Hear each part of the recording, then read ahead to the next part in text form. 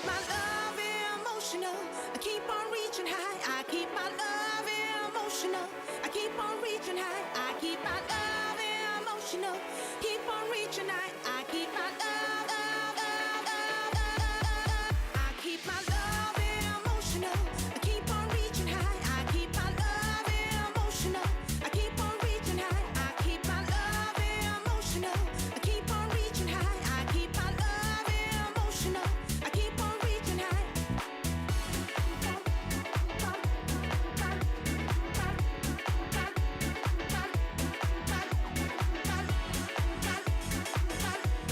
I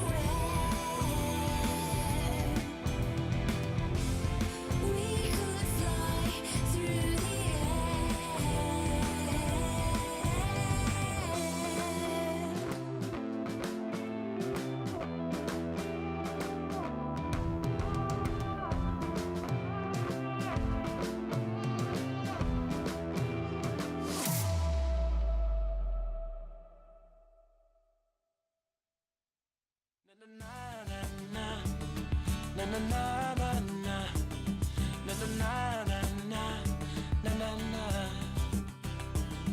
na na na na, na na na na, na na na na, na na na.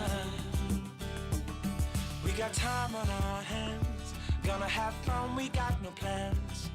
We could party on the beach like we just don't care. We can follow the sun till the night has begun. We'll share it all, that's what friends are for. Na na na na na, na na na na na, na na na na na, na na na,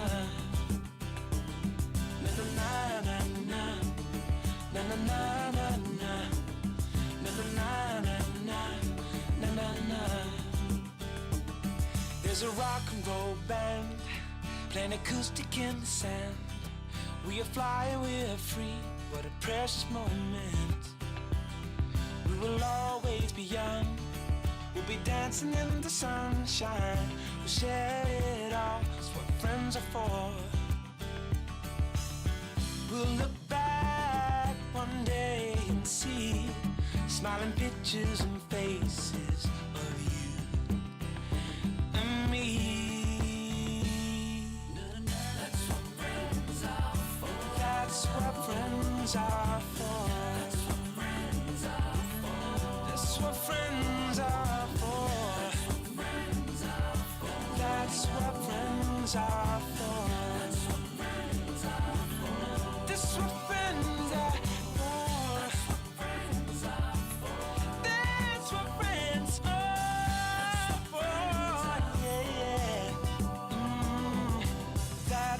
Friends are for.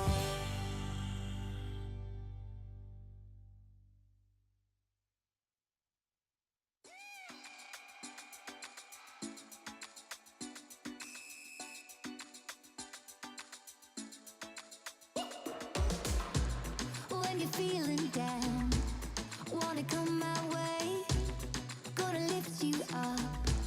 Let me hear you say, yeah, we're living on love. Yeah, we're living, yeah, we're living on love. Yeah, we're living on love.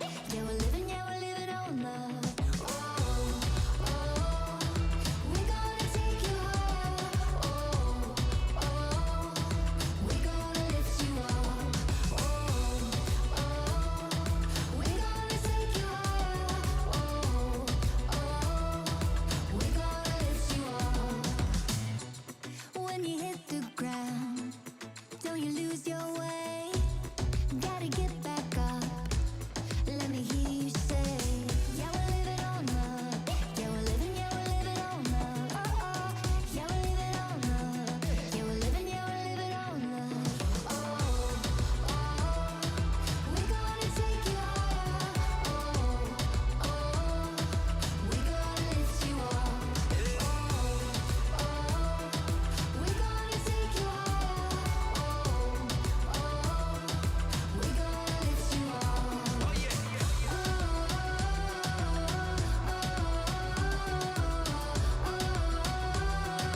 yeah, yeah,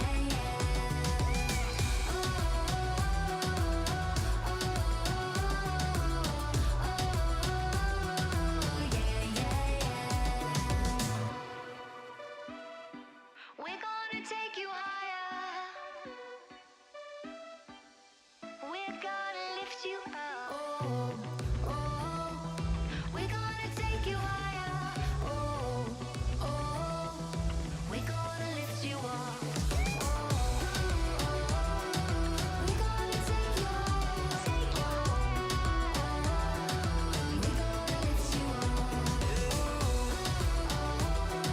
We're gonna take you higher. Take you higher. We're gonna lift you up.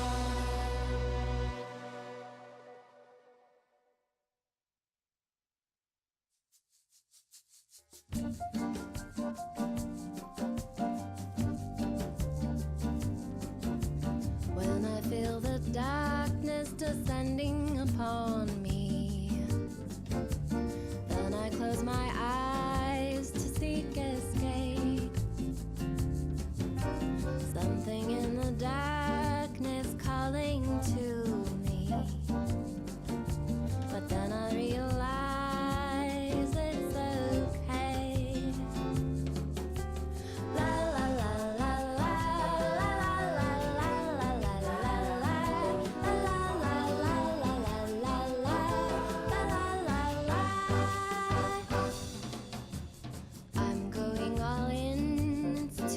to fold now. Don't you wish you could start brand new? Still running in place on this hamster wheel. But when I close my eyes, here's the view. La la la la la la la la la la la la la la la la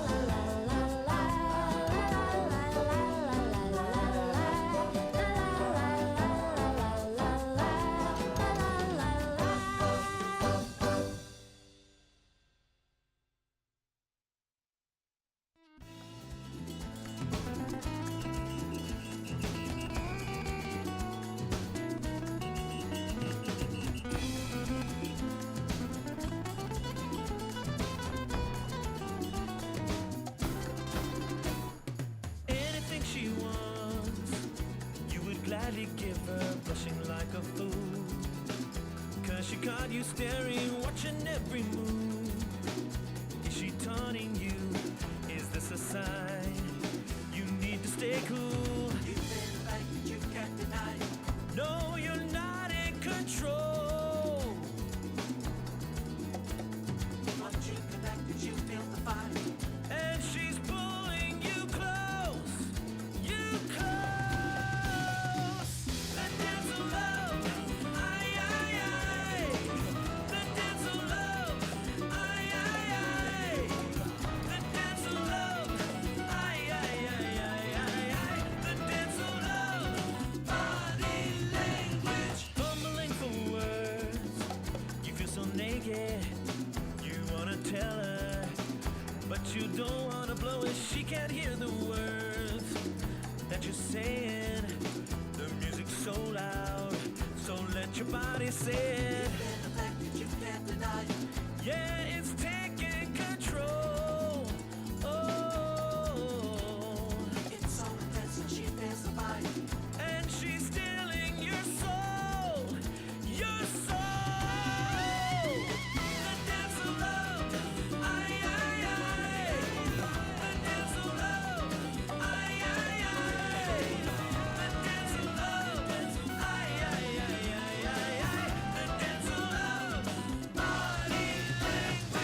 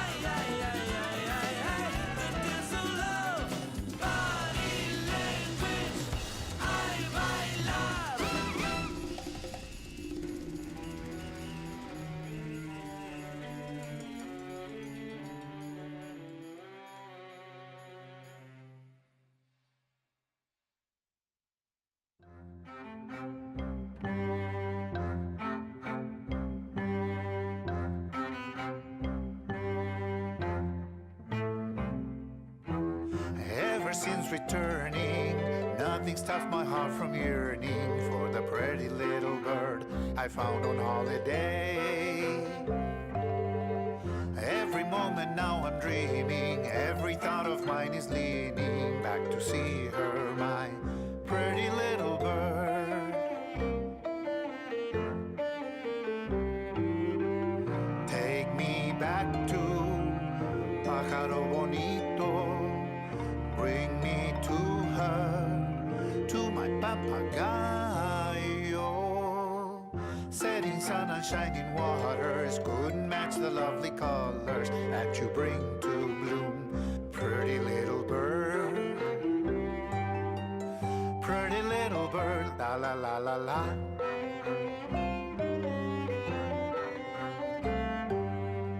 Home among familiar faces, but my thoughts are other places, far across the sea with my little bird.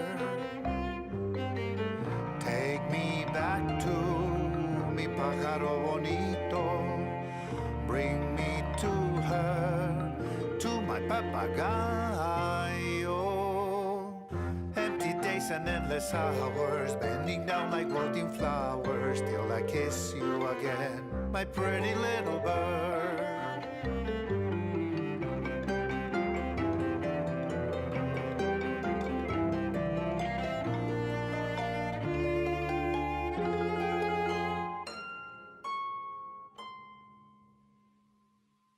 Fly to me, love, to my arms, love. Fly to me, love.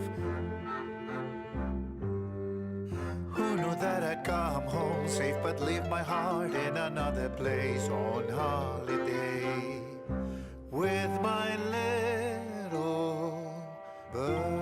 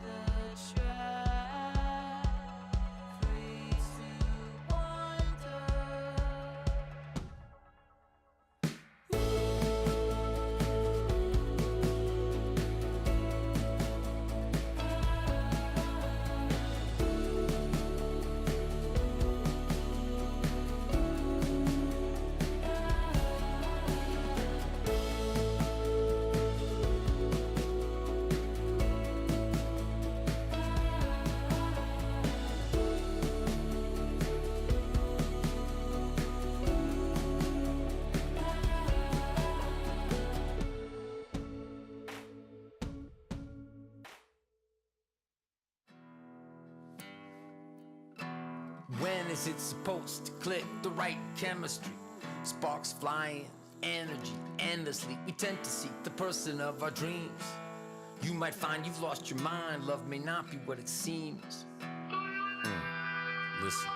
One afternoon on a walk, he met this woman, their eyes locked. His world was rocked, he gave her his number. That evening she called him and they talked. They had so much to chat about. There was no doubt that they were perfectly matched and that he had to ask her out. She said alright, he could tell she liked him, but knew she could hurt him even more. He bought some flowers. In an hour he arrived at her door. She let him in, she seemed uneasy. They got ready to leave.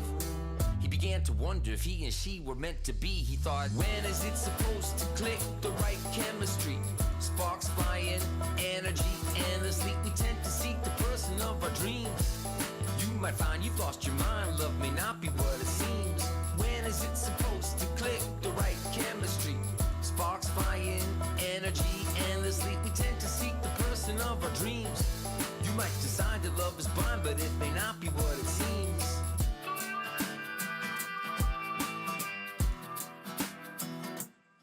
She laid eyes on this guy and was overwhelmed with attraction. She saw he had the exact same reaction. It felt right from the start, but if he played her and broke her heart, she knew she'd never recover. She promised to wait for a man who truly loved her. She said yes to a date. At 8 he came to her place. The club they danced and embraced. It was so fast-paced, her pulse raced. Then he pulled back like he needed some space. Her heart sank, she quickly thanked him and went home. Turned off her phone and spent the night in her comfort zone.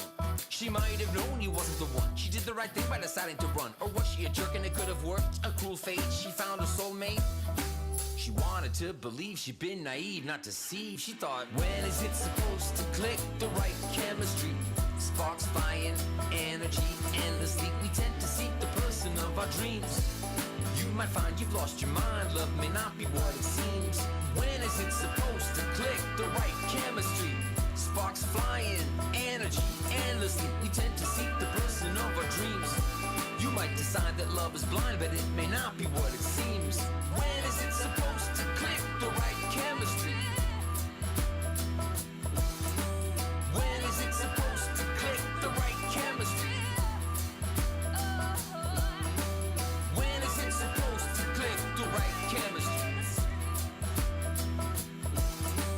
When is it supposed to click? The right chemistry.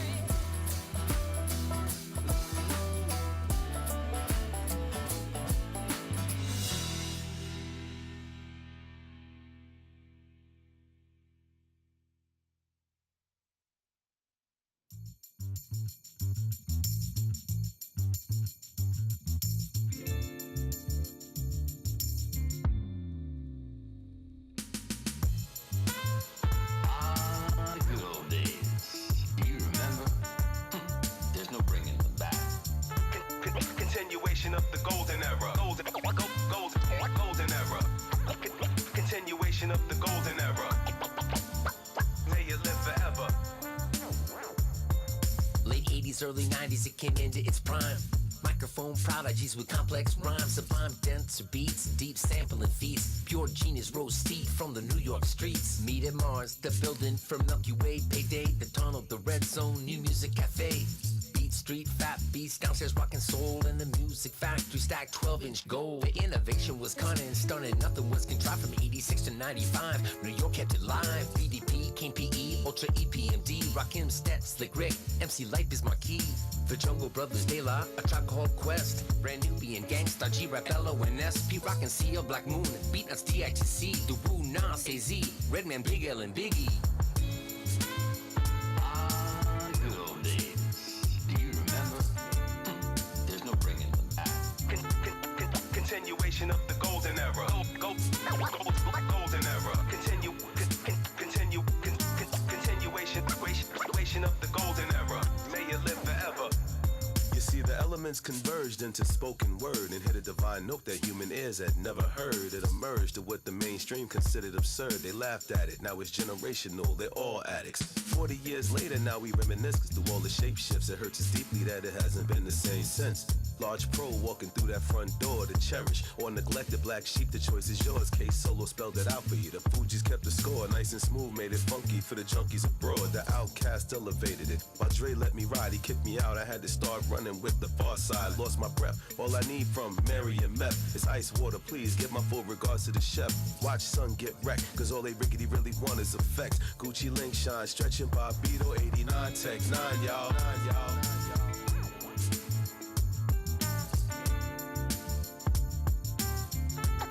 Continuation of the golden era. Golden era. Continuation of the golden era. That ever lasts forever.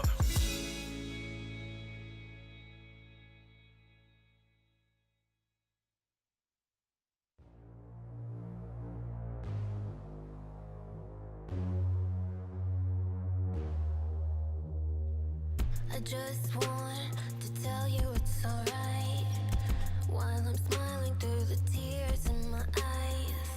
Cause when I'm broken, I still want you to be fine. I think we're both just attached to the friction. If you need me, I'll be pacing through my mind, and I can be the one to get you through the night. I lose the battle every time you pick a fight. Too afraid to combat this addiction. You're so bad for me, I can't stand to be without you for another moment. This is agony. It's like gravity, you're pushing down on me when I'm around you, but without you don't know where I'd be. Out of sight, lost in time. One more night, you and I.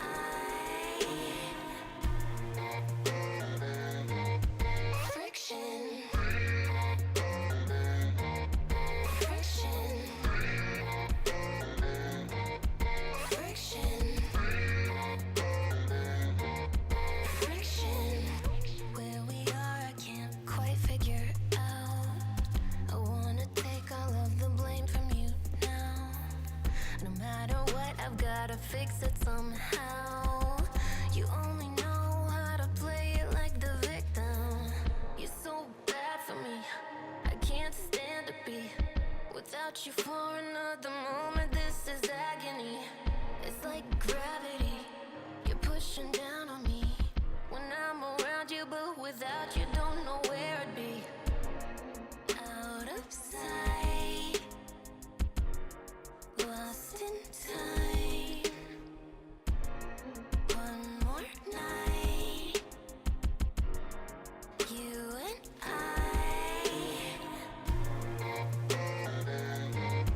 Friction. Friction. Friction. Friction.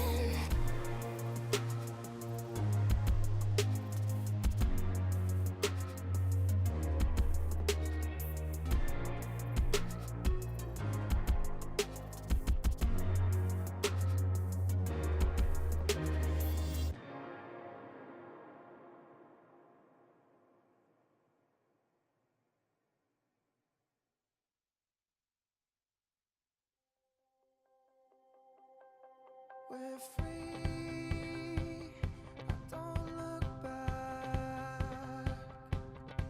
With me, we'll stay on track. Are you ready to go?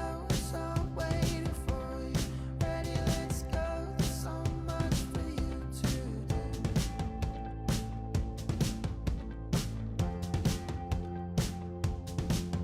Are you ready to go?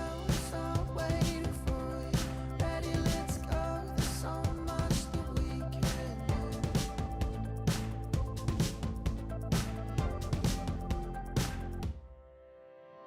Take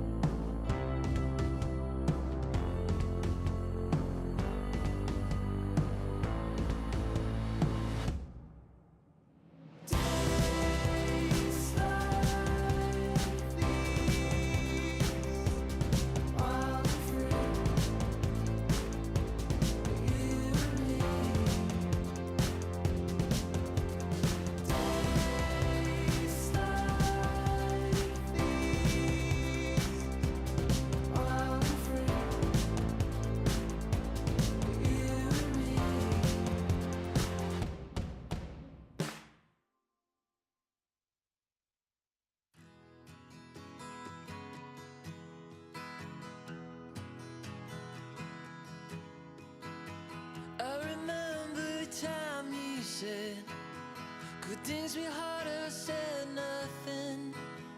Heard from a friend that I hadn't spoken to in a couple of years or so. It would be alright as long as the sun keeps poking its way on through my curtain light.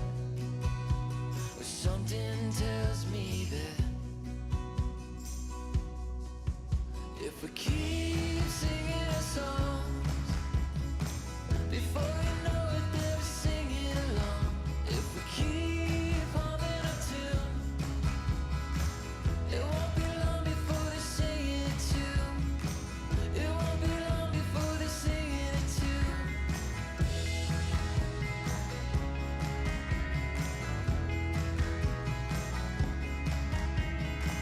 Look out my window and all I see are flowers blooming on empty streets. Sometime soon they'll be alive.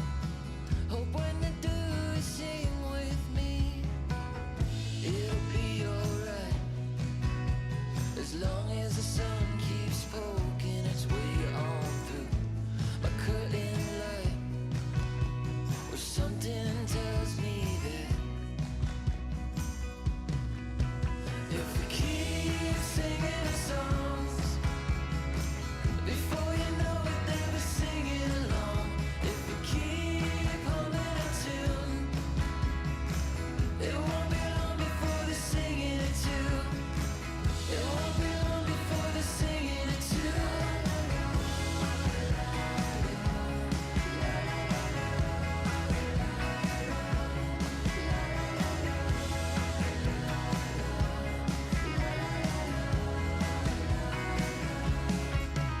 If we keep singing our songs, before you know it, they'll be singing along. If we keep humming a tune, it won't be long before they're singing it too. If we keep singing our songs, before you know it, they'll be singing along. If we keep humming a tune, it won't be long before they're singing it too. It won't be long before they're singing it too. It won't be long before they're singing along. It won't be long before they're singing a song.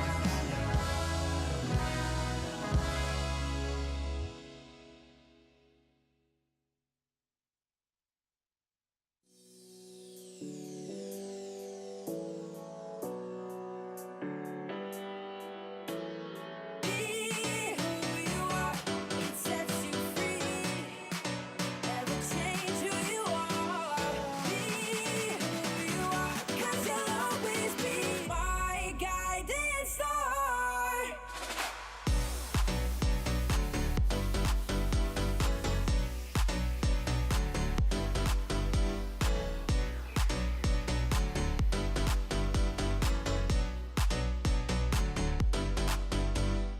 Be who you are, it sets you free. Never change who you are. Be who you are, 'cause you'll always be my guiding star. 'Cause you'll always be.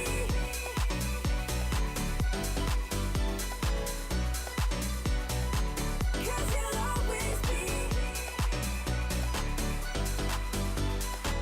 'Cause you're right and I know,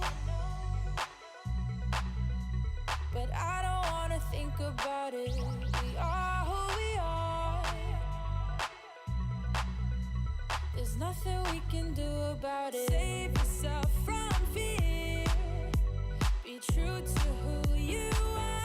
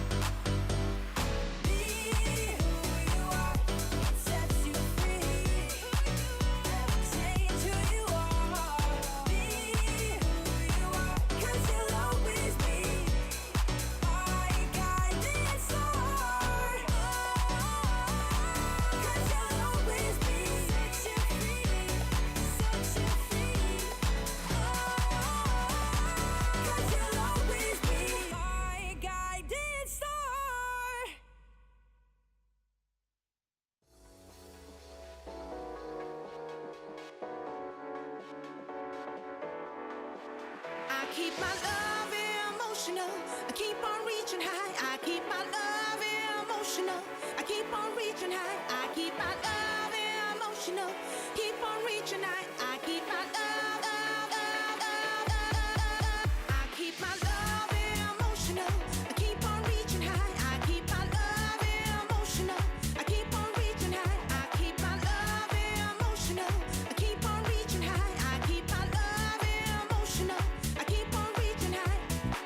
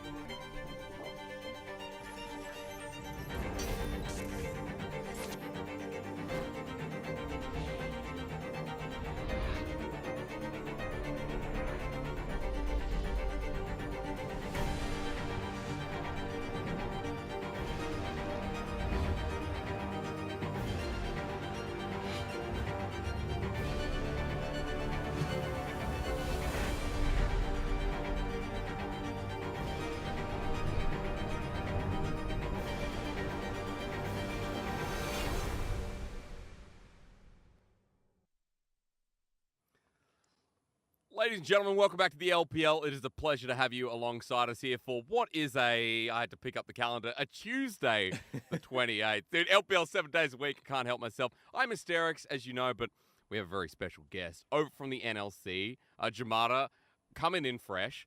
This is your first LPL cast. I know you've been following along at home, so a massive welcome to you when we all know you and the majority of our audience will as well. Yeah, hopefully, if you don't know me, like Jake said, from the NLC, also covered the European Masters. So basically, I've come from Europe. I'm here to hopefully get a taste of some of the LPL magic that we tend to get because, like everyone says, like the logo says below us, crazy is our game. I'm expecting good things. Oh, dude, I mean, this league is bonkers. Also did a bit of LEC last split, correct? Am I correct? Summer. Got a couple. Dude, I told you everything's there. Everything blends in. But still, been on the LEC in the past as well. It's good to have you here on the broadcast on the best region, by the way. We are biased, and we are a little bit happy to be here. Let's go into yesterday and kick things off so you and I can chat and get into our first matchups, because we have to do our recount as always. Now, Jamada, looking at yesterday, just a quick little touch-up here, because JDG now sitting at the top of the standings, and I know you got to agree with me that this team is taking names in a very easy way. Yeah, no, they're just dismantling team after team. Yes, I feel like they have been dropping a couple of games here and there, but when they're winning, man, they are winning ridiculously hard, it feels like. And honestly, I was kind of more interested by the first series, OMG LGD, because we got a couple of pretty interesting picks that we don't get to see out of the top lane. I think Finus picked up the Mordekaiser into the Sejuani, and then in game number 2, OMG were also running, I believe it was... the Shyvana top, which, yeah, we don't really get to see those picks very frequently, so it was very fun to see them come out and actually succeed. But dude, let's be honest, you're in the right region for stuff like that. I know you also do the NLC, and you and I were talking in rehearsal about the crazy stuff you get over there. But we've had Riven top, we've had the Nasus top, Mordekaiser's return, the Shy-Plated Nivea top, which kind of gave me a brain, I don't know, I was going to say aneurysm, maybe not, that's a bit too intense. But Jamada, you know, we've had crazy stuff, and it's going to continue today, hopefully, as we look towards the standings. Now, LPL is not in the halfway point. We're in week number 4. We're fast approaching, though, and on our lovely little Tuesday, this is going to shaken up quite a bit because we have V5 playing, we have top esports, LNG, who are still trying to vie to get themselves into a comfortable position. Yeah, no, absolutely, especially top esports, LNG, playing to sort of get themselves into that top 4 slot. V5 sitting very comfortably in second place without having dropped a series just yet, coming up against WE later on. W obviously on the struggling end towards the very bottom of the table, so yeah, today's games should end up shaking up this top end. And like you said, you brought up a really interesting point. The top side of the LPL standings, incredibly stacked. A lot of the teams are very strong. I think, what was the quote? Basically every single team has either a world's contender or basically just champion on the roster. So yeah, as very we're strong talking side. about in rehearsal, right? Like the top 8, even players beyond that have some kind of world standing, world champions, MSI champions, world contenders, exactly right. So, you know, it's really stacked, and as you were just alluding to before, top esports LNG a little bit later, that firms up the top 4 a little bit. For top esports, could actually firm up top 2 towards the end of this week. As we start off with V5 and WE, Jamada, this is a nice introduction for you, because V5 versus WE is going to feel very one-sided for our audience. It's going to feel one-sided for you and for me. And the reason is because WE so far, this ain't their year. This is not WE that we remember from previous splits, always making playoffs, getting to Worlds in 2017, almost making it in years like 2020, 2019 as well. This is rough to watch, and I'm glad we've got you to introduce us to the WE that started 0-3. Yeah, it's definitely a bit of a shock, especially from an outside perspective, right? Oh, yeah. A lot of the time, Team W was kind of spoken about as one of the stronger teams coming out of China, coming towards those international events. Seeing them really, really struggle to get off the mark in summer after fairly disappointing, I think it's very safe to say, spring. Almost kind of sad to see. Hopefully for them, they can eventually start to build on some of their strong points, but right now, things just aren't going their way. And I'm really not too sure where they can even start, to be honest with you. Well, at least we can have a start to dissect this. We start looking at some of the clips, right? Yeah. Because in rehearsal, I know you were talking a lot about what this team needs to do and kind of the fallings, right? So why don't you start kicking us off with what WE are doing wrong? Yeah, so I mean, I think I'll actually start maybe with what they're doing right. Is a lot of their early game is fine.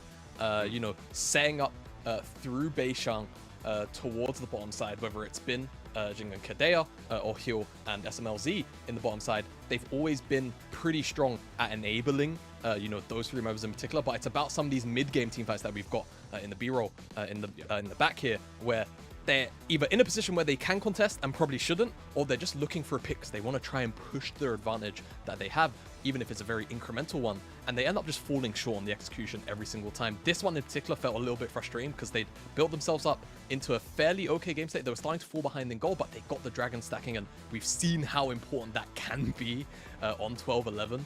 But they see Boo Boo gets picked off by the Shy, and then they overcommit towards the bottom side, and all of Weibo are already here to come and shut them down. And it's moments like this where W have probably been the most frustrating to watch. It's probably been the very frustrating moments for them to play out as well. Oh, yeah. I mean, spring, I had the same frustration as you alluded to before, 15th in spring. In summer as well, seeing those same issues.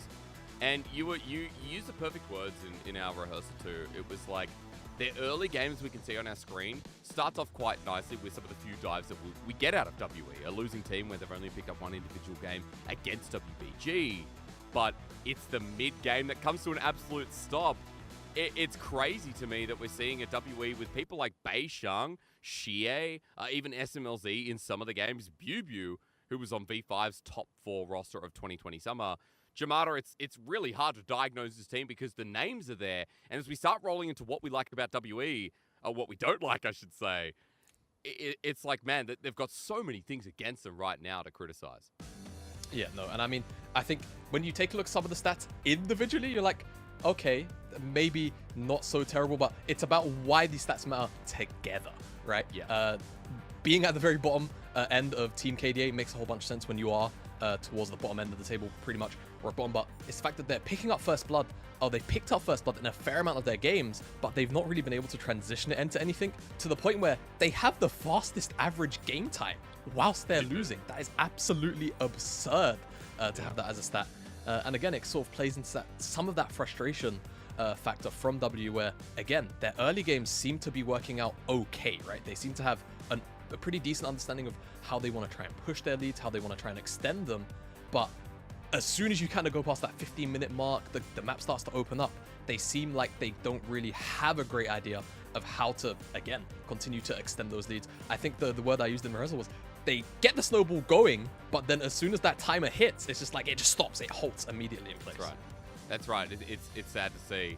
For WE, these mid-games need to be taken care of, as we also chatted about. It was about this meta, about 12-11. Like, we need to see WE find some cohesion here, and that brings us to what we like about the compositions, Jamada, because some of the comps that you've seen from WE you think make sense when there should be a focus towards their bottom side. Yeah, no, absolutely. I think in both of these compositions, right, early aggressive jungler set up from the bottom side of the map, whether it was Hio or Kadeo on Renata or Rakan respectively, sort of a lane bully or 2v2 bottom side to play around, and something in mid that can get priority, right? It's a very simple, tried and tested formula for League of Legends, where you just play off mid prior and you move down towards the bottom side, things like that. And again, even Weebly on these sort of what you could consider weak side top laners, or scaling into the side lane top laners, which have a lot of team fight presence. Drafts like these can kind of band-aid a lot of the issues that we've been seeing from Team W, but so far, again, it just hasn't quite worked out for them because some of this mid-game execution is just falling too short.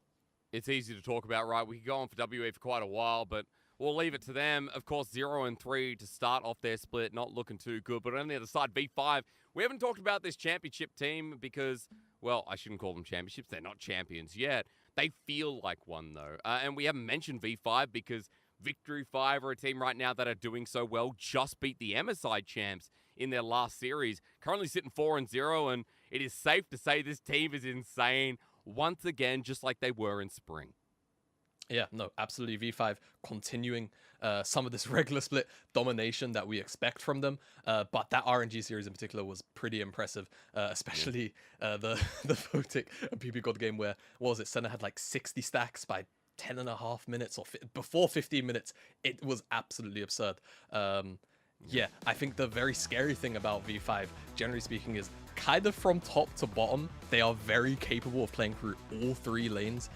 It just depends on their game plan and what they feel like is the most effective way to shut down the enemy team. And their drafts are just so much fun to watch as well. Like, super easy to see where that cohesion comes through. A word we just used with WE and lack of having any. For V5, the complete opposite here. And you talk about every lane. I'd like to start with a couple of them here because you were also pretty impressed, I know, with how Dream's been performing in Rookie stead. Yeah, no, absolutely. Especially when, you know, Rookie is one of those home brand names when you think about mid laners in all of League of Legends history. It's not just about recency, right? So to see Dream come in, you know, fill those shoes and do so well throughout the start of the split so far has honestly just been a bit of a treat to see, especially when you have all of those big expectations coming into it regardless. So V5, I think, able to fire on all cylinders, even without their starting mid laner, it's super impressive. And again, such a hard team to shut down when they have so many facets to play through. Yeah, like what angle do you hit there? It's been great to watch V5 in action, only losing one individual game. That was against RNG, but everything else has looked clean, and we can look closer at that player who did make the last series quite big. As you were just mentioning, you know, Photic had such a ripper of a game number 1. Hell, the whole series was huge. We were going to do Photic versus SMLZ today, but it is Xing starting. And SMLZ has stats. Xing doesn't really have as many great ones, despite despite our talk. So Photic needs to be looked at the very least, because this man is a legend in the bottom lane, even though Jamada, the supports may not, the stats, may not support it. Yeah, and this is kind of what happens to your stats when you play Senna. So if you are a stat merchant, unfortunately, Photic isn't going to look the greatest. Ooh. But honestly, has just been absolutely dominating the bottom side alongside PP God. Whether it was in that RNG series or otherwise, he's just looked fantastic. And I think the very important thing to say is how aggressive he is in lane, right? Forward in lane, second in the entire of the LPL. It kind of just speaks to his playstyle. Even when he's on champions like Ezreal, he's still able to get those stats up that high. It's very impressive. And like you said, we wanted to bring up SMLZ as sort of like a narrative point, right? In terms of how WE could maybe play into this lane and try and shut it down because he is so aggressive. Now it's not actually the same AD carry or bot lane for that matter. So I'm very curious to see what they're actually going to do about how strong Photic is looking right now. Because SMLZ actually has good stats. SMLZ actually has, you know, like his CS a minute is high, maybe because he hasn't played any center this split, but a large portion of his team's damage. It shows the bot side focus for WE that they can play through. And I want to come back to maybe a historic point for WE. This team was always known about playing around bot side in 2019, 2020, when they were raising Elk, or Jolmong as he was known in the roster at the time. Even before that, Mystic and Missing /0. This was the bottom lane for WE that we saw at Worlds and in 2017 when they got to the semifinals. Great team fighting, Jamada. Their mid game, their late game ain't what it used to be. And I say late game as well because they don't even get to the late game when games don't go past 29 minutes on average. Like, they have a 1 minute average longer game time than JDG, and JDG are smashing down teams. So, Jamada, as I welcome you into your first LPL pick ban, we're going to keep that in mind that WE need to get their stuff together. But against V5, it's going to be a hard ask because V5 are starting on blue and already losing themselves things like the Wukong, the Senna, that we saw dominate RNG in their last series. Yeah, so a lot of those key picks already taken off the board. Curious to see. I mean, yeah, I think 12-11 Zeri, typically red side is almost permaban, so you don't get to see it frequently. But we're actually going to get to Leo, which I feel like on this patch, maybe not presently as strong as she was on 12-10, but still V5 showing a lot of priority on that pick, and of course should enable Dream to make it towards that side, towards those side lanes to again set up for the likes of Photic and PP God to continue to have a very strong 2v2 lane. And something we didn't talk about in draft opening up is Shalom Bell starting today for V5. You know, a bit of a change here for one of the top teams in the LPL. He's played only one series before as the Wukong. But on the other side, Shanks doing the same over Xie here in game number 1.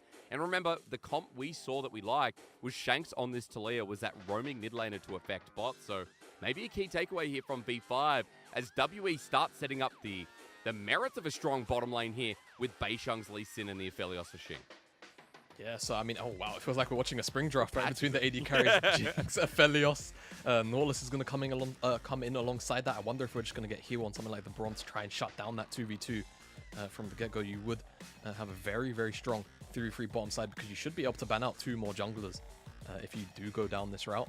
Of course, have the opportunity maybe to pick up a champion for Shanks. Maybe someone like the Azir could fit well just because you then set yourselves up for late game team fighting, a little bit of mid lane priority to try and contest that Talia in the early game, but we're just going to get hard engaged. Very LPL Leona into that Nautilus, and we're going to go into the second ban phase. I expect W to try and shut down the jungle pool a little bit here. Yeah, you're right though. It is spring draft, isn't it? Like we get Leona Nautilus going head to head, Aphelios Jinx, like a bit of a take back in time.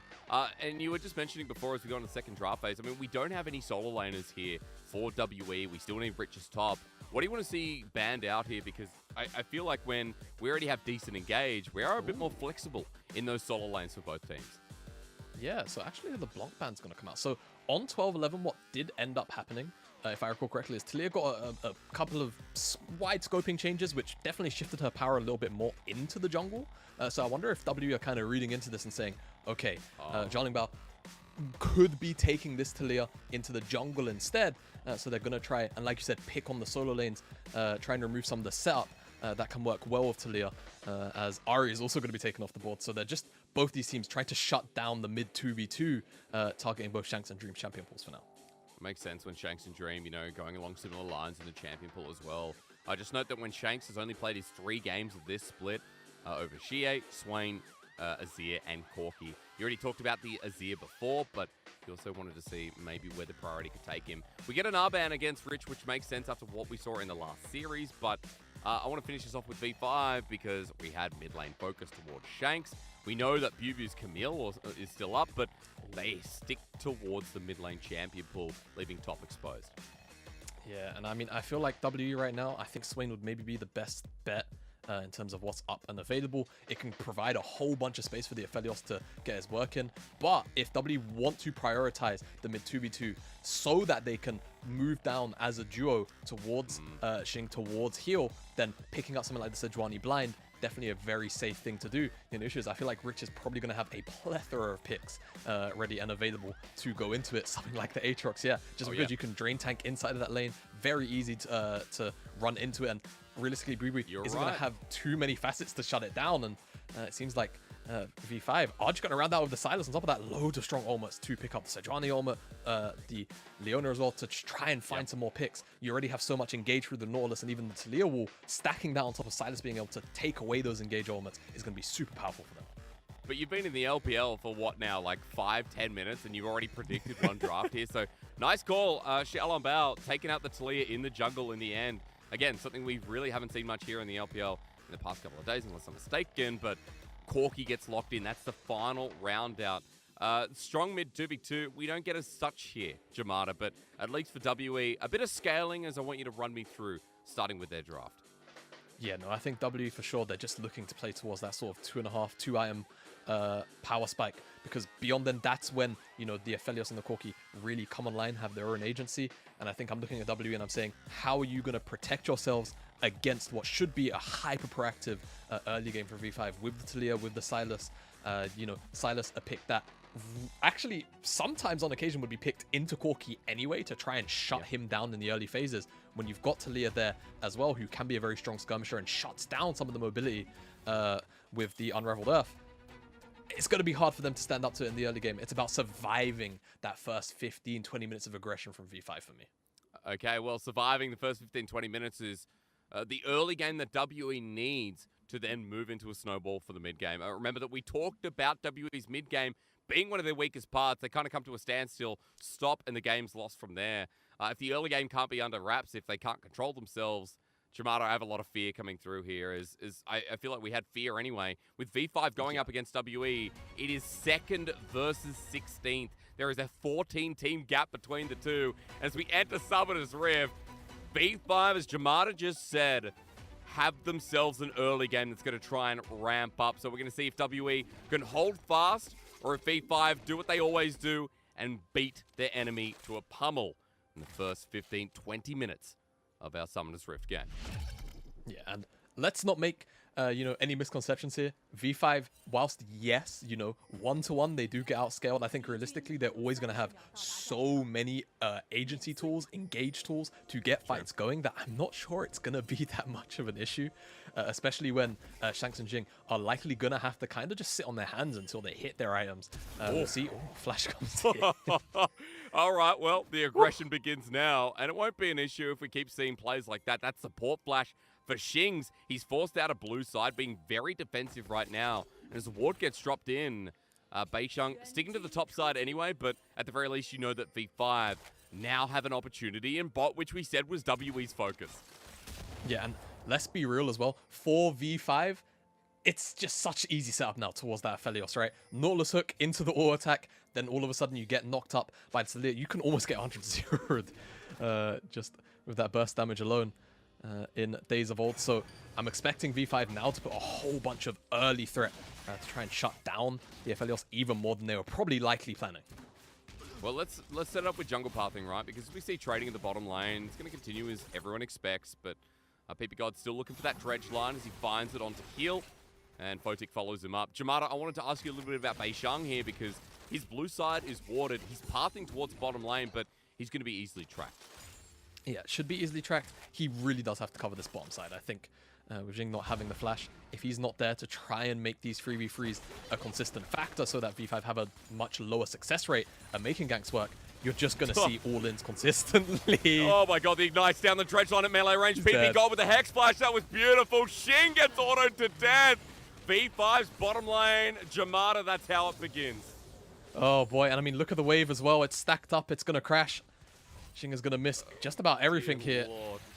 It's a disaster start. And the thing is, the Talia's pathing down as well. So what you're going to end up seeing is Photic and PP God there. Well, actually, PP God's roaming towards the mid lane. Photic will get a reset, and then that wave will bounce back out. Oh, he's dancing around vision so well. And it's gone to Doctor's there as well on top of Shanks to connect the dredge line. He doesn't flash it. Shanks needed to flash earlier. PP God picks up the kill. 2-0 in 2.5 minutes. Jamada going from bad to worse. Oh, it's going from bad to worse so quickly. We'll get a replay of the bottom side play, and it's just a Hex Flash on top of Jing. Just step too far forward. There's no brush control coming in from WE because they just don't have the ability to step up without Aphelios' flash. And it's just as easy as that for V5. Photic picks up his kill. They get that wave crashed in, and this bottom lane wave is going to bounce back towards V5 as well. This control ward at the very least will spot out XLB and PP God as they walk into the river. Skullcrab's going to get secured at the very least, so a minor win, I guess, for W. But again, now all Photic has to do is let this wave slow crash into him, and you'll see Aphelios is going to be super uncomfortable for the next 2 minutes. I wouldn't be surprised if Beisheng actually just walks into lane with heal and shoves this wave in as a 3. You need to. Shing's still without those summoners. 2.5 minutes for the flash, and he's level 2, 10 CS. Now, 21 is the CS of Photic with that first blood under his belt. He's not only leading, but he's continuing to dominate as Beisheng doesn't go for the shove here, Jamada. Instead, tries to position for a gank, but Photic playing safe with PP God taking his back. And therefore, nothing that WE can find here with a 1k gold disadvantage already. Yeah, I think the important thing, just trying to cover, right? Even if you're not going to try and shove in the lane to make it a slightly faster reset, perhaps. Just ensuring that Talia's not getting a very free gank towards your summonerless AD carry is the important thing. But V5 across the board, it's not just the bottom lane, which was the problem. PP God immediately getting that roam off towards the mid lane to try and get things going for Dream as well, who we've already highlighted as having a pretty strong start to the regular split. It's just probably going to get even worse as, again, this is the kind of matchup where Sylas would on occasion be picked into Corki just because you have the setup to try and shut him down. You dash forward, even if the Valk comes in, you can always follow him with the chains. And you can match at level 6 as well, adding a bit of range yourself. So as we see V5 leading this early game, note that Beishang keeps trying to find an angle to recover, but his Dredge line is about to come through again with a Hex Flash. This is so predictable. A good zap from Photic. Heal is able to get out without much scuffling further, but the wave's getting pushed up against the turret. Heal and Xing still playing so cautiously with 19 CS to 43. Wave coming in, but that doesn't mean that Xing's going to be able to pick it all up, and Beishang continues to hover around this bot lane that we wanted WE to play around here, Jamada, but what can he do? Yeah, I mean, I feel like this is either a dive or it's set up for a dragon. Either or, it's just going to feel super uncomfortable for Xing and Hill as they collect the majority of this wave. Actually, pretty safely. Very surprised that V5 don't look to pull the trigger here, considering that there's still a couple of seconds left up on the flash of this Aphelios. But instead, they will just turn around towards the dragon and pick this one up pretty uncontested. WE, like you said, just not really much they could do after the early start. And I want to point out that part of the reason is because V5's warding has been sublime. It's a warding in the entrance towards mid lane in that top side, Jamada, where Beishang was spotted out. Dream pulls all the way back, plays safe. Bot side as well, another deep ward placed in. And I feel like part of it is PP God, part of it is just V5, as they always do, have really good jungle tracking and seem to be able to read WE to a T. Yeah, and I think it's just a good read in terms of the matchup as well. As I think I'm going to have to hold my point. Well, maybe that proves me wrong. Glacier Prince is going to be used. Ultimate from Rich as well, but he's turning it around onto Bubu. Hang on a minute. The Sejuani might get tackled here, but Rich is holding on to the flash. Excuse me, it's already burnt. V5 managed to get themselves out of that top side, and Rich will be safe at the cost of his summoner, but Bubu burned his ult and one of his own. Yeah, I think crucial thing there was Beishang's Sonic Wave actually hit and execute a creep, as opposed to finding his way onto Rich. Otherwise, Rich could have maybe found himself in a little bit of trouble there, but I'm not sure there was enough damage to actually take him down. But like I say, it costs his flash, costs his ult, and we'll just walk away from it. Still get the wave. WE, a minor win, I suppose, if you can make it back to the top side and actually try and capitalize on that summonless Aatrox. But again, even then, in that moment, Dream had first move up towards the top side. Had that play overextended, Dream would have likely responded and picked up a kill at the very least, given how deep they would have had to have dove for it. V5 just sitting comfortably, regardless. Even if WE are trying to make proactive play, it seems like they're always going to be able to respond to it for now. And every time we see Beishang try and make one of those plays, we see the Xiaolongbao inches ahead. A bit of a CS gap brewing now because Xiaolongbao hasn't really had to cover any of the waves. He's appeared bot once, but apart from that, keeps on clearing. And it's that priority here that V5 have created, Jamada, that WE are losing out naturally in gold. It's grown to 1,500. And those 2 kills still exist. It was 1K when we saw PP God get the second kill on mid, but it's just naturally over time growing, where for WE, you said they wanted to get to this late game stage. You said they wanted to get past the early game of V5, but right now it's looking really hard when we can't even see how they can contest something as light as Rift Herald with V5's early lead and their vision control alongside it. Yeah, and I will say it is definitely kind of the nature of the composition that WE have drafted for themselves, right? Corki isn't going to be, you know, this lane priority king in the mid lane into the likes of the Sylas, especially when you're having to deal with the Sylas setup alongside the Taliyah.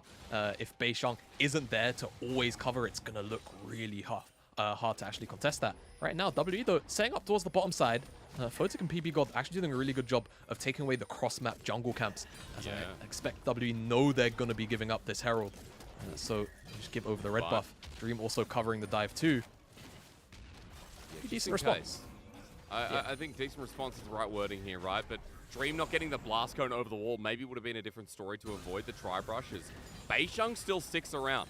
Now, Photic is level 6, but Xing is too, with heal, Solar Flare up and available. Beishang, the kick against the wall, has to be everything. Solar Flare and Photic, he flashes next to his support. They turn onto Beishang. The 2v2 does it by themselves while Dream steals the Solar Flare. Heal away, he's already burnt the flash. Shanks is joining in, but the Weaver's wall is going to bring in Xiaolongbao, and he's in the line of fire. Beishang first, heal next.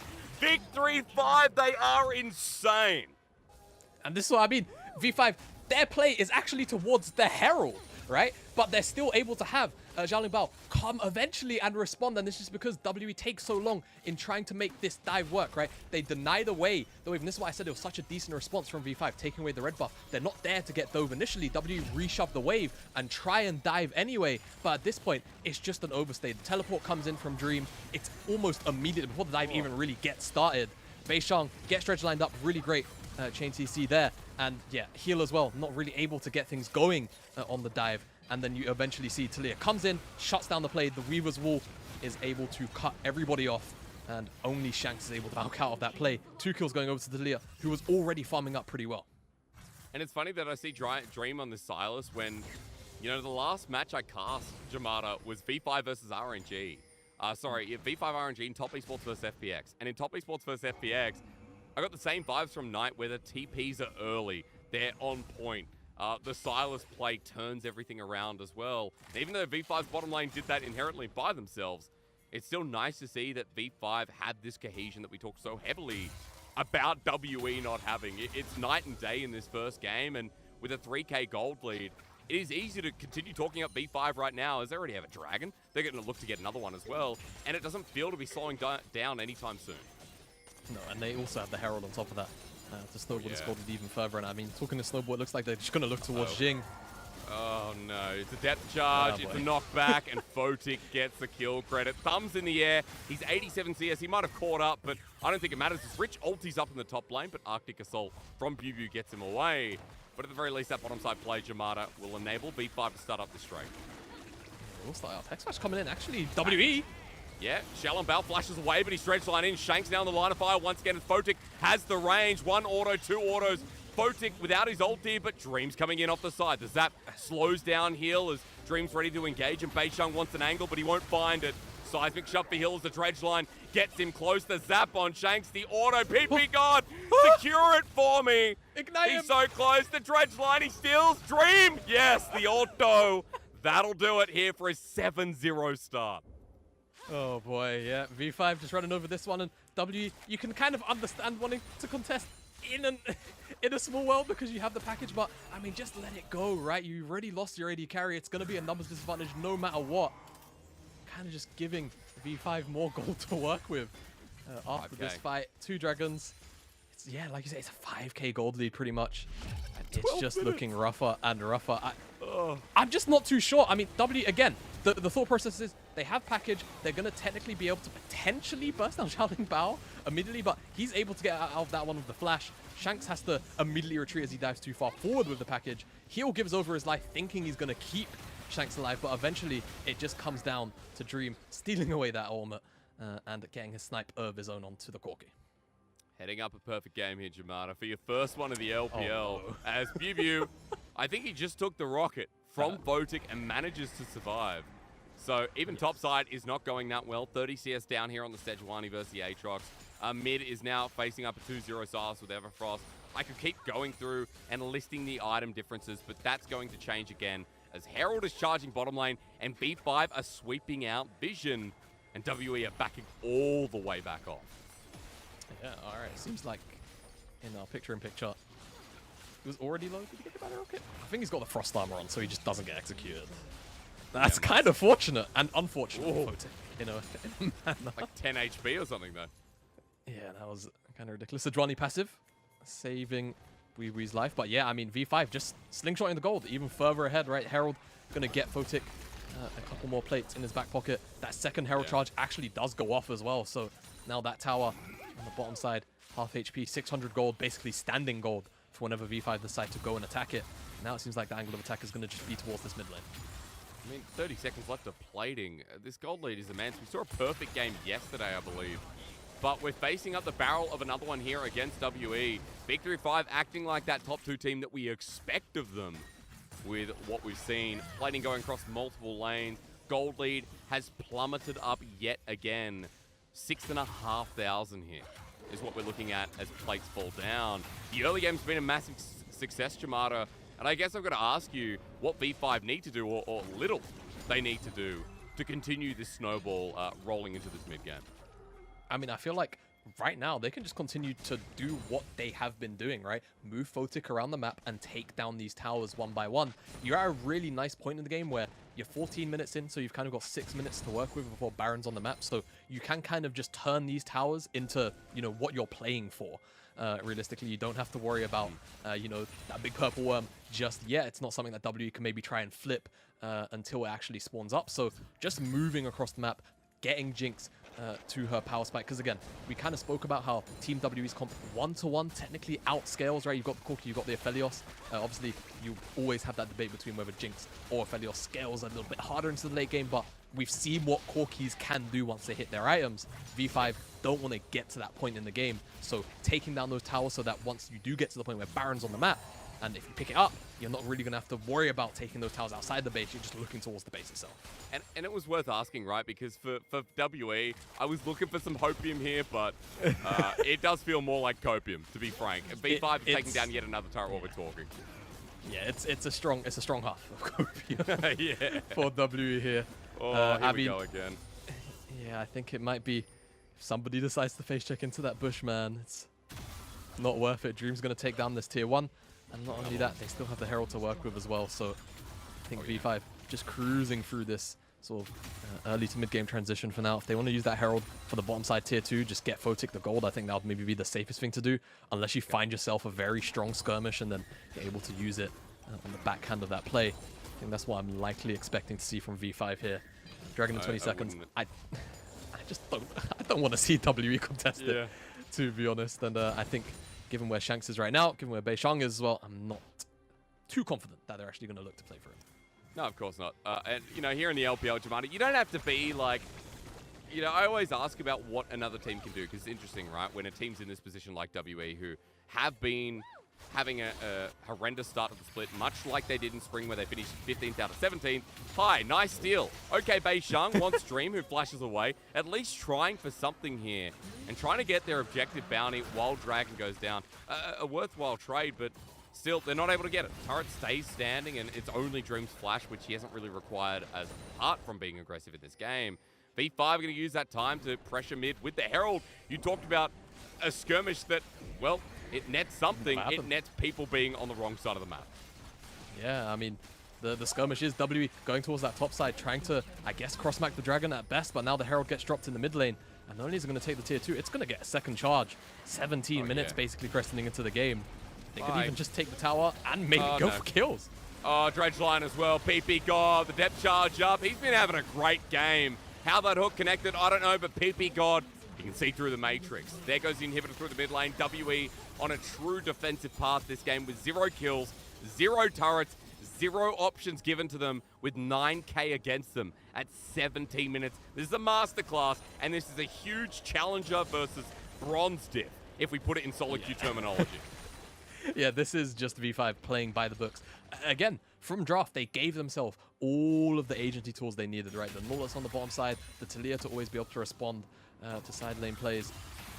Just the ability to, you know, kind of walk over WE, who in reality effectively gave themselves a draft where they're just going to be waiting, right? Again, for these item spikes to come in so that they can play the game with the Corki, with the Aphelios, take down this inhibitor. That dredge line, yeah, looks a bit dodgy. I think it's just because it's sort of readjusted and there's that little bit of terrain in between, but Beishang is the mark that is found.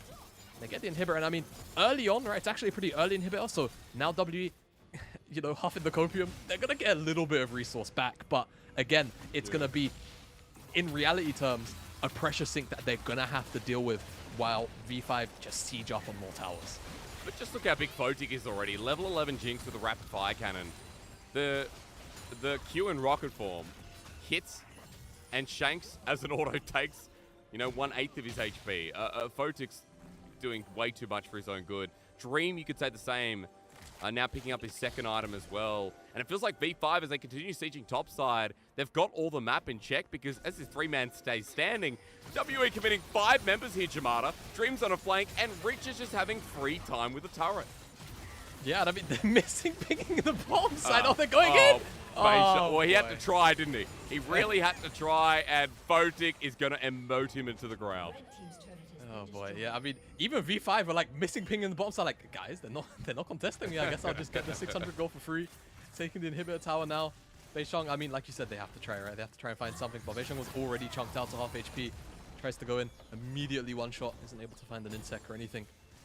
The playmaking players. Oh, Shanks. Well, ulti used. Dream AP scaling, and Shanks gets poked down. It's meant to be a Corki, but you know, he doesn't have the range advantage in this one. 10-0, still no one dies from V5, and it is just getting unwatchable at this point. Yeah, Abid, you have to imagine in the comms of V5, they're gunning for the perfect game, right, Abid? We're just going to go back to base, reset. Baron's going to spawn up now. You imagine they're just going to look to try and take it on spawn, get a replay of what happened here. And Shanks, yeah, flashed on by PP God, knock up. And yeah, there's just too much setup. And again, Dream. Again, we spoke about how Silas had so much value here because there were so many strong ultimates for him to already take to layer in Engage. In a more neutral game where perhaps, you know, only having Nautilus would be a little bit of a tough thing to work around, this is far from a neutral game. Oh, yeah. They're just able to run over WE. BB God might not be the one with the bounty. In fact, he's the only one on B5 without one. But he deserves MVP in my eyes this game from how he has played this Nautilus. Oh, yeah. B5 now on the Baron. Heal going to spot it out, but before Beishan can get there, this Baron's going to be gone. Depth charge at the ready, or rather not. It's a flash instead. The all-in engage. Heal caught out as Beishan jumps in again, but the Weaver's Wall zones them off. It may be messy, but V5 won't care. They'll take mess any day. The weakest WE have been outclassed and dunked down in more ways than just Rich's Aatrox. Zapped down for the quadra kill. Photic deserves it. V5 deserve it. And Jamada, in your first cast of the split, in 21 minutes, V5 will set the record for the shortest game of LPL 2022 summer by a whole 2.5 minutes and make a perfect game a reality against WE until they dive the fountain. But in our eyes, it's still as perfect as anything. Even the hunt didn't even... Oh! Hey, Beishan! That's got to count at the very least. All right. Good enough. That's rough. That's rough. Losing the perfect game at the very end, going for the tower, going for the fountain dive. But I mean, look, for V5 there, that was just a by the books game. They understood what W were trying to do, get to the late game with the Aphelios and the Corki, and realistically, they just shut it down from the jump. There was nothing Jin could do in that bottom side. Flash blown level 1, and then immediate Hex Flash at level 2. Oh, was it still level 1 out of the bush, actually? I think it was. It was level 1, and PP God just flashed into the enemy AD carry. Yeah, just not much that W could really do here. And I mean, you kind of understand the thought process, right? I actually kind of asked coming into this game off air, maybe what you do is you kind of just take your hands off the wheel, you give yourself a composition which plays itself after 20 minutes. The issue is when you're against such a strong team like V5 who can execute and deal with team compositions who have no agency in the early game, no go buttons for a very long time, you're going to see games like this, which were effectively a perfect game. Like you said, fastest game of the summer split so far. By 2 minutes. And, you know, 2 minutes. I missed out that the executions on the Nexus, unfortunately, I think it was Dream in the end who got killed by someone on WE. Apart from that, they were executions. They didn't count as kills. But I definitely enjoy the fact that V5 was so confident in that game and continued to push the limit. Like, that was the fastest game of the split for a reason. V5, when they get a lead, they don't really let go. And we saw that in Spring, Jamada. We saw that V5 were always good at this adaptation, at this, I guess, direction. I think it's something as well that, you know, Lyric has said in the past, where they always have an idea of what they want to do. And for me, V5 in that game just shows that proof is in the pudding when you look at this team. Yeah, no, absolutely. I think it was just a really phenomenal read on what W are likely just trying to come into this one doing, right? I think from the jump, they were looking to shut down the bottom side regardless because it looked like one of Team W's only strong avenues to play through. And not only did they shut down the bottom side, they also shut down the mid lane with the Silas pick on Dream, and just being able to always respond to Talia as well. Whilst that was kind of, I wouldn't say critical, but I was definitely surprised to see it come out as a B1 priority. Jialing Bao played it to pretty much near perfection in being able to ensure that, again, Photic, PP God, Dream were able to just get very strong matchups for themselves. Jamada, you remember our opening segment? You said this yourself. V5 is just all players can be highlighted. Or to paraphrase you, I guess there. Like everyone from V5 is a threat. Rich, Dream, you know, they all have their moments within the game. Like Rich at the end, the double, triple dunk. You know, Photic gets a quadra kill. Jialing Bao with some great Weaver's Walls. Dream with the TP response. PP God all game long as this Nautilus had such an incredible performance. Everyone from V5 gets highlighted, not because they're the winning team, but because V5 themselves are pulling out class. But Jamada, we're going to go to a break. When we return, let's hope WE have something more to say. Otherwise, this will be a very quick opening series. As he tries to get out to safety, Devar actually gonna work, and the Shy makes it happen! The Shy and SOFM, partners in crime. The LPL are kings again. Every player has heard the legend of the Shy, the prodigy who turned the top lane island into a top lane kingdom. A fearless warrior who ascended to the highest of highs and made his name known across the world. But for the last couple of years, that legend has felt more like a myth, and we've been left questioning when or if we'd see those highs once again. Wait, they're just gonna go for it. The Shy is looking to take a 2v1. He goes for the 1, he gets the response, the redemption arc is started. But this year, it seems the wait may finally be over. I am your salvation. Hostile takeover, that's on all 4 members, and now the righteous judgment to save On's life. iBoy can't get excited, and Weibo move forward as 5. Yellow card connects, cleanse too early from iBoy, and he falls. You make a normal tier list, and then you make 4 when you're facing the Shy. Because then you have to suddenly put a lot of new picks up towards the top where, we can't give him Jace, we can't give him this. Which one do you give him? I always have to check my eyes when I'm watching his matchups, because he always locks in like Vladimir into these really bad matchups, like in the Jason Rise, and comes out with like favorable trades, solo killing at times. Weibo, bring it back against RA. The Shy blind picks Kale, and he's able to pull it through this time as well. When the Shy is on form, the whole world braces because they know the king is coming for his crown.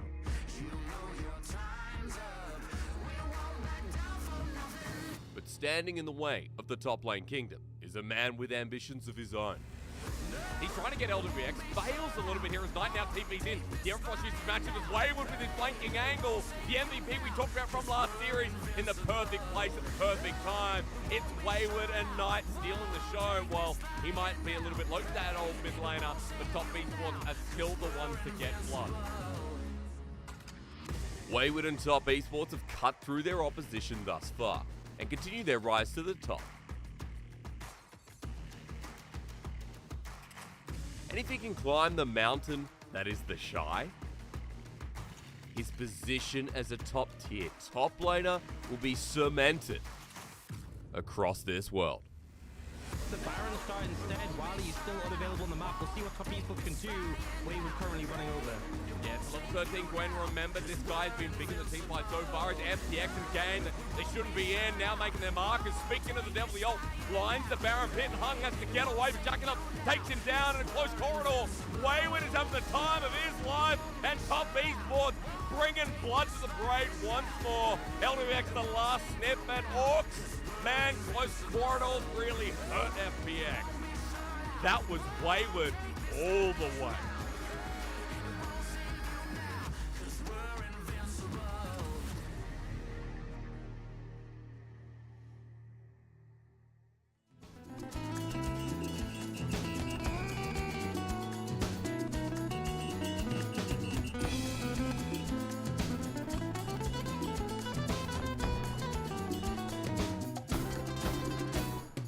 Anything she wants, you would gladly give her, blushing like a fool.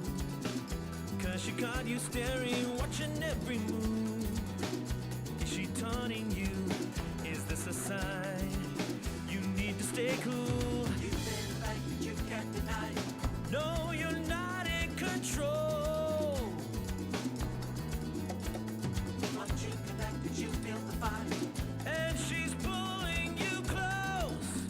You close. That dance of love. Aye, aye, aye. That dance of love.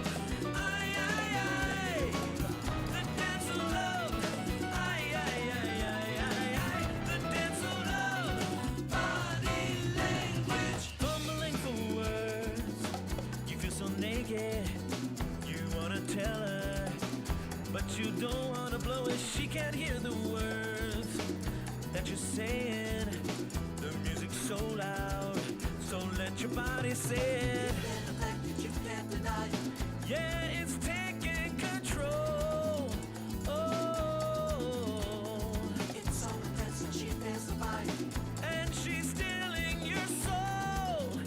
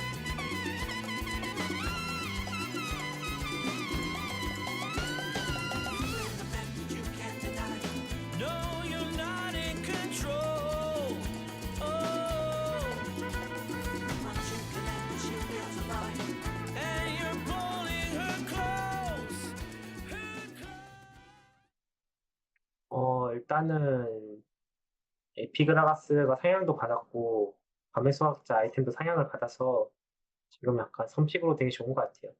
비오비오 선수 대회 보면은 나르데 그웬 구도를 되게 좋아하셔서 좀 저랑 재밌는 게임이 될 것 같습니다. Kind of interesting. I forgot that, Bubu X V5 top laner now going up against a new one in Rich. Feels nice to watch this matchup happen because we're just seeing class from V5 and we are seeing WE get bodied. So take that as you will. My name is Asterix. I'm joined by Jamada for the first time here. A pleasure to have him on the broadcast in what was our fastest game of the split so far. And Jamada, we were saying it in that game. PP God deserves MVP. PP God was the foundation of that game being a success. And he picks up MVP for the first one too. Yeah. Just pretty much never took his foot off the accelerator. From the flash at level 1 to the hex flash at level 1 as well to secure Jing's first blood kill for Photic. Yeah, I mean, just from start to finish, right, was pretty much the catalyst that enabled V5 to basically make most of the plays that they did, even in the one dive, the one proactive play that WE were almost able to make, which I'm sure will be in this B-roll. This is the first blood he was talking about. Able to just shut down Beishang as well, stop that dive from happening entirely. And yeah, even forgot to mention, he managed to make up Level towards 2. the mid lane. Yeah. Kind of nuts. I think PP God had one of his best performances split, but then again, he's been performing very well in the split as well. So once again, all highlight reel of this Nautilus, and I don't think we get to see the dive in full there, but at the very least, he was always switched on. The most important thing I can leave you with here is that PP God, on Nautilus is one of his ults, like the Thresh, the Nautilus, feel like they sit in his wheelhouse. These hook champions, these playmaking champions, Engage, suits him very well. Yeah, no, very clearly there. And I mean, you were saying he's in the bot lane, he's in the mid lane, he's in Team WE's fridge, their backyard. Like, he was just like, the fridge. This game in particular. So, I expect to see more of that from PP God. I wouldn't be surprised if we just get, honestly, another Nautilus game where he gets to dominate the map like this. Hopefully, though, for Team WE, we start to see some kind of change draft side, because, I think handing over the reins of agency to V5 didn't quite seem to work out here. It didn't, but you talk about change. Hey, SMLZ's coming in over Xing, and I'm going to be honest, if you see your AD carry getting Hex flashed on by Nautilus, every AD carry out there knows Hex Flash is taken by Nautilus. It's not a big surprise that he's getting subbed out, so SMLZ is in for game number 2. We'll see what changes there, because on the other side, for V5, Xiaolong Bao in once again. We didn't get a notice that Casa was coming back in, so a potential full series here for Xiaolong Bao, which is interesting considering that Casa was playing so well, and just gives a chance to the other jungler who had another good game 1. So, interesting. Yeah, no, I think just a chance for Xiaolong Bao to stretch his legs, right? In a series where I feel like V5 were probably expecting to win anyway. True. Especially, from a substitute's point of view, being able to get crucial stage time is always important, and it can also help a team's development as well. Having a substitute that is able to, add things to the scrim environment, things of that nature, always great to have that extra layer of input. But yeah, SMLZ we kind of, like we alluded to in the pre-show, had that sort of graphic prepped and ready, and it was like, oh, well, he's not playing for the first game, so I guess we'll have, here we are. the full screen photo. Here we are, he's made it here to game 2. I'm not sure how much this is going to change, but at the very least, we know that SMLZ, very self-sufficient, always managed to keep the resource upkeep high, the CS per minute up there, I think first in the league, actually. So hopefully for his case, and Team W, they'll be able to make something happen. Otherwise, we could just be looking at one of the fastest series we've probably had so far throughout summer. Yeah, in a while as well. I mean, game 1 was the fastest game. We could have the fastest series, who knows? But for WE, hopefully something changes with SMLZ coming in, because we did talk heavily about WE's windows being around the bottom lane, being around Beishang, putting control in their 2v2's hands. But in game number 1, it was over. In the laning phase, it was over at level 1. He didn't get a chance to influence the bot. And as you were just talking about, when the dive came through, it was negated quite easily because, well, the Photic and PP God had a lot of under their back already, resources when they got the kills themselves. And we got the response TP. So it looked really hard for WE to have anything to say in that first game. But this is a fresh one. Hopefully we get something different. I didn't hear side selection there, Jamada, so I am kind of curious as to what we get, because we got a first pick Talia in the first game Yeah. by V5. Yeah, so I'm not sure if I've just not been tracking it well, but yeah, first Pixelator, even like globally, right? It's not something that we've been seeing on 12-11. It felt like on Not something in 12-11 pretty LPL, much. really. Yeah, at definitely all. not something in LPL. Haven't been seeing it globally, not in the leagues I've been covering anyway. So yeah, it's definitely, it was a different angle to take, but it worked, right? Again, enabling Xiaoling Bao to have the semi-global to try and match plays, and it worked out on that dive in particular where they were looking to cross-map W, right, on that Herald, but they take too long. Having the semi-global to traverse the map gave him the ability to shut down the play and capitalize on a little bit of sloppiness on the execution. So yeah, maybe we'll see another first pick. I think, like I say, side selection could definitely help out. I'm not sure whether or not W would want blue side, though. I'm not too sure on the gauge of how teams feel about 12-11 on what side is stronger, because definitely 12-9, most teams felt like it was blue side, but moving into 12-10, there was a lot of contention around that, and the same argument still exists right now on 12-11.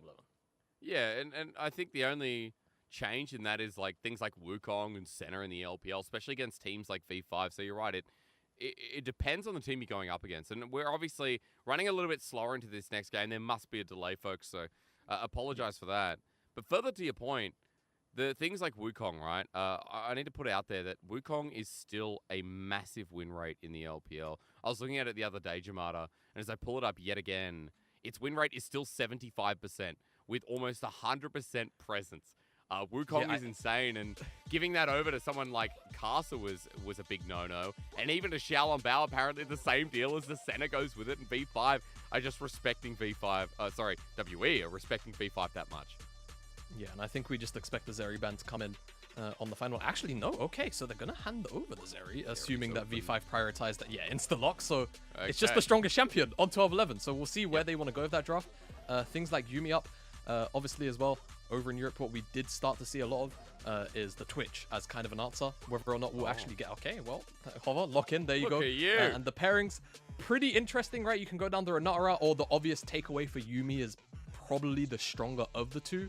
It just means that the issue is you give over Renata to an already very powerful champion in Zeri for the bailout to come in and keep her alive in some of those team fights. We'll see how W want to pilot this, though, because definitely Twitch, Yumi, Tom and Jerry bottom lane into Zeri. It's something that's tried and tested. It doesn't actually have a whole bunch of success in the league that I'm from, in the NLC, but hopefully we'll get to see SMLZ and Heal bring this one to fruition.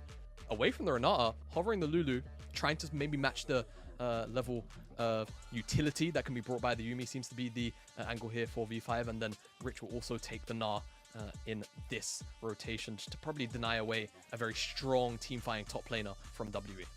It's just funny to me because you've come into the LPL, which I think is one of the hardest leagues to predict. We have 17 teams with very different diversities of champion pools, and we have some of the most uniques in the world, and it'd even be up there with NLC with the amount of games we have. But pulling out something like Twitch, Tabata, you'll fit in quite nicely here, I think. Look, along those routes, as we see the standard picks otherwise locked in, like Rich's Na, you already called out, Bei Shang back on the Lee Sin. I think the most interesting thing is that you're seeing it in NLC, we've seen it a little bit in NA. We have not seen it in the LPL, bar one time. Twitch is not being played here at all, so for our fans, it's completely offshoot, because Jackie Love from Top Esports is the only person to ever pull it out this split. So second time running here for SMLZ as he joins back on the WE roster. We're going to have to see how you supplement it, because as you were just alluding to, maybe WE want to play around this with such a volatile lane. Yeah, I think so. It'll probably be the case. Into the second ban phase, Viego off the table makes a whole bunch of sense. I wonder if they're also just going to look towards the Rex side just for the simple sake of V5 have Casa, he plays it. Maybe by extension, Xiaoling Bao also does. They're actually going to go for the Trundle. I think that makes a little more sense just because Pillar can be so oppressive into a very immobile Twitch in the early game. So V5 now probably just going to look to take away another. I was actually going to say top laner. I guess technically Silas can flex into that. I wonder what that spells though for what they're looking to pick up. Maybe an Ari for Dream could be what the pick is in the mid lane. Silas obviously left open. Picked up as an answer. It's still left open. I mean, yeah, I mean, WE realistically are just going to go for the top side. Weebui, something like Kale would be kind of bonkers for this Twitch, right? Being able to give him the invulnerability, but it's about getting to that point, and WE, they're going to take the Lissandra blind as opposed to going towards their top side matchup. I wonder if they were debating whether or not to go top now. I mean, it's definitely a bit of a curious choice. Maybe they're anticipating that Ari is kind of the only reasonable pick here for Dream, so they're just going to try and make him pick into a Yeah. uncomfortable matchup.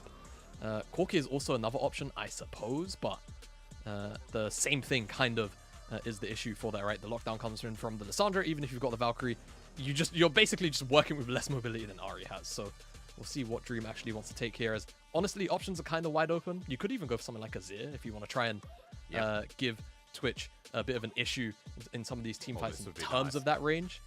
Enabling with the Galio though, and again, some more of that semi-global pressure is super cool to see and should be able to contest this mid 2v2 now with that early powerhouse skirmishing that Galio can bring. Very on theme though, isn't it? Like when we see Null, when we see Galio, when we see V5's comp, we think very on theme. Look at WE as well. You could say a very similar thing if the GP gets locked in as well. As before we saw the hovering of Cal. You like that one, Jamada. And without the Nasus being locked in on the return on, I guess, a blind opportunity, we are still going to get the GP nevertheless. So is it fair to say that this game is just about the bottom side and who comes out ahead in lane? I mean, I feel like the answer is just simply yes, right? And Okay. you have two globals on both sides. You've got the GP ultimate and you have the Galio ultimate. I think V5 are really going to look to just ensure that Photic and PB God, even in what you would probably consider a negative matchup between the AD carries, have a really, really comfortable time getting to those scaling points. I think for Team WE, it's about defending that bot side and trying to enable SMLZ, especially getting him to level 6 alongside Heal so they can get the Rat. I think it's called the Rat-Tat-Tat now, right? I remember Quick Shot, and I believe it was Cadro having this debate on the LEC. They've renamed it to Spray and Pray at one point, and then I think it's back to Rat-a-tat-tat. This is a LoL fandom search right now, so... Yeah, it's a long-standing thing, and for us casters, Rat-a-tat-tat I feel like is what it should be. Yeah, I mean, it's debated, right? Some people prefer Spray and Pray. It sounds cool. It kind of rolls off the tongue. But it's also still for you Spray and play-by-plays, right? It's Spray and Pray now. But, you know, Yeah. for the play-by-play moments, just open up. Rat-tat-tat-tat. It sounds kind of cool, doesn't it?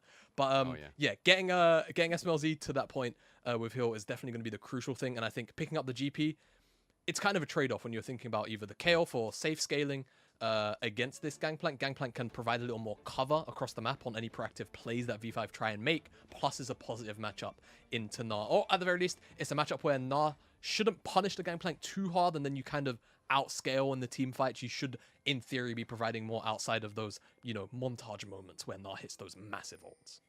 Okay, well, I'm excited to get into this one because at least for WE, game plan more safely enacted. This time around with SMLZ coming back in the bottom lane, hope lies in this man, and it's fun to see as WE challenging V5 with a similar theme themselves. Now, I wanted to talk to you as we see, you know, standard stuff we always see in the LPL, making sure there's not a bot side invade coming through with everyone piling into the lane. Jamada, I wanted to ask you a little bit about what we expect to see in the early game from these junglers and the intricacies behind how they can get bots started. I mean, I feel like realistically, like you say, like you rounded off that point, it's just going to be a boss-centric game. So I expect both Beishing and Xiaoling Bao to start on their top sides and path down towards their bottom laners and just try and either defend the gank or just effectively ward each other off. It seems like XLB will start on his bottom side, though, in contrast to my point. So, or Raptors, which definitely a bit more of an unorthodox start for Xin Zhao, but we'll give him a little more flexibility, perhaps. No, we'll go towards the red buff. So both junglers on red buff. I was about to say, I mean, hey, for junglers that can start Raptors, it does give you some pretty creative pathing options, but it's not something we see commonly. But we'll start on the red, both sides, as SMLZ is just going to open out the ambush. And again, it's not so much about the laning phase per se with this Twitch. It's about that team fighting moment where you open up and you should outrange the Zeri. The Zeri shouldn't be able to do anything.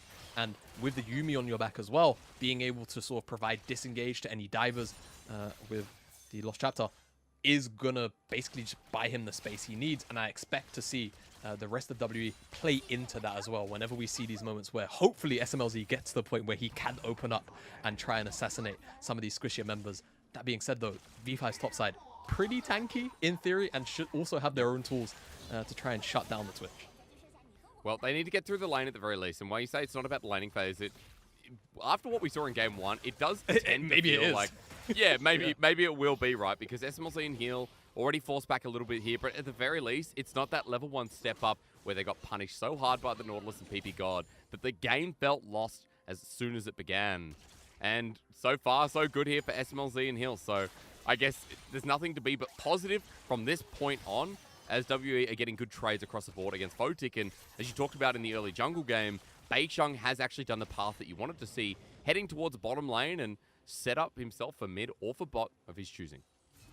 Yeah, so mid will definitely be a little bit difficult. I think if you go for this play, you should be expecting the Zin's out on the opposite side. So if they do it, it will be a 2v2. Zin's not too far away. Yeah, Justice Punch going to be interrupted here. A good shielded Ran. Sonic Wave taken from Beicheng, but that forces the flush. Xiaolong Bao is late to the show. As he was looking for a path up in the top side, he's going to get the scuttle as a response, but Beicheng still in the chase with Shanks quickly behind him, and the Sonic Wave not connecting means Bu can't follow that three-man party. Xiaolong Bao forced back, but WE aggressive early is a good start. Yeah, definitely what you want to see from WE after a game one like that. Still in that aggressive mindset. And again, it's one of the few positive things that we've been able to speak about with Team W, right? Their early game aggression. It can come to bite them. It's a double-edged sword. It comes to bite them in the sort of early to mid-game transition, but seeing them still be proactive towards the mid lane, almost picking up Dream, is definitely very much nice to see. And we definitely want to ensure that we keep that level of aggression up. As we'll just see SMLZ interrupt PP God's recall. Not going to be able to get that one off. For now, WE going to be sitting okay as I say that, though. Shield of Duran's there. Glacial Path going to be taken. No times out. He flashes away, but it's matched by Xiaolong Bao. One more tick, looking for the water hit, and it does. Wind becomes lightning for a first blood. That becomes gold for V5. Yeah, Xiaolong Bao just says, hey, Beicheng, this is how you gank the mid lane. Really excellent setup from Dream there. Holds onto the taunt to the maximum duration and then pulls the trigger right as Shanks is going to never be able to recall that Glacial Path and get out of that gank for free. Excellent setup, excellent execution, and they find themselves first blood. It's so aggressive. The flash when you think, oh no, he's already got the summon spell, he won't follow up. We'll look at the replay again, Jamada, because they just burned Dream's flash, and this is what you'd least expect. Yeah, and I mean, just the fact that Dream is able to get up in Shanks' face like this is definitely a bit of a misstep from Shanks getting hit by that Justice Punch. And again, pulls the trigger right as that Glacial Path kind of is about a quarter of the way out, so that taunt duration lasts the entire of it. No recast can come in. Again, the setup, again, so excellently done by Dream. And like you say, after just losing Flash, it's probably one of the plays you're least expecting in that moment. V5 make it anyway. And not only do they make it work. And it's important because Dream was falling behind quite a lot in CS after the play happened off the left side of your mid. So for Shanks, still ahead in CS by about 10, 12 at this point, but matters less and less with Dream able to help Xiaolong Bao get a kill in this jungle. And now for Xiaolong Bao, heading towards the bottom side, clearing out the rest of his camps. He is ahead in both farm and in a bit of EXP after getting that kill. But hang on a minute. SMLZ and Hill are in the mid lane. This is what you were talking about, Jamada, but it's a lot earlier than we expected. Onto PP God, who's isolated here with Beicheng over the wall. The flash is burnt by PP God and the glitter lands to slow down. But hey, that's such a good play from Hill and SMLZ. Yeah, absolutely. It's one of these kind of cheeky things you don't often get to experience because Twitch isn't something that is frequently picked, especially on the LPL, like you say. SMLZ is maybe going to get jumped on by V5 if they read where he was properly. Mid lane play. Shield of Duran comes through, no follow-up once again. Beicheng now spotted out, and Xiaolong Bao moving up just in case, but a worthy attempt is in the top side meanwhile. Cannon Barrage has been put down, and remember, that's a global ulti for WE, one that V5 now aware is going to be down for quite a while. Yeah, really curious to see how that got. Thank you. Picture-in-picture to see why that got blown. Maybe just felt like there was an opportunity to take a 1v1 or just gets jumped on, it seems like, is the answer. Yeah. And I think Rich is going to be really happy having blown that one. And V5, like you say, they're going to know that lengthy cooldown is not available for Team WE and could just use it as an opportunity potentially to force maybe something like a Dragon. They've had fairly consistent bottom side priority, and I think that's the one thing, like we kind of mentioned. This lane matchup, it's not so much about the lane for the Twitch, it's about those team fights later on. The fact that Zeri in most lanes isn't going to be directly the answer in punishing a Twitch in the early phases. That's what makes the Twitch such a strong pick into it. V5 will always have priority for now, especially just the fact that Yumi's kind of in the lane. Yumi doesn't really offer you too much lane priority. In that case, is Beicheng just going to get forced down. Maybe V5 just kind of leave it on an island, because at the end of the day, Foek's still up in CS. So I think they're going to be comfortable allowing him to continue to farm out and just use the lane priority that they've got in these solo lanes. I'm going to take away this jungle camp, and I expect they're just going to look towards this Herald on spawn. That could give W a window to try and respond with a Dragon or maybe a bot side play of their own.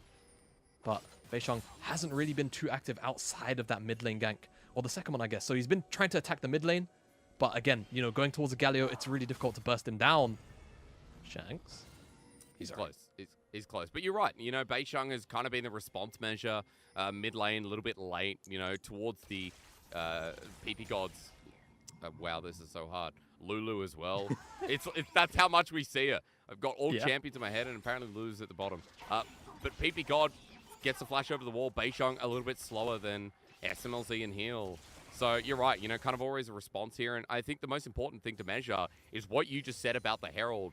That, you know, Xiaolong Bao got topside priority, cleared out the camps. With all the lanes doing well, with PP God now moving too, V5 still have somewhat a run of the map with a 1k gold lead. And now the Herald clear of everything but 1W war. Beisheng gets a kick in, ready for PP God. Shanks comes in, but he's so aggressive. He'll be the first to die his dream. With the counter punch down, slows the play right down. Xiaolong Bao running out from Bu as Rich is trying to build up a Mega Nahba, but he's got completely nothing. As V5 pick up the kill, and WE thinking with their stomachs, apparently. Yeah, I'm just not sure what the thought process was there, to be honest with you. Maybe just saying, hey, we have the Cannon Barrage up and available just now, so maybe we can look to fight. But again, I don't even think I think it's still just coming full down now. Yeah, it just came off cooldown, so I have no idea. Team W just felt like they could fight it. And the very clear answer was, no, they bloody well could not. SMLZ is going to play a bit of a nuisance here. But they just kind of hand over V5 another kill for free. They won't actually give over the Herald at the very least. And I guess that's maybe the only positive to come out of that play. V5 just take away the goal. But you can see why. Photic's down on the bottom side. V5 are committing their Zeri to stay in the lane. So while SMLZ and Heal are here, well, the Herald is a big play, especially within the LPL where tempo seems to be everything at the moment. Bottom lane is a massive wave being denied. 20 CS already up. Zeri takes turrets pretty well with a Noon Quiver as well, Jamada. That's a second plate going down, and that's Photic making sure to deny even more from SMLZ and Heal. Yeah, I mean, what do you think about this? Is already a net negative play for WE. They already lost the first kill, and then they lose 2 plates the entire wave, basically. 3 plates. So, I mean, the only way WE make this worth is basically just a 4-plate Herald, but how many times are they going to have the opportunity to do that? I'm just not too sure. Yeah. And now V5, I mean, they're probably eyeing up Wee potentially, to be honest with you. You could see Dream just get mid lane shove and just walk towards the bottom side of the map, even if SMLZ and Heal are up here towards the top side. Just overloading that side of the map could be pretty positive for them. Beisheng, though. Okay. Last shot they're going to come through. At the very least, Beisheng now getting in, but the Wild Growth from PP Gold alongside the flash. The Dragon's Raid from Ridge, but he goes into Mega. SMLZ with a brilliant flash away, though. And that might change the players. Victory 5 is still launched on by this Lee Sin jungle. But meanwhile, the dive in the bottom lane happens. WE looking so aggressive, but they just need a kill. They need something, Jamada, because it keeps getting turned back on their head. It really does. I mean, they go for the play on the top side. V5 are able to answer. Nothing really comes of it with Team WE. And on the bottom side, Victory 5 were already making this dive. It looked pretty telegraphed to me. Xiaolong Bao was looking for jungle camps, was looking for the opportunity. And I mean, Wee, in all fairness to him, reads that he's going to get dove anyway, drops the Cannon Barrage preemptively. But, I mean, you have to wonder, why even be here? I think at this point, you should probably give up this tower, maybe walk towards the mid lane because you know Shanks seems to be hovering towards the top side play that you're making. Instead, gives over the kill. Photic gets more plates. And unfortunately, WE hand over a little bit more than they probably had to. And V5, very happy to take the benefit of that play. I mean, Jamada, they got the first turret blood down on the bottom side. Once again, very early on. Photic got that by himself. He now has an Immortal Shield Bow. Blade of the Rune King for SMLZ, but guys, we know how fed this 80 carry on V5 side is.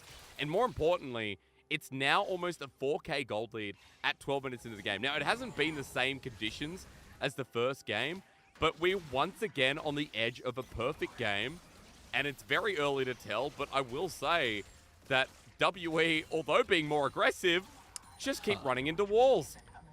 All right, well, SMLZ has Cleanse, at least, and I guess he's invisible, so he's going to be able to walk out.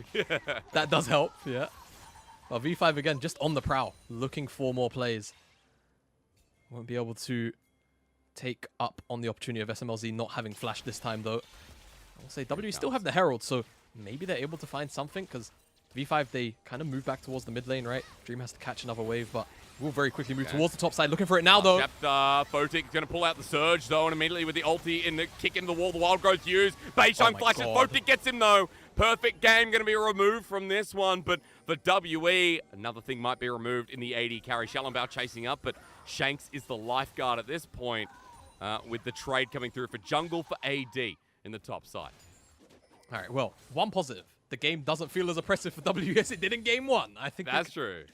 We could walk away happy with that. One fun on the top side, honestly, the fact that Photic is able to pick up the kill onto Beishang is kind of a mystery to me. I think Beishang just took 2 tower shots. A lot of burst damage also came through. Zeri, even at this 1 item mark, can really dish out the DPS quite quickly.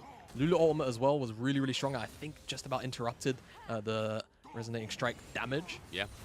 So V5, really well done to respond to the play. But again, I'm still looking towards where, oh, well, the Herald would get dropped because the timer was running out. And again, we kind of said when this Herald was taken, the baseline had to be probably 4 plates if you want it to even be a net even. Right now, it's not even going to, well, we'll charge. Well, it will get the charge, but further to your point, I mean, Beishang, the one who collects the gold, it's nothing more than that. Bubu and Shanks committed their time, while Rich was able to push up the bottom side. And okay, for WE, still, gold is something in this game when they're falling behind so early on. But guys, remember, once again, we're seeing huge CS differentials. Top side is close to 30. Bot as well, before we saw it, was about 25. And the kills might even skyrocket now with Shallenbao and Peepy God angling for a dive, but they've actually missed lensing this ward. So WE aware and setting out a response. Yeah, I think they are. At the very least, SMLZ will do his due diligence and just chuck his W in there. And I think once you have the ability to press the E, you just know someone's waiting in the bush. So just leave it, turn around, and we'll still hold on to this topside tower. And like you say, WE, pending a response to a potential topside play, recognize that V5 aren't going to look to pull the trigger. And I expect the next bit of action will probably be this dragon in 90 seconds time. Yeah. I say next bit of action, WE. Now, this is the LPL. I've been told things about the LPL. You have. And how they like to just kind of contest everything. So, yeah. Would I like to see WE contest this dragon? Yeah, you would. As an analyst, no. As somebody who's looking for entertainment, maybe. We'll see, though. I mean, SMLZ, he's already got the Blade of the Ring King, right? So he's, at the very least, able to get a fair amount of damage down. I expect what the build will end up looking like is Blade of the Ring King, Runans into maybe a Kraken Slayer, maybe Shield Bow if you feel like the dive threat is super, super high, but typically it's the Kraken Slayer that comes out. SMLZ just slipping between the cracks of V5 there. But yeah, I hope they just don't look to contest them. SMLZ? Hang on. Rat-a-tat-tat actually comes out from SMLZ. He pulls it out very early, dodges away from Wind Becomes Lightning, an attempt on Dream. And to be fair, he didn't even have the Yumi. Healed back. No. And SMLZ just went for it. You gotta love it. Yeah, I mean, but you can see the damage that Twitch is able to put out, even at Blade of the Ring King. That spike isn't something to kind of be scoffed at right now. You add an extra 2 items to that, or just an item and a half, really. Plus, all of the extra Yumi AD. Crits can start to come into effect as well. You will definitely start to shred through this front line, but it's about getting there. And right now, V5 on course for a very clean-looking game for the most part. Though they have definitely slowed down the pace a little bit in the last couple of minutes. It's certainly not as snowbally as game 1. But you can see the objective bounties are up for a reason, Riders. Herald's on the top side. Rich is caught out with his pants down bot. A bit of a mistake here from the top lane. A Cannon Barrage used, over the wall. The crunch gets him out of there. Beishang's hit back by the dragon. The flash in for the Sonic Wave, but Shallenbao here in time. The army has returned. And WE negated as quickly as they started the play. Rich saved by his boys, but now we're going to see if WE can hold strong to the players. Twitch is coming in on the backside. SMLZ just used his ulti. Herald going to be used by Photic as well as Glacial Path used. The tomb not in time. Shanks went in, actually already burnt it because it was onto Rich. So a double-pronged play as SMLZ's trying to kill Rich, but that's denied too. It's like you've hosted a birthday party, but no one showed up. That's the perfect analogy. Hysterics. I mean, yeah, I kind of just said it, right? For entertainment value, WX trying to contest this dragon would be pretty cool. Yeah. And I mean, V5, realistically, they were almost always going to be the winners of this exchange. To be fair, Rich almost gets caught out, and you can understand Team WE's mentality in trying to make this play work, but unfortunately, just scattered on too many fronts. too many people get caught up with his SMLZ on the backline trying to assassinate Rich and not using his damage on the entirety of the team. We'll get a replay of how things went down. So like you said, Rich caught his pants down a little bit, trying to find a rotation. Fortunately, had the Mega Bar ready, flash over the pit wall, and a hot bite. It's all about XLB with this flash, man. Just it's a hero play. You know, get behind me, Mr. President levels of play. The kick comes out from Beishang, and this is where you kind of think, okay, well, a fight's probably gonna break out because Team W seem to want this dragon at the very least. But it's Shanks that ends up getting bursted down, goes in with the glitch path, taunted up, and just 100-0 through all of that burst damage. SMLZ on the opposite side, as I was talking about, tries to find the assassination, but see, PP God actually flashes backward. I missed that. I thought was able to get back to his top laner in time, but gives Rich the support that he needs to ensure that he doesn't drop an SMLZ, just isn't able to find the assassination. Again, W just on too many fronts, not on the same page per se. In this instance, Shanks going in, no armor as well. It just felt really bad. That's what you're talking about coming into today's segment, right, Jamada? Your intro into the LPL was letting us know that WE are a team that really struggled to have these cohesive fights, these cohesive mid-games. We're in the mid-game once again, where for WE, yeah, they're behind 4,000, but still the condition of SMLZ, this Twitch, and the comp around him, what it could do. But we just saw that come into fruition, where Shanks eased into 3 people without an ulti. Like, his ulti wasn't available.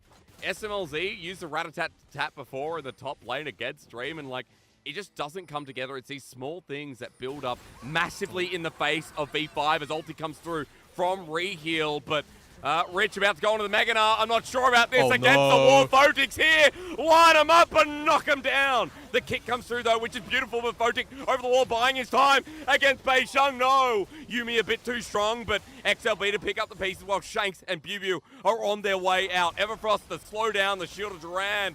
WE still antsy, though, with Shanks getting knocked back, knock in, and Bubu all the way up. Beishang dies. Blood rains on the Rift, and victory 5. They'll take the margins. 2v5, 3v4, any number, it's good for them. They are ecstatic with the result of that because W could have very easily walked out, but Beishang just decides to retake the queue. His mind was telling him yes on this play, but it all starts off again with Rich being caught out. It's the second time here. I'm not really sure why he's trying to rotate this aggressively towards the mid lane. Definitely making the right call to go towards the mid lane, but WE find him out in the jungle. They just can't burst him down before the Gnar comes in. Like you said, lined up for Photic. So much AoE damage comes in. Fortunately, Beishang is able to shut it down quite quickly before more AoE can come out. But unfortunately for Photic, not able to pick up anything more. But again, WE, they can just walk out. They can just walk out at this point, right? Even Shanks getting out of this mess is a bit of a miracle, if you were to ask me, for as long as he did. But Resonating Strike just gets followed up on because they believe that the burst damage is there. Weeby tries to follow his jungler, and the same thing kind of said for Hill. Tries to keep his top laner alive, tries to attach to him, just gives over more kills. WE, unfortunately, needlessly giving more kills over to V5. V5, really well executed, but look at the damage. We said it, Photic had a lineup. He had the dream fight. That's what I was saying before, Jamada. It looks like V5 just with the highlight reel, the highlight play. They're 11-3. They know this game is in their bag. And against WEs, they're trying to make one final hurrah. It's a TP behind enemy lines, but Bubu is almost dead before it starts. Shallenbao, the front line, has taken so many ultis. SMLZ zagged up, and this Twitch is nowhere near online as Photic explodes into the back line. V5, the element of talent shines again, and this team is rising to the top with each passing series. And they are just going to probably beeline it towards this Baron here, you have to imagine. V5 are just on fire. There's nothing really more to say at this point. They are so far ahead of Team W. 10,000 gold right now. They're not quite, you know, fastest game of the split pace setting right now, but definitely probably going to make it into the top 10 if I had to wager a guess. As a, you know, it's a desperation play from Team W, right? They have to try and make something work. SMLZ has 2 items. I guess that's just the thought process, but again, XLB Xin Zhao with this ultimate just blocked so much damage initially, and Shanks just doesn't have the survivability if he's not casting the Frozen Tomb on himself. SMLZ gets bursted out by Photic, and the rest of Team W, once that, you know, backline assassination attempt fails onto the front line, actually, of Xiaoling Bao, they just have to turn tail, but unfortunately still lose way too many members than they probably had to. Now W staring down the barrel of pretty much a 12,000 gold lead, a Baron, and probably a game that's going to be ending in the next couple of minutes.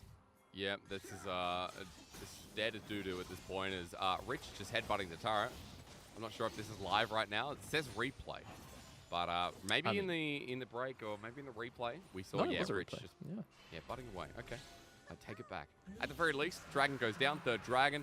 Turrets have been demolished. Now onto the base, bar that inner turret on the top side. And, you know, coming into this one, we had so much expectations. Beishang gets kicked back onto Photic that side, but Rich to save the day. President Photic must be preserved as he's healed up, shielded up. Barrels connect, but it doesn't matter. Once again, denying Bubu from getting the chain. And it's WE who lose SMLC again, even though they're the ones trying to make the proactive plays. Okay, Yeah, I mean, Photic? he wants the highlight reel. He wants the highlight reel. He's shielded up. He's alive. Takes a turret shot. He's still alive. Okay, BB God can't save that one. What a madman. It's like Arnold Schwarzenegger from Terminator 2. You know he's going to win in the end. You know what? Respect Photic. Got 3 abs. He's like, you know what? I'm going for the play. Send it. And at the end of the day, V5 still pick up this inhibitor on the bottom side. That minion will just about do the job, and they're just going to probably take away 2 inhibitors, go for a reset, unless they feel like they can still end without Photic, which, to be fair, given the lead, you wouldn't blame them for trying, but no need to senselessly hand over any more gold to WE. It's been WE doing that, to be honest, for V5 on quite a few occasions. Yeah. And unfortunately, we spoke about how, you know, Twitch eventually would get to a point where maybe he could be scary, right? Shutting down the Zeri 1-to-1 is kind of the thought process. Beishang, it's a nice kick. It has to be said, but yeah, Rich just here to shut that play down immediately. Again, PP God, we spoke about Lulu into the Yuumi, just kind of gets free scaling, able to enable Photic later on. And once Twitch is removed from the fight, there's really nothing holding back Photic from making plays like this. Even jumping over the wall. I mean, that's the trust in your support, right? And, you know, people thinking, man, Photic putting on a highlight reel. It is PP God again, as this time this seems to be the kiss of death. Victory 5. It's like getting kissed by your grandma, you know? You really don't want it. It's very slobbery, and they're aiming for the lips. WE are trying to run away, but you have to kiss grandma, WE. You need the kiss of death. Against the fountain, their backs will turn, but it's Photic who's getting all the kill credit. It's PP God who deserves back-to-back MVP, and it is Victory 5 who deserve respect for destroying WE in under 47 minutes. If I had to wager a guess, this was probably the fastest series of summer so far. I don't know the stats, I don't have them at hand, but it probably has to be V5. I mean, that second game felt like a victory lap, if anything, especially the layer portions for Photic in particular. Fantastic game, honestly, and series coming out from them. Just kind of what we wanted to see, right? Into a very weak and struggling Team WE, who unfortunately, despite some of the creativity from this Twitch, right, we don't get to see it very often in the LPL. Just wasn't able to pull it off. Again, the theory is definitely there, but couldn't really take it to a point where it was applicable inside of the game. Yep. V5 just executed where they had to. And again, I feel like just had a really good read on the series, just shying down the bottom side or just playing through mid into bot, whether it was like that in game 1 or in game 2, just enabled them to make sure that Team WE never really had a foot in the door. Oh, it's hard to look at, right? Because with WE, with that 2-0 against them, there were so few moments where we could highlight this team. Maybe earlier on where we saw trade kills, okay, or WE actually playing aggressively, and I'm talking about game 2. Because Jamada, game 1, like, we didn't really get to see any of that. The game was over from the laning phase. At least this time, we got to see SMLZ and Heal trying to bring initiative into the roster with this Twitch Yuumi. But once again, V5 outsmarted them. This Galio mid doing so much work too. And I was going to say Shun. And XLB's jungle just so much better than Beishang, who tried to cover so much at once. Yeah, I feel like, you know, for Beishang, put in a position where, like you say, I think that's the perfect way to phrase it. He had to cover too much at once, right? Whether it was just a consistent pressure towards the mid lane, whether it was SMLZ or the substitute having to deal with Jing, rather, having to deal with all of that pressure from the get-go, I think just had too much in his play, right? Not able to really flex his muscles at all throughout the series. And came to a point in game 2 where just desperation picks was kind of what he was looking for on the Lee Sin, because that was all that he could, at the very least, hope to find. Yeah, some great kicks, some really good kicks here on the Lee Sin. And what if the game was even? What if WE had a bit of a lead? Like, you know, those kicks would have been more significant. Those plays would have been called clutch from Beisheng. But unfortunately, when the V5 is so far ahead, we just have to call it what it is, which is a last attempt from WE. And now sitting at 0-4, Jamada, this is rough because they've not only lost to TT, which, you know, haven't been a playoff team in a very long time, only one split of their making, if I'm even right about that. They've versed Top Esports, which is granted they're going to lose. Weibo Gaming, they took a game off, but that's it.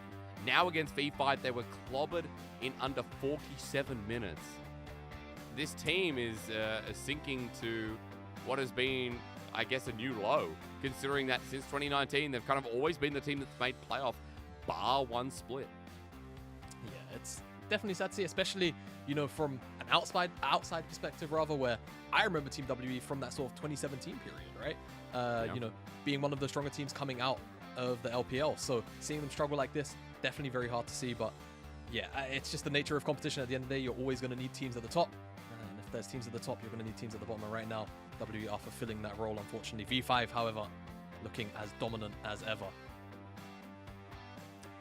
All I can say is that this team is headed to the top, and it's going to be fun watching them verse up other top teams. It's already great watching them versus RNG, but, you know, anyone's legend, that should be a really good series. EDG's coming up in late week 5.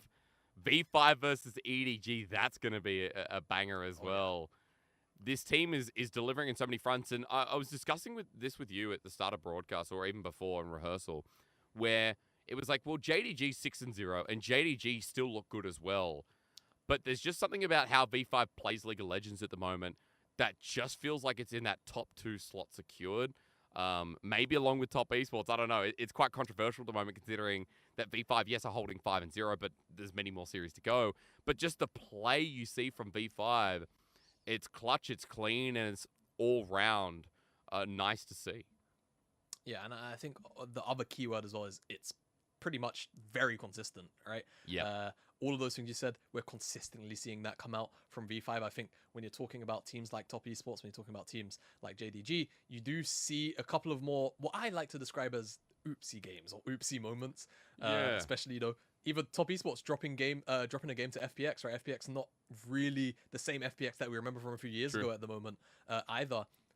It's not like what we would probably expect to see out of V5. Yeah, so like you say, I'm looking at V5 and I'm saying definitely looking at the very least regular split, moving into playoffs. Bare minimum with we're Dream expecting is probably top 2. Yeah, with Dream it's not Rookie. It's not Rookie. No. Like, Rookie was what was the, you know, another part of the carry, right? We talked about the strength of solo laners for V5 last split. Dream is performing as a top tier mid laner right now, and this is his debut split. He came out of the LDL, and like so many other LDL talent, he's just been performing to a new level. Jamada, it's kind of crazy when he has such big shoes to fill, and I'd say to the most part, he is pretty much feeling it.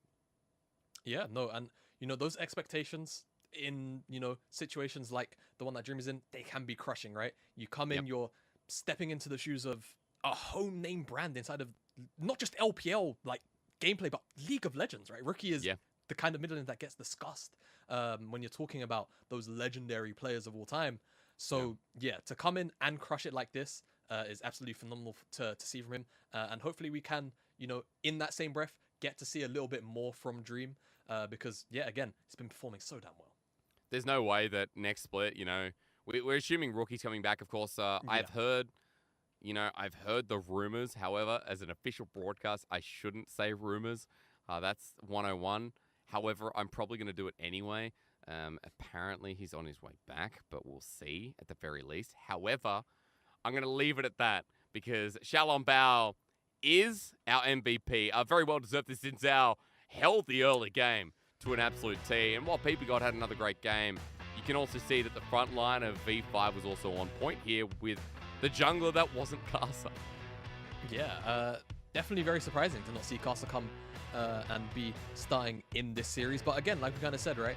Playing against a team that you're expecting to take down in very comfortable fashion. I mean, hell, they proved it.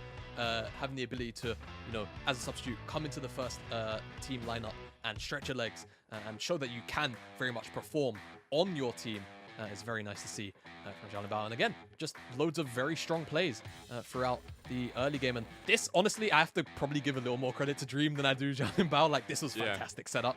But again, you know, ganking in a situation where I feel like WE just weren't expecting this gank after Dream just losing his flash, but Shanks gave over the opportunity for the setup to come through. And again, the capitalization comes in. And even in plays like this, and there was another play as well after, in a very similar position, the tier 2 tower was already dead though, where Xiaolin Bao was just sanking out so aggressive with Xin Zhao, but I mean, just so aggressive, and that's just the core thing about it. And that's what's good to see again. The front line of V5 here in this game, like everything in the kitchen sink thrown at him. He ults, he's too far ahead, and the engage is absolutely beautiful. So yeah, props also go to PP God, Dream. Like, that's what we know about V5 games, where we see everyone perform well. And it's like, okay, do we base this off a scoreline? Do we base this off who, you know, stylistically had a really impactful role? It's hard to say, because with V5, anyone in that game, I feel like I could get MVP Jamada. But hey, it's a 2-0. V5 themselves are the true winners, where they get to go to dinner early tonight after spending only 47 minutes on the Rift. But hey, coming up next, Top Esports versus LNG. Hopefully a little bit more competitive. Hopefully a little bit more spice running into our second series of the night. Yeah, we hope so.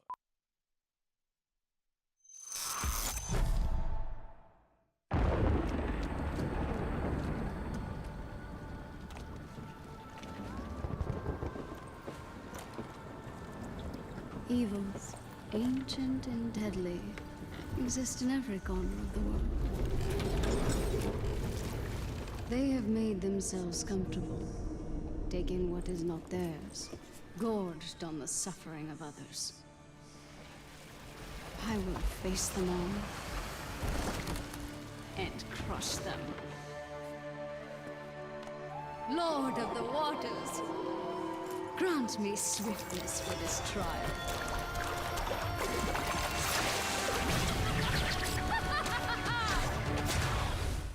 Joy, unceasing and forever. That was fast. Should I have held back? Ah! The epic of Mila does not end here. I slay foes the size of mountains. You were fine, I guess. Ah! Give me 5, demon. Ow! That was way too hard.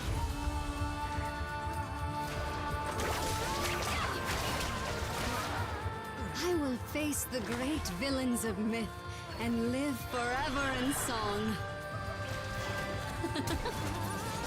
Prepare for death! Ha! Now you know what you're up against.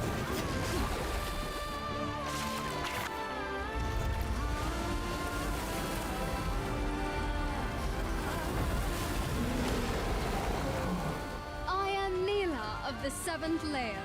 May you find joy in the world beyond.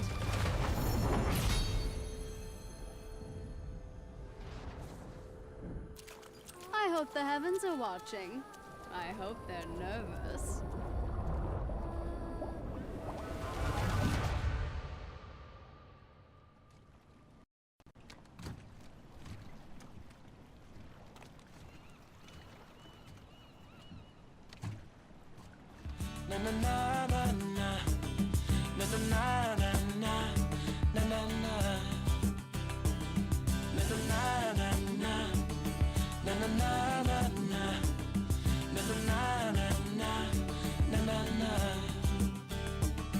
We got time on our hands, gonna have fun, we got no plans. We could party on the beach like we just don't care. We can follow the sun till the night has begun. We'll share it all, that's what friends are for. Na na na na na na na na na na na na na na na na.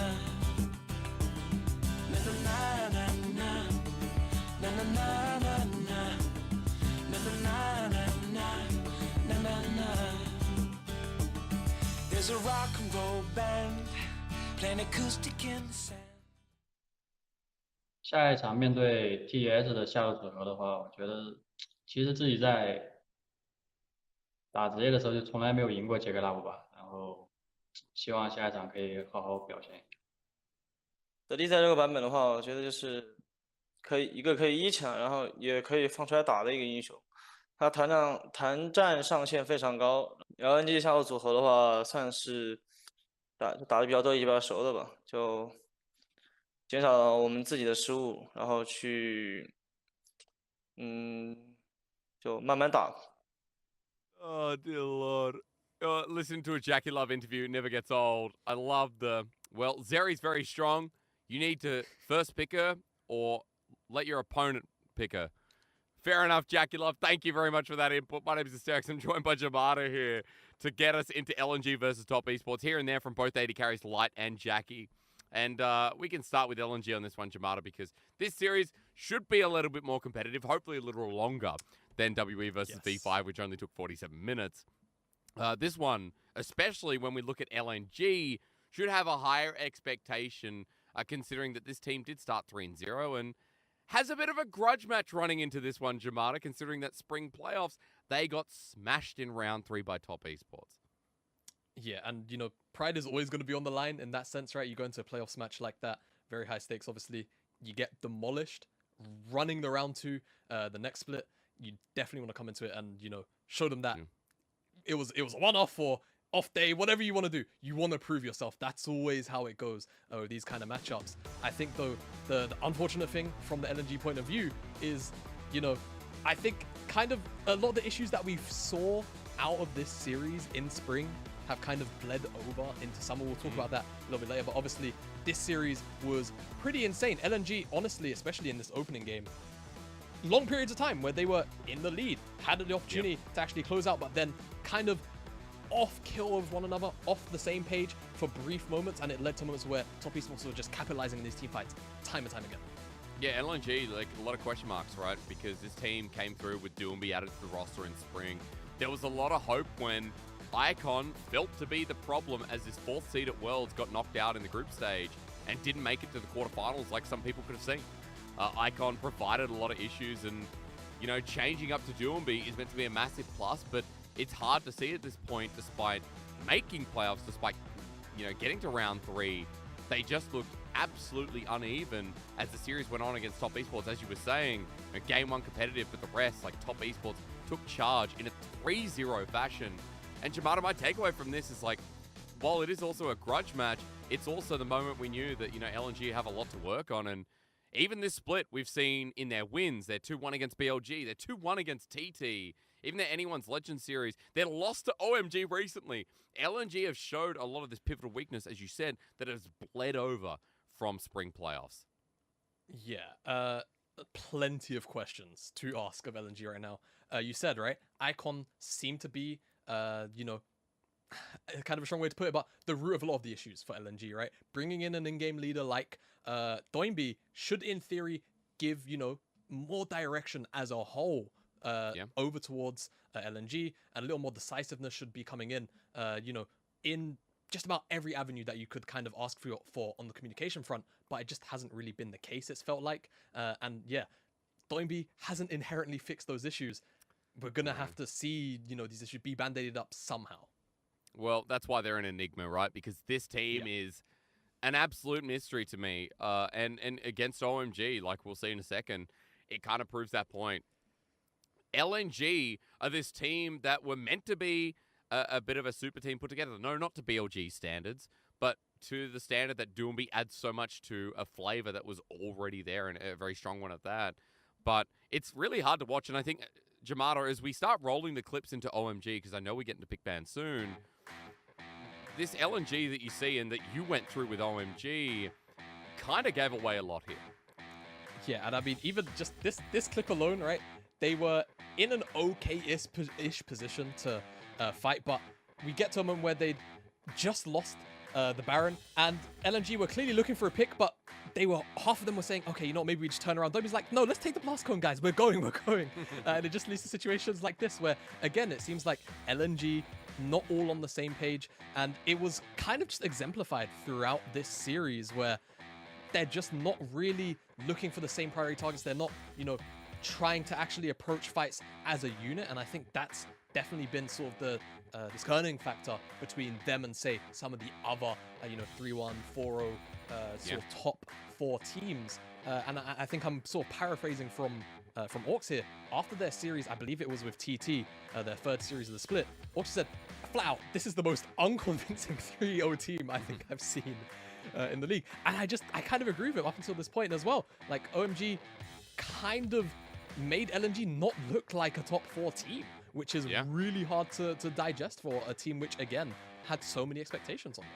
Again, easy run of schedule to start. Are they really a top 4 team? Like 3-1. They've bled against OMG. BLG took them to a game 3, but I think BLG right now also have other issues.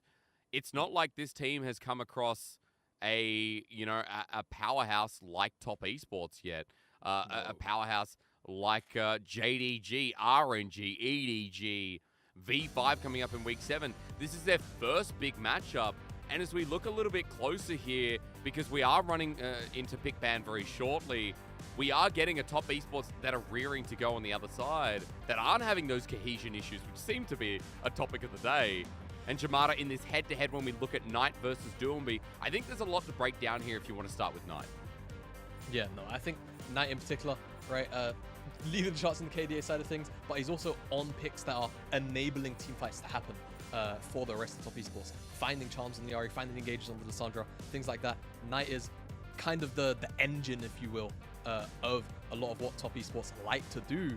And that's what's made Top Esports such a threatening team. On the opposite side, you would actually probably expect, especially if you're kind of like me, you remember Doimby of 2019-2020, he was that guy. He was the person that was enabling FPX at the time to make all of these plays around the map. It's been a little less of that, shall we say, for LNG so far this spring split. Again, a lot of that coming from the issues that we've seen from them in terms of that level of cohesion just not being there, but we are in 2 picks on bans. Oh, we are indeed. We're going to see these mid laners going up head-to-head. The cohesion needs to come through, as you just said. Now, let's quickly touch on some of the picks. Corki banned against Doomby makes sense when we just looked at his champion pool.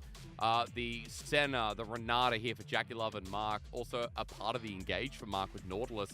Also pieces together nicely. Ooh. As we get the Lucian first pick on the other side, Top Esports' response is Cogmore. Now, Jamada, we have seen 2 Cogmores. Like, it has been almost as rare as the Twitch. Okay. So, I mean, funny story, actually. Over in the NLC and actually in a lot of the ERLs, well, for one, there was a bit of an awkward timing on the patches because they had to play 1 week on 12-9 and then the rest on 12-10. When 12-10 rolled around, Cogmore Lulu was kind of considered this S-tier bottom lane into just about everything. It came into the split looking strong, but by the stats, man, it stinks. I think even Lulu in my home region probably still has like less than a 15% win rate. People that pick Lulu just lose, so we'll see what Top Esports can do with the Cogmore Lulu. Expecting that Nami Lucian to come in.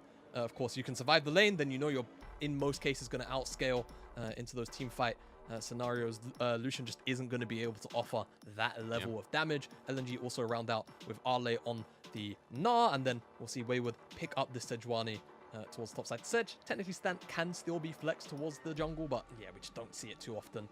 But we're going to go into the second ban phase now. So coming back to your point as well, you know, we have a healthy front line here for Jackie Love and Mark. So far, Top Esports is setting themselves up quite nicely. But on the other side, getting the plan going, getting the game moving, getting rid of Tarzan's Talia is quite nice. Now, from the back of your comment, you said a 15% win rate on the Lulu. I can help you out. It's 2-1 here in the LPL. So we are at a 66% win rate. And it's positive. PP God just won on it as well. So, you know, you're not going to have to draw out your hopium once again for this one. So don't worry, keep it in the bank. I'll bring you back in though. Jamada, picks are coming through. We've got Knight Silas taken off the board, which for any Knight fan knows the reason why.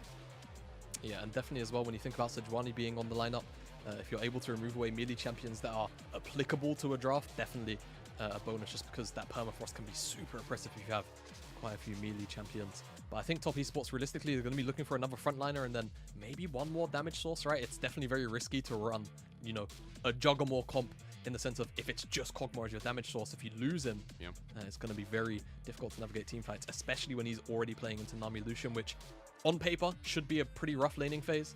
for the first couple of levels until, you know, a couple more levels come in on that W so he can try and farm a little more safely at range. But definitely don't underestimate how hard Kog'Maw can trade back. It's just Nami Lucian, still one of those bottom lane matchups which is pretty much nigh impossible to lane into unless your name's Kalista Renata. But I'm just still worried because it hasn't done too well in the LPL. It's like 8 and 16 at the moment. So that duo hasn't been popular for a reason. We've walked away from the Lucian first pick, but for LNG, this different direction is peculiar considering that now we have a Trundle. We have another tanky member to stand in front.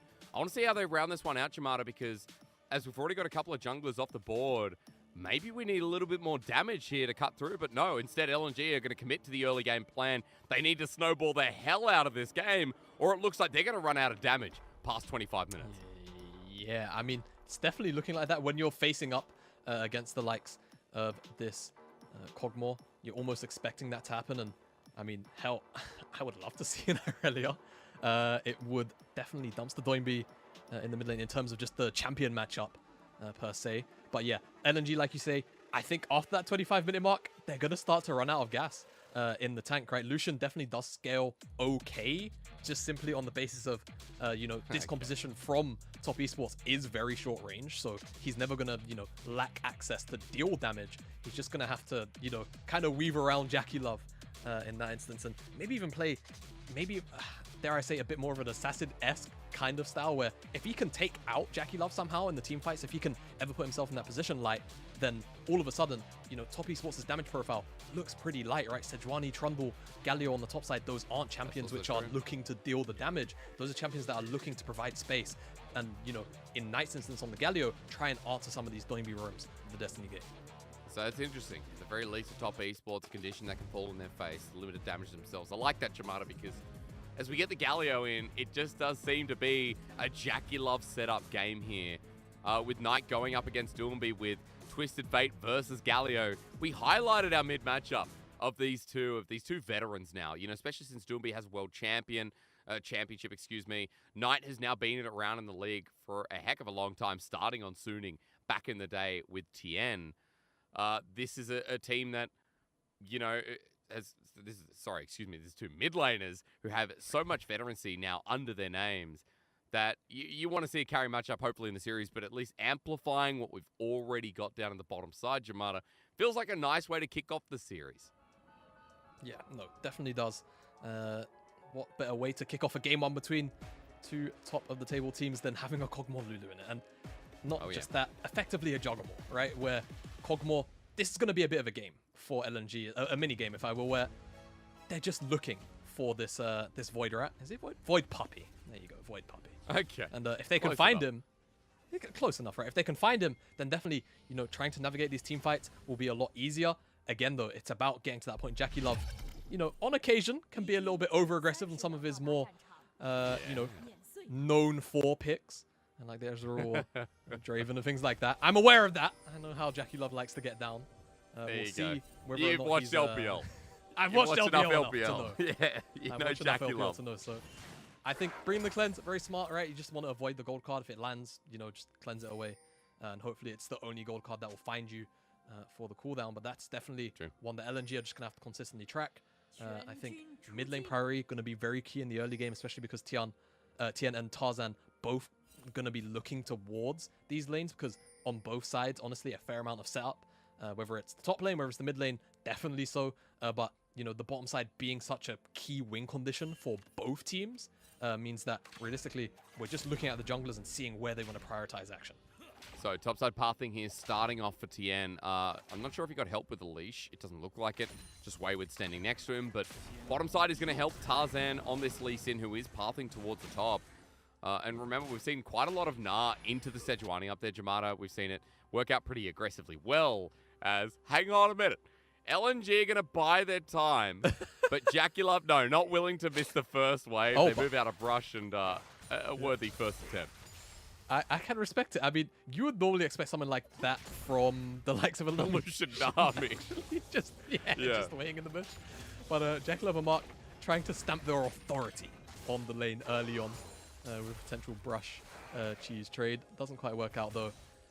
Light and Iwandi very cautiously approach lane, so we're not going to get anything crazy off the level 1, but it's not really the level 1 where this Nami Lucian kind of comes online. It's, you know, if Light didn't have the W, then it's level 2, but you're expecting level 3, where the heavy sort of burst trades will start to come in. Yeah. But what I want to see now is Jackie Love and Mark try and take advantage of the fact that there's no Q. Okay. The damage and the burst trade still very much there. As you can see, Mark goes down to half HP, but it's not quite as oppressive as when all 3 of those spells are available from Lucian. Yeah, but still a very nice trade onto Mark as he bought space quite nicely here, Light. So that trade means something on the top esports bottom lane, but a level 3 fast approaching with the wave building up by TES as well. So Mark and Jackie Love still holding their approaches.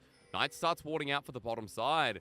All the setup around bot, and Knight contributing to the fact, trying to track where Tarzan is on this Lee Sin as he starts pathing down there now. Yeah, starts pathing down there now. Went and dropped a ward in the top side pixel brush just to give a little bit of coverage to Ale and Doinby. Will start up on the trap camp and will get spotted on that ward. So information is available to top esports. Jackie Love and Mark can just shove up on this crashed in wave, get a little bit aggressive, maybe find some trades, maybe even find a whole plate on this. Yeah, I mean, wow, they will. Doing it early, aren't they? Yeah, definitely very early. So Jackie Love, Mark, doing pretty good. Of course, like we said, Light, Iwandi need that level 3 to come in before they can really get things going. And like we said, set up in every lane. Tien is looking for the mid lane, but Tarzan's not too far away. Doomby's just used to pick a card. Just the punch going to come through, and yes, Tarzan will join in, but Tien, as soon as he's here, it's a trundle. And against the Lee Sin, negating the AD with Chomp is amazing. Sonic Wave connecting, but Arlo's going to help provide some support. Knight helping him send backwards as the Pillar does the same. And the skirmish ends there. No kill coming through. It wasn't even a summoner burnt by either team. Yeah, and again, Tarzan just hanging around the area. Just picked up the topside Scar Crab. Enables this play to just be neutralized out. Definitely one they can be happy with. If that Twisted Fate starts to fall behind, you know, slower level 6, slower access to Destiny Gate just means, you know, less proactivity from the side of LNG, and that's definitely what we want to see when you've got the Nami Lucian, when you have that Twisted Fate into the likes of this Kog'Maw. You need to start to look to try and shut it down, but right now, I mean, Jackie Love actually up in the CS department, and the wave looked relatively neutral as well. Doing a really, really good job so far. Kind of talking about, you know, the strengths of top esports, right? We just said the same thing about V5. You look at every player and how good they are, and yes, top esports can be just as explosive, but sometimes fall flat on their head. But we've recently been talking about people like Wayward, Knight, Tien, who's now come back consistently into the roster, where they were balancing with Xiaopeng a little bit in spring. But Jackie Love and Mark are still Jackie Love and Mark. Yes, they could also do what you were talking about at the start of this broadcast, Jamada, which was sometimes run it down, to paraphrase you. Not really, just maybe paraphrase myself. But hey, it's still Jackie Love and Mark, and, you know, they're a strong 2v2. Having said that, though, Light and Iwandi, you could say the same thing, especially Light in recent years. So kind of interested to see this one playing out with the CS lead that's already been built up. Jackie Love's made it back as well with the Berserker Greaves, so that 10 CS being used well. And for junglers right now, heading towards the bottom side, Tien a little bit faster with Dragon up is going to make it even more curious for the play. Yeah, we'll see. Jackie Love and Mark just reset, so we'll have the wave crash into them on the bottom side. Light and Iwandi could have a little bit of time to move away, maybe poke, get a reset of their own, but as you can see, Light already has the Noon Quiver, so just coming out of base himself, probably doesn't have too much gold to spend. Here on the top side, though, had a brief look at it earlier. It's just going to be one of these kind of matchups where, realistically, there shouldn't be too much action, though. You're not... But, one, LPL, thank you very much. And two, Wayward, you'd be surprised how much burst damage you can get out of 2 Permafrost, Frost, and Ignite. But looking for a gank, not really going to find much. And expecting... Oh, the expectation was probably a dragon play, but the gank is the option that comes through. And now Tarzan will pick up the Skull Crab, and option of that dragon, probably a little less viable now for top esports. It gets harder now, though, doesn't it? Because we have ult available on both our mid laners as Arlo burning his own against Wayward. It's going to have to be the TP as top esports start this drag up in full vision. Tarzan trying to rush to 6 as quickly as possible. With the Sonic Wave coming through, Raptor goes down. He's still not there, but he won't be at the Dragon either. First one goes to top esports. And as I was saying before, Knight and Doomby both with their ultimates, and Knight makes first move. Yeah, so it is Tien. Off the back of the gank, obviously, technically still gets priority, so using that one to just rotate over. And the reason why I say top esports may be less viable on the dragon play, just because Doinby had priority, Tarzan was also in the area, but they just kind of don't care. Just off the bottom side priority, it was enough. Now looking towards the bottom side, but Tien shadowing, and Yes, Knight he is used. also on the move as well. And the pill is going to come through as well. Gold card on the jungler. And Doomby uses the ult, doesn't get much done. At least Ignite comes down from Mark, but unfortunately for LNG, they can't find the pick they were looking for. Yeah, and I mean, this is just a win for top esports, right? You get the Destiny Gate out.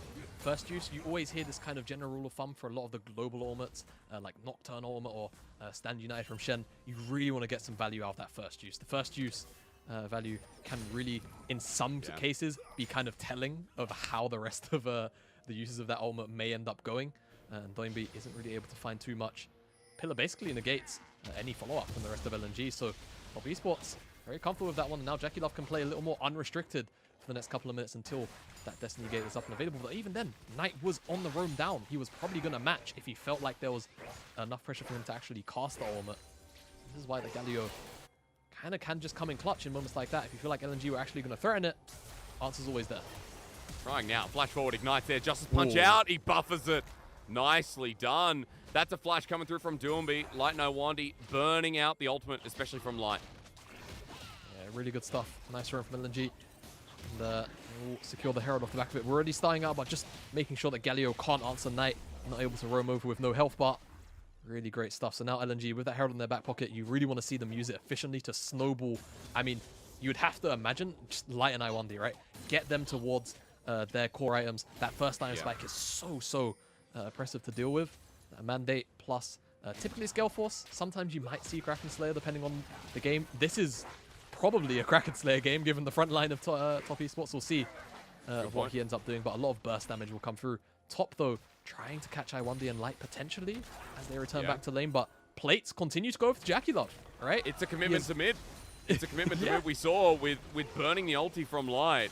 The play doesn't work out. They don't find Knight. Yeah, they get his flash, but he still has his ulti available, and top esports get bottom lane now. Jamada, you know, you just talk about them getting their first item, but the problem is that Jackie Love might be challenging him, might be matching him with 20 CS and 3 plates currently over Light and Iwandi. Yeah, I mean, Kog'Maw is going to be super accelerated. This next base is probably going to be pretty chunky. Yep. I mean, the thing is, Light, Iwandi, once the Mandate and that Mythic comes in, a lot more wiggle room, right? A lot more room to try and find these really oppressive trades. Arle is going to get permafrosted up. Yeah, a lot of more room to actually try and be a little more proactive, right? It seems like the laning phase just hasn't quite worked out in that sort of, you think Nami Lucian, you think, okay, 2v2 kill lane. Jackie Love and Mark have just said, yeah, maybe not. We're just not going to play like that. They've not been taking aggressive trades. They've not been allowing Iwandi and Light to find them either. So now top esports kind of just cruising towards this sort of 15-minute mark, towards that first item spike, without really feeling too much of the pressure from this Nami Lucian at all. But the gold actually coming to a close even point. I was going to say before, LNG were leading the early game a little bit, but after the turret plating, now we're straight back to even. And the reason before LNG were holding early is because the 20 CS lead up in the top side as well. You can see that right now Arla is leading gold in the game, or at the very least in his role. I don't like that we changed that. We used to just have it as everyone, but it is only in the role for now. So point standing that Arla is continuing to walk up to Wayward, doing very well in the Nar matchup that we have seen Sejuani's surprisingly win out. So it's nice to see something a bit more normal. Yeah, definitely. So, I mean, again, man, Sejuani, some of that burst damage, if you're not expecting it. I mean, what was it that we saw? I think it was either yesterday or the day before. Sejuani got a solo kill on a Mordekaiser of all planes, right? Yeah. I'm not even sure if that was Wayward. I feel like, I'm not sure if that was Wayward in the matchup, but it wouldn't surprise me. Yeah, though, it's just the nature of the champion. And especially, I mean, it's definitely kind of meta, right? You see it enough now to know some of those damage thresholds, but especially when it first came into meta, you're like, what, Sejuani top? I mean, it's just going to do nothing, right? It's going to sit there, farm up, and then just be an engage bot in the mid game. Nah, it can kind of stat check you if you're not careful. But top, moving away from that matchup over there, looking towards this dragon. They picked up the first one. The second one would really, really put LNG under a lot of pressure. And I mean, we spoke about how LNG wanted to snowball this early game anyway. Losing out on that first dragon, a pretty fair loss. To be honest with you, a pretty big loss. They lose out on the second one. Top esports, again, as the game progresses, looking towards Jackie Love to have those core items ready and available for the team fighting moments around these dragons. It's just going to get worse. They're going to look for the 50-50. Destiny. All right, we get Jackie Love, and after he comes in, Knight, Hero's entrance. They're in front of the dragon. They get poked out, and a cleanse is burnt from Jacula. But once again, Top Esports are doing fine in this early game with a Kog'Maw Lulu. It's just amazing to see. It is. No, it's just Top doing a really good job of negating a lot of the pressure. This Herald gets... Oh, no. Oh, dear Lord, it hurts. I'm not sure if it was timing out. I wasn't actually tracking whether or not that was tracking out. Strange one to me for that Herald to get dropped, but Top just murder it where it stands. Shelly won't get any gold. And yeah, I mean, it's the place we wanted it to see. It just doesn't work out. Wayward kind of getting a little bit bullied out here, but likely just look to reset anyway on this wave. Not too big of a deal. And again, 2 dragons to the good of Top Esports. Jackie Love, by the time this 3rd dragon rolls around, should have his mythic in his back pocket, or rather, actually, Blithering King. I'll take that back. Yeah, we but first item, right, against Gale Force, it's going to be huge. Like a 1-item Kog'Maw, matching almost pound for pound against Light. 30 CS now the difference. And across the board, we can only see small differences in the jungle by 10 by Tarzan. Ala in the top side, about 20 there as Wayward picks up this wave. Gold is still even, and Jamada, let's come back to the comps we talked about. It's a slow early game, right? People probably not happy because this ain't the LPL speed they're used to, but you did, kind of mention that there would be some emphasis on this game and hitting up the bottom lane. This Lucian Nami is in an okay spot, but just still not as good as Cog Lulu from Jackie Love Mark. No, not in the sense of when you're, looking at the expected, sort of scaling trajectory, I guess, if you want to put it like that, where, Lucian, in theory, just isn't going to be able to output as much damage as this Kog'Maw will, plain and simple. There are a lot of, spacing tools or space creating tools on the side of LNG, which are going to make Jackie Love's life pretty miserable in the mid game, right? The gold card, most of the spells from Iwandi, right? Even the Mega Gnar. When that is up and available. There's a lot to look out for from this Kog'Maw side of things, but Top Esports have drafted for that, right? They've got the Galio there to respond to all of the AoE. They've got this beefy frontline that's not really going to be taken down by anybody on the side of LNG once we get to a certain point, because there's just not really a tank shredder like how Jackie Love would. If you swap the bottom lanes around, I'd say, hell, LNG really comfortable in the spot they're in, because Jackie Love or the Kog'Maw would just murder this beefy frontline of Top Esports, but it isn't that way around. And to that, so many tools to and make it easy. Top are just really chilling, to be honest with you, for the meantime, especially sitting on that 2-dragon advantage. Especially since Doomby can't get it much else done, right? He's used Destiny twice now, hasn't worked out, and they're ganking the lane that wants to move. As the lockdown from Wayward is from the Glacial Prison, we turn our heads to the bottom lane. Destiny finally being used onto Jackalov. He's flushed away from his support, but Knight's coming in red hot. Can he be healed up? Jackalov with one more, but the Wild Growth can't save him. A 1-for-1 trade here as the flash from Doomby to get the gold card on the entry. Mark burns his own, but in returns Tien on top of Doomby, the pillar. Oh, just gorgeous to see that Tien continues whopping down. Everfrost from Knight. Another one over to Top Esports, and they get the Kog'Maw, but look at what it cost. It cost them so much. They're going to lose the tower on the back end of this. Sure, they get the Kog'Maw. Kog'Maw's not getting any of this gold, but Top Esports as a whole are still gaining on this play. And again, it all comes down to, okay, you get the Kog'Maw, great. You have to either get out or just not, commit to a fight where the rest of Top are gonna find their mark. Ale. Okay. Yeah, this is happening. Now we got He's range. Wayward solo killed. Yep. Yeah. After Ala burned the flash going too deep under turret, and he flashes the emote for good form. Yeah, there you go. Flashes the emote. It's the way it is up in the top side. Whenever Wayward is involved, either side really, it feels like the top lanes get involved if Wayward is there. The solo kill comes in, so a little bit of light for LNG, right? Ala, rather, gonna be pretty strong on the side lane into whoever ends up matching him.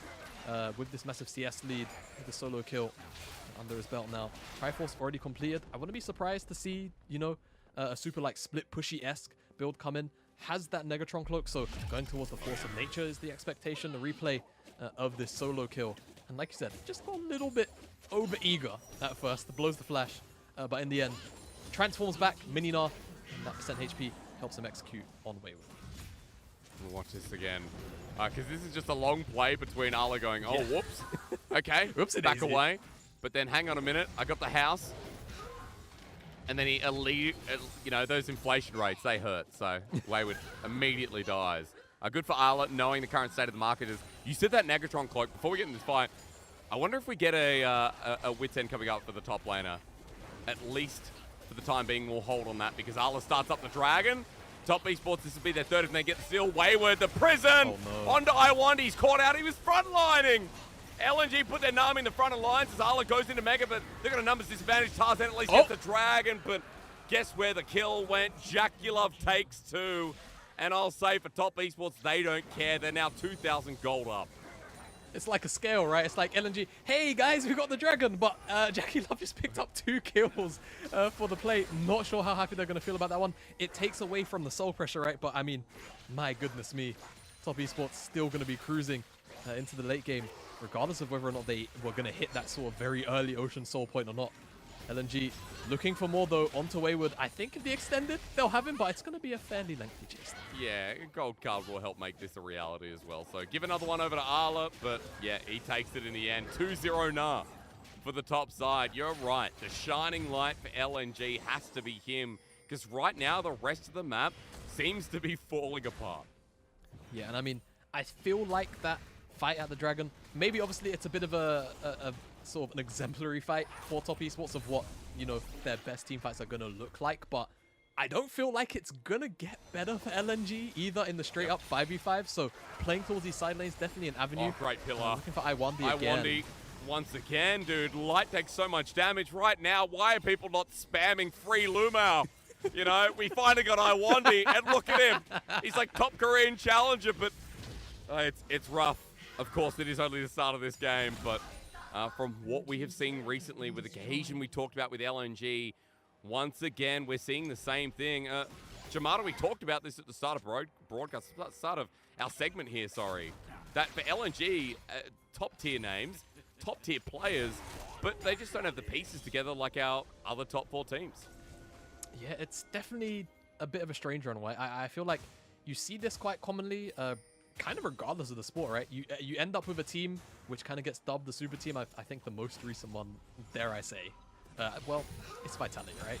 Vitality, everyone's like, okay, that's the top 1 roster over in the LEC. Came 6th in the regular split. I think crashed out 5th, right, in playoffs. I'm not going to say that's the destiny for LNG, but right now they have the pieces, but they're just not fitting together well. We spoke about a lot of things, right? The cohesion, being on the same page. It's definitely very difficult. We expected Doinby to fix some of these issues, being, to what we know, a very dominant voice inside of game. Same thing for Tarzan, right? But giving him a mid lane like Doinby, you expected, you know, the positives for LNG to be multiplied. But it just seems like there's more issues than, you know, positive things to look at. For now, for LNG, of course, still sitting comfortably in the standings in the LPL, but it's just not been super convincing, and right now Top Esports showing us some of that right now, picking up this mid lane tier 1 with that Herald. Yeah, they're 3k gold ahead in this first game at 20 minutes in. The 2 Dragons gives them so much time as well. Depending on what happens in the mid game, is Light going to force them off. That's the Shirelias to get out of there. But Top Esports get the charge in, and they break open all the outer turrets in each of these lanes. So map a little bit more clear for them. A minute 40 before Dragon, and with Baron coming up as well. They're moving into a pretty solid mid game where you keep talking about, you know, how it's going to get worse here for LNG. Look, at the very least, Shamada, I'm right on board with you, but we do have 2 items on Doomby, and I want to see what happens when Light gets a second item. I want to see what happens around this next Dragon, because at the very least, LNG are trailing, and they're not that far behind, like what we saw of WE versus V5 in either of our games. Yeah, so I think, you know, for LNG, right, it's going to be more about Arled. It's not on the side lane, but gone for the Force of Nature. It's not, you know, super side lane orientated. It is very much so a team fight build. Also, curiously, Doinby has a crown instead of an Everfrost, which... Oh, yeah? Into so much frontline, it's a curious choice. And also, I know the mathematicians are also going to be kind of pulling their hair out a bit. Light's going towards the Collector into a 3 frontline team comp. Here we Efficiency. go. Yeah, you know, it's the Collector Lord Dom's argument. I'm not going to get onto it here on the broadcast. You can if you want. LPL broadcast, you can do almost anything. I mean, as I've tested the water in the past. It's tested the water before. Okay. I mean, it's definitely a strange runway. I would have expected either like Lord Doms or Essence Reaver second into then Lord Doms, right? Into IE. Obviously, IE third is kind of what you almost always want to funnel into, though, because that's when you hit the crit multiplier. So definitely strange. in theory, right, if he's only finding Jackie Love, Collector's good. But into the rest of the front line of Top Esports, maybe a little less efficient right now. But Jackie Love stepping He found forward. Jackie Love, but the thing is, it doesn't matter. The Destiny can't get around him. Tien jumps in, but look, Jackie Love's still alive and Wayward off on the side. Knight is the next picked, and looks like Tien tried to cover the bases while this dog kept barking at the rest of LNG. All right, I mean, the thing is, though, Top Esports, they lose their jungler right before the Dragon spawns up. LNG have Mega Gnon, they have numbers. They should be able to force this one. I mean, Top Esports, if they really want to try and play, you know, Nuisance, they definitely can, but they have to wait out this Mega Knight at the very least. They have to, out, but so Jamada, there's no wild growth coming through. Arla flashes forward. That Mega Knight was useless. Winds of War pokes him down, and now he's got the shielding once again. Pixie on top. He can keep poking out. Top Esports with an Everfrost. It's Knight once again. Wayward running forward, but no Glacial Prison. Trying to poke out LNG. This is their opportunity, but Jackie Love's running into the whole team. It's not warded. It's control warded by LNG, so he doesn't have the vision to keep spraying down. And LNG, the one with jungler, but the Dragon is going to them. I can't believe it. Top Esports 4 versus 5. They're able to just force LNG away from the Dragon. They'll pick up third Dragon of the game for them. Jackie Love just steps forward. He's the front liner. Forget having 3 tanks on your lineup. LNG sent packing on this instance. I mean, we'll see this replay here of the mid lane fight. Jackie Love just stepping forward, and look at all the damage he already has access to through the Gwynsu, through the Blade Through King. And Tian just steps a little bit too far forward. Bubble is amazing from Rwandi for the rest of LNG to lock him down. But despite that, Top Esports able to push LNG away. And again, I mean, a bit of a symptom of the draft there, right? Not really too many, you know, traditional hard engage buttons. Otherwise, you'd expect LNG to just go forward, try and take down Jackie Love, and then move towards the Dragon. So Top Esports just utilizing the situation well. They're like, okay, LNG can't really get on top of us. We're the ones that can go forward, and now they're going forward again.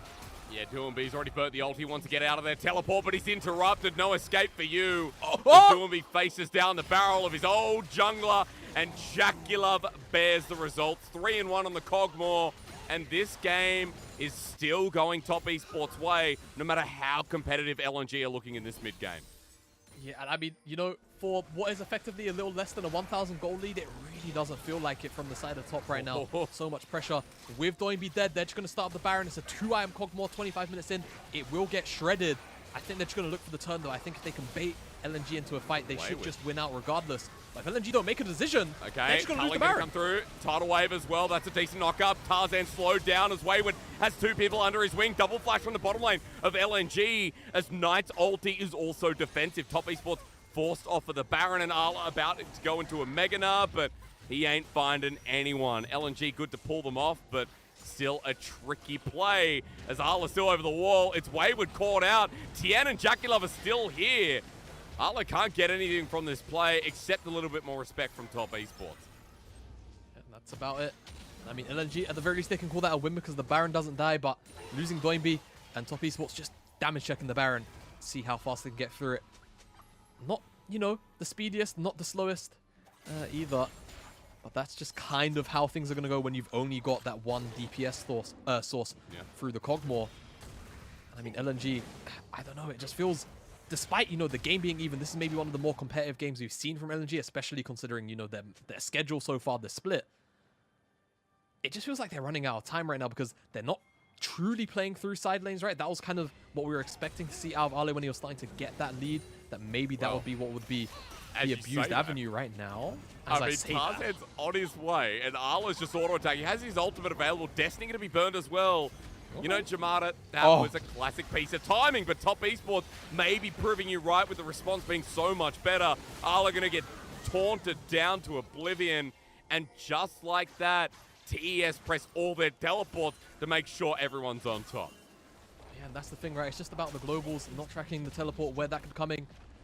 LNG, they will pick up the mid lane tower as Top Esports respond to their own play, so at least find a little bit of gold somewhere. But again, losing out on Ale on the side lane in that kind of fashion, it's just got to feel bad.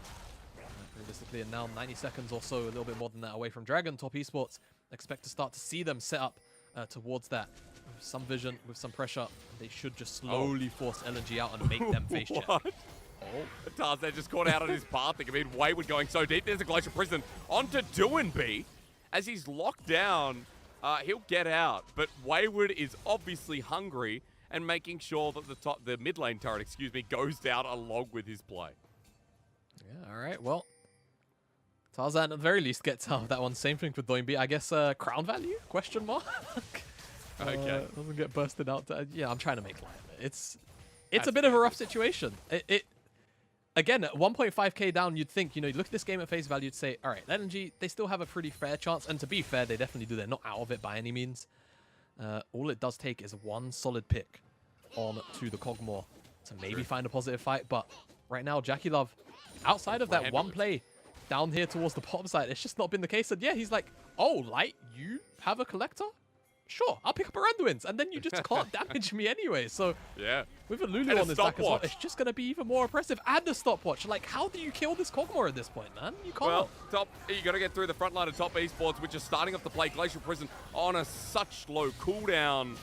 As I finally get my words out, Doomby with the Destiny is anti-aggressive. He's all the way back with his team as Arla flashes away, but he'll be slowed down. Wayward still chasing up. The Arctic Assault helping on that front, and this is in front of Dragon. So Arla, who still has his TP, just burns a flash, doesn't have a Mega Narbar. Top Esports with a numbers advantage in front of this fight. Yeah, I mean, this is the thing. LNG, very limited engage options too, so being in front of this Dragon Top Esports should have an advantage already. Wave. Knight, all that Everfrost. The angle perfect, and Jackie Love hits an AoE himself, but still LNG can play this fight as a gold card.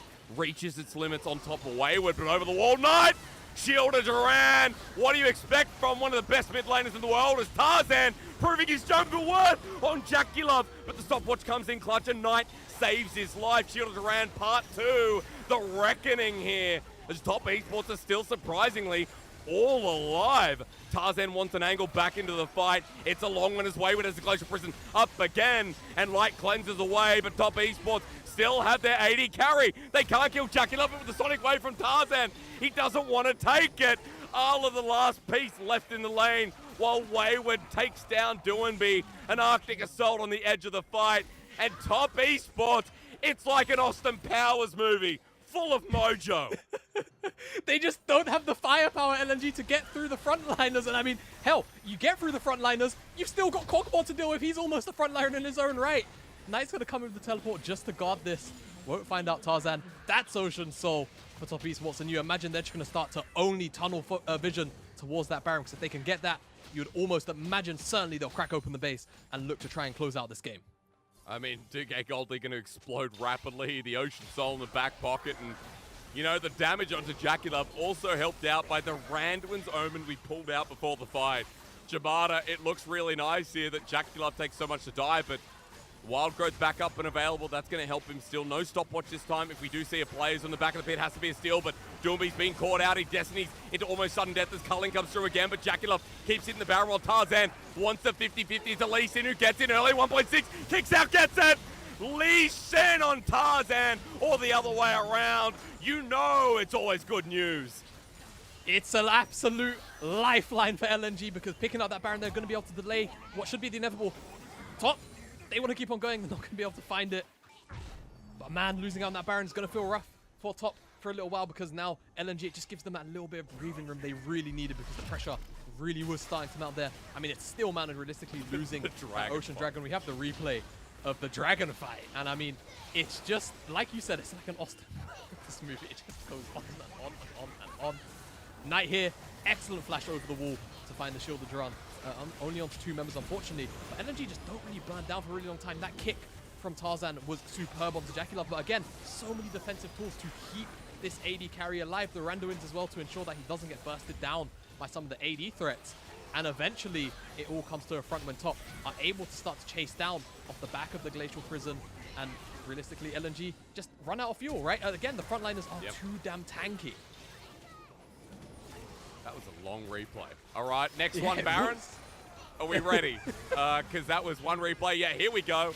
Who knows what's going in live, but the kickback on Tien right as it came into smite range. Clutch here from Tarzan to keep LNG in the game. And we're saying at Jamada, they were kind of running out of steam in that last fight. Well, they're running out of steam in this first game, but at the very least, Baron gives them a bit more time. As having said that, Arla wants to die. Now, how does he die?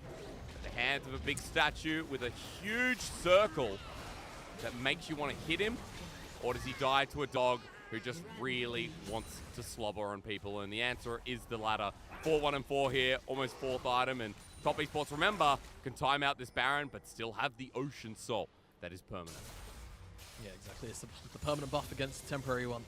LNG at the very least pick up a tower on the top side, so that's going to feel nice. But for the first time in what I feel like is kind of forever, supports are picking up 2 items. And in the case of Mark, he's got a Mikhail's for Jackie Love, who already has the cleanse for himself against the one. I guess technically there's 2 bits of, you know, hard CC that he needs to cleanse. Because it's the gold card, anything that maybe comes out of Nah. It's just going to get harder and harder for Jackie Love to die.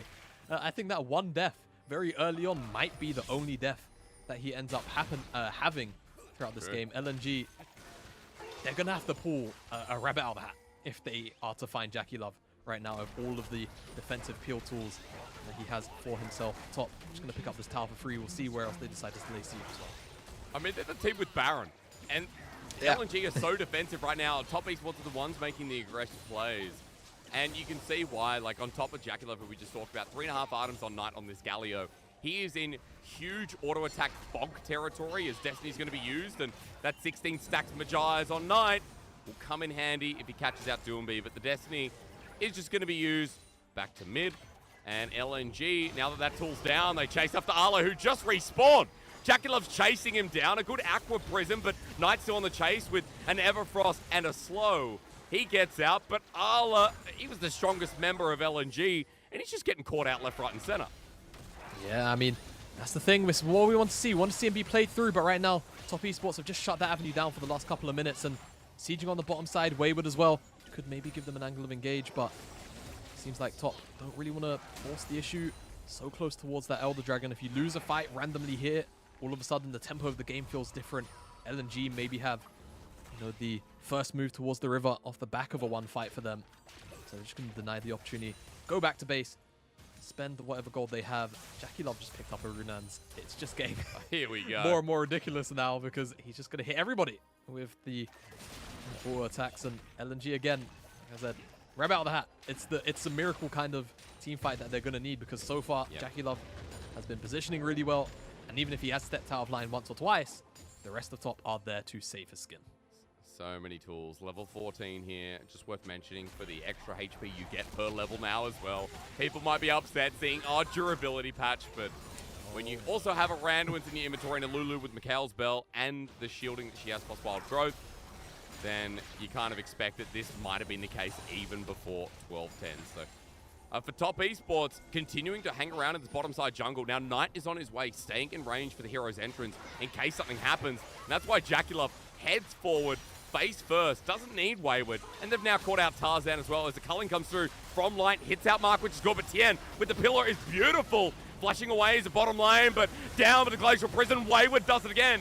Tien running forward, the Ocean Soul helping out as Top Esports keep healing up. The poke from LNG meaning less and less as Wayward is now turret diving, still taking next to nothing. The base broken and in shambles, and Tarzan wants an angle, but I'm not sure if Top Esports is going to let him.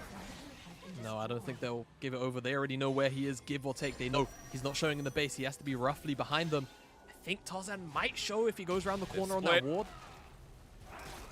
But Destiny, where's it going to be used? Doomby from the upper side, but he's on a ward. Take the red buff while you're there, and they turn for Arla, who's by himself. LNG need to group up with the flush from Arla. Once again, LNG are doing what we said they need to work on as Tarzan gets a kick, but Jackie Love flushes away the last hurrah from the jungle, but LNG a little bit sloppy as per usual. Light getting bullied down by a pig and a troll. Wayward and Tien, the Beef Bros, running it down mid to end this saga.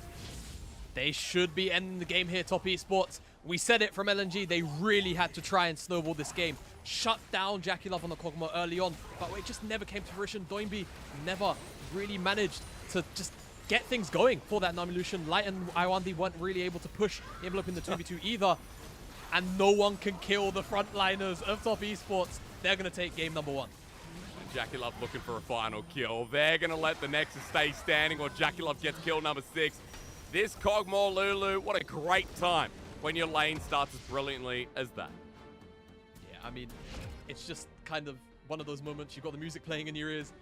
Lean back a little bit. This laning phase is going to be absolutely A-okay. That's what it felt like from the point of view of Jackie Love and Mark there, yeah, not too much to say. It feels like Top Esports came into this one with a pretty dedicated plan. Get Jackie Love into a position where he can do what we just saw on our screens with 3-4. In this instance, he managed to make it to 5 items, I think, right? So, yeah, just really, really oppressive with the Kog'Maw. So many defensive tools to get through. And when you don't have, you know, that level of go button, right, from the side of LNG, you're working with pick tools and a Nami Lucian effectively and one team fire inside of that Gnar, you're not going to get through those frontliners. I think the only avenue they really had was to try and play through side with Ale, but Ale ended up building more towards team fights, right? Went to the Force of Nature, didn't pick up like a Wit's End or the Blade of the Ruined King to just try and abuse the 1v1. LNG kind of played in Top Esports' hands. I feel like those early dragons also kind of made that an issue sooner than it potentially had to be. Really well played from Top Esports. Yeah, and again, like we kind of started where, you know, what we saw in the draft as well. We saw the Lucian Nami, which once again in the LPL has not done well. The early laning phase behind 20, 30 CS. And, you know, Jackie Love and Mark started that nice and early, you know, adding pressure into the lane. But when we got the mid lane play from Light and Iwandi, the mid lane play to force out Knight, they didn't get the kill. They didn't get a trade there. Meanwhile, Jackie Love and Mark had free time with turret plating here as his Kog'Maw Lulu and got themselves nicely ahead. So it was from the get-go that we kind of knew, okay, this is a problem where the Kog'Maw Lulu have too many resources than we'd expect through a Lucian Nami laning phase, and it kind of just felt, yeah, it felt like a natural thing as the LPL now has lost so many Lucian Nami lanes that you feel like should be competitive or at least a win. Yeah, I mean, I just feel like Nami Lucian, there's just a certain execution like flaw that has to be met. And I don't personally think it's particularly that high, but in a competitive setting when you're, you know, playing in the top regions in the world, it bloody well is. And this is kind of one of those instances where Jackie Love saw this coming, was like, well, Lucian first pick, I guess we'll just go full scaling. If we don't get punished, great, we get to scale. If we get punished, we have enough of a frontline and defensive tools to eventually come back into it. And yeah, take a look at the damage chart. 40% of Top Esports' damage. It makes sense though. The composition was built around him, and definitely, yeah, showing off when Kog'Maw can definitely be slightly more oppressive. But a lot of eggs were put into the Jackie Love basket by Top Esports. On the opposite side, Ale, a lot of damage, but again, a lot of that kind of just buffed up by the fact that he was bullying on Wayward for a lot of the laning phase, and again, didn't get to see him really abuse the side lane. That's right. You know, the side lane was sought out once, but Doomby got counterpunched. I think we can talk a little bit about Doomby and what he was on this Twist of Fate, because it wasn't too great to see. At the very least, Yamada, like this LNG composition never really came together in the way they wanted. There was nothing, attacked at the right time, and we criticized LNG coming into this for a certain reason. Yeah, no, it did just kind of feel like with this draft, right? You're working through a pretty decent positive-ish matchup from the Gnar to try and get ahead in his own right. Definitely did that, just again, didn't force the issue enough. On the bottom side, you have to try and shut down that Kog'Maw, actually get the Nami Lucian ahead, and it was all about Doinby, like you say, having really strong Destiny Gate usages, just didn't end up coming to fruition. After that first one, it felt like that was maybe the only teleport we saw to the bottom side. Beyond that, wasn't able to get a snowball running. Bit sad. However, for LNG, another game to work it back up as we go to a break to return to Game 2 between Top Esports and LNG.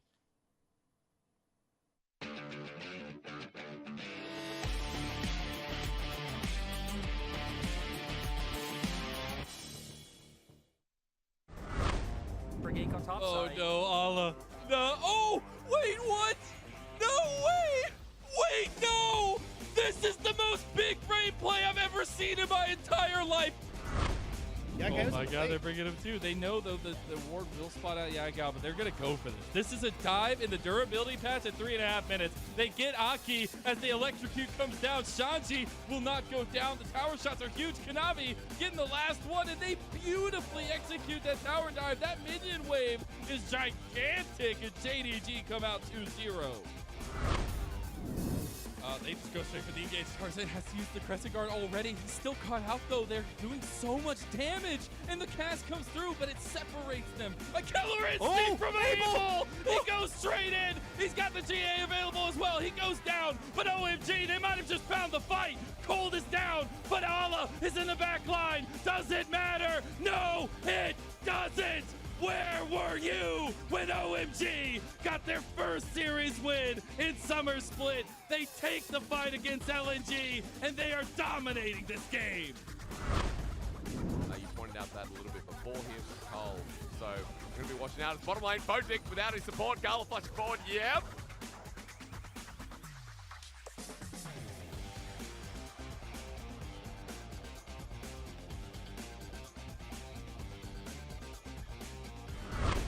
People are trying to start the conversation of JDG is the best team in the LPL because we see games like this where it just really doesn't work out. Oh god! Oh, I missed the Void Seeker. Oh, that feels bad, but it will be. Oh!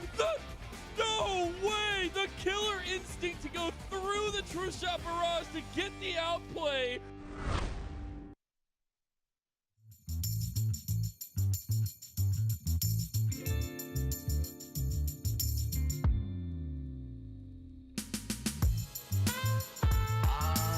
Good old days. Do you remember? There's no bringing them back. Continuation of the golden era. Golden era. Continuation of the golden era. May it live forever. Late 80s, early 90s, it came into its prime. Microphone prodigies with complex rhymes, sublime denser beats, deep sampling feats. Pure genius rose steep from the New York streets. Meet at Mars, the building for Milky Way. Payday, the tunnel, the red zone, new music cafe. Beat Street, fat beats, downstairs rockin' soul. In the music factory, stacked 12-inch gold. The innovation was cunning and stunning, nothing was contrived from 86 to 95. New York kept it live. BDP, King PE, Ultra EPMD, Rakim, Stet, Slick Rick, MC Life is Marquee.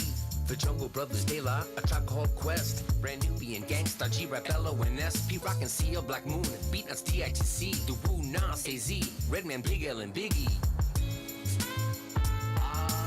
Good old days. Do you remember? There's no bringing them back. Continuation of the golden era. Golden era.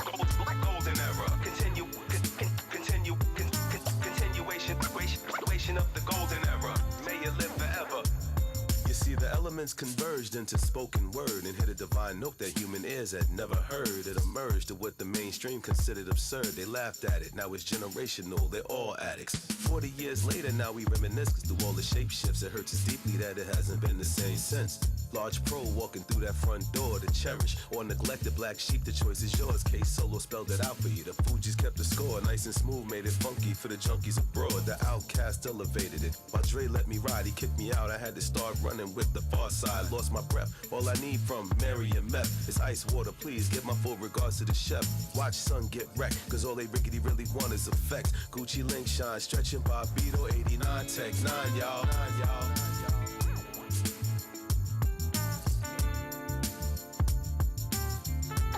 Continuation of the golden era. Golden era. Continuation of the golden era. That ever lasts forever.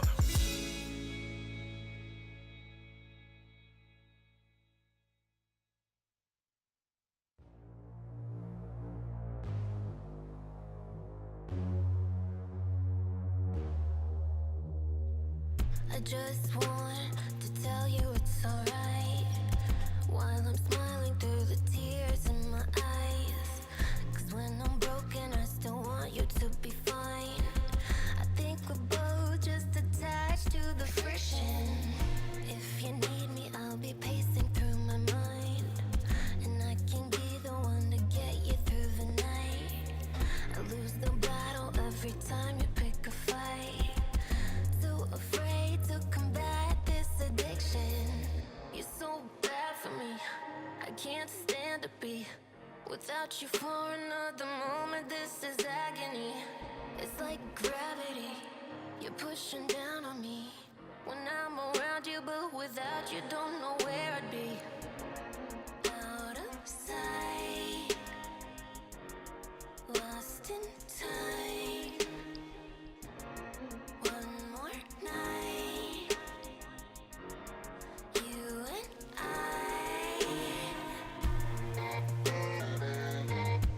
Friction. Friction. Friction.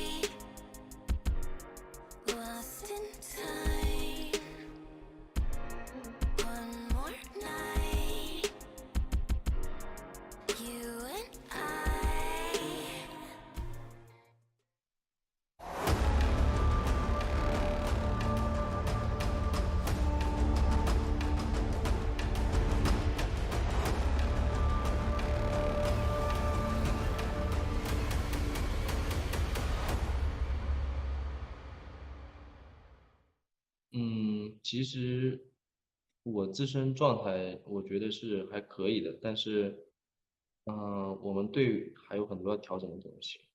跟微沃的对线就屏蔽他的表情嘛，因为这个选手喜欢亮表情，然后他确实打得挺好的，像那种经验老道的场，然后就小心一点。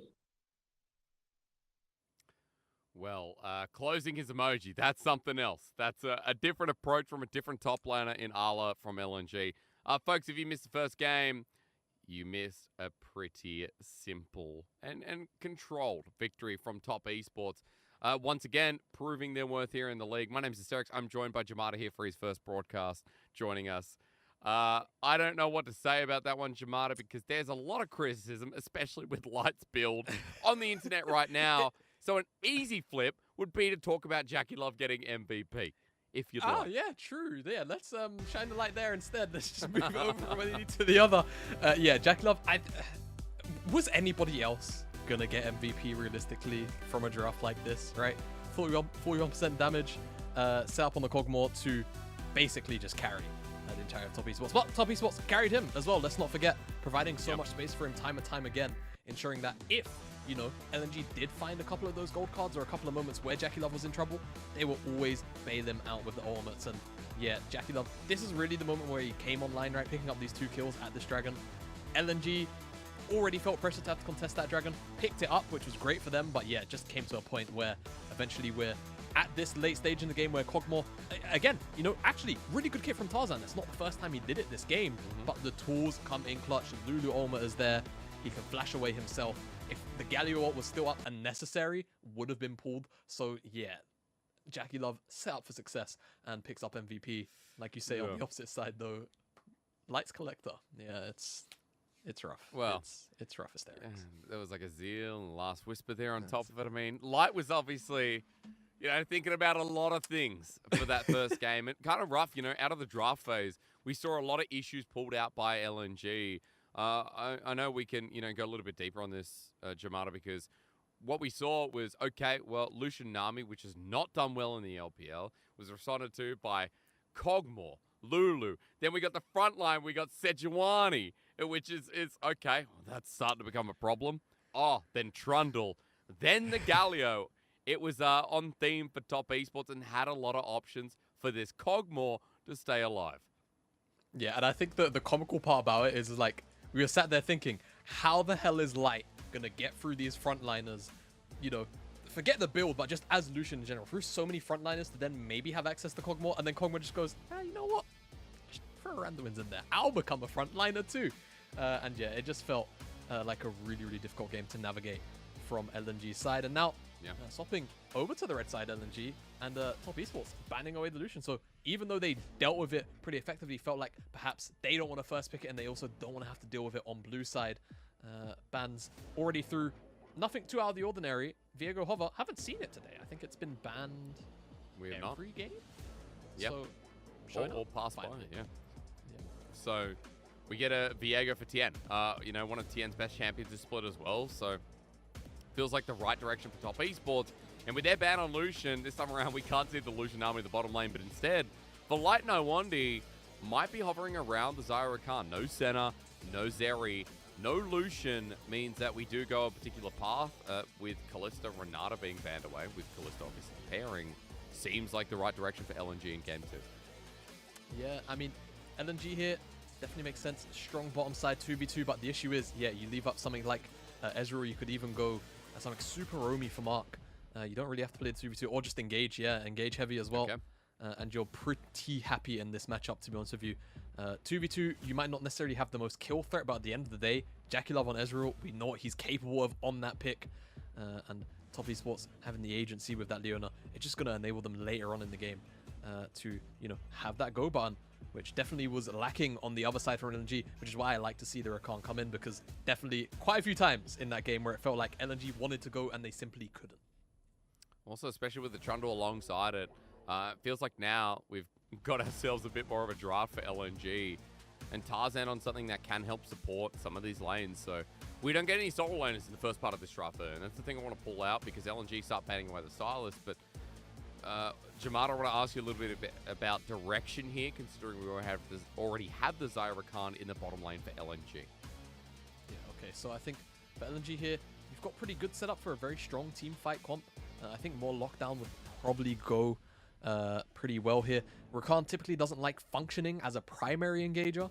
Of course, you do have Tarzan on the Trundle to, you know, sort of be, I'm not going to say engage, but he will be a frontline and kind of like a mini taxi. So in terms of the bans, seeing Silas be removed away, it's just kind of a nice special. But yeah, I was going to point out the Gnar, I think is probably the next best thing. Though maybe as LNG, you would have liked to have banned away a counter to Gnar that you don't want the Wayward on and then take it yourself.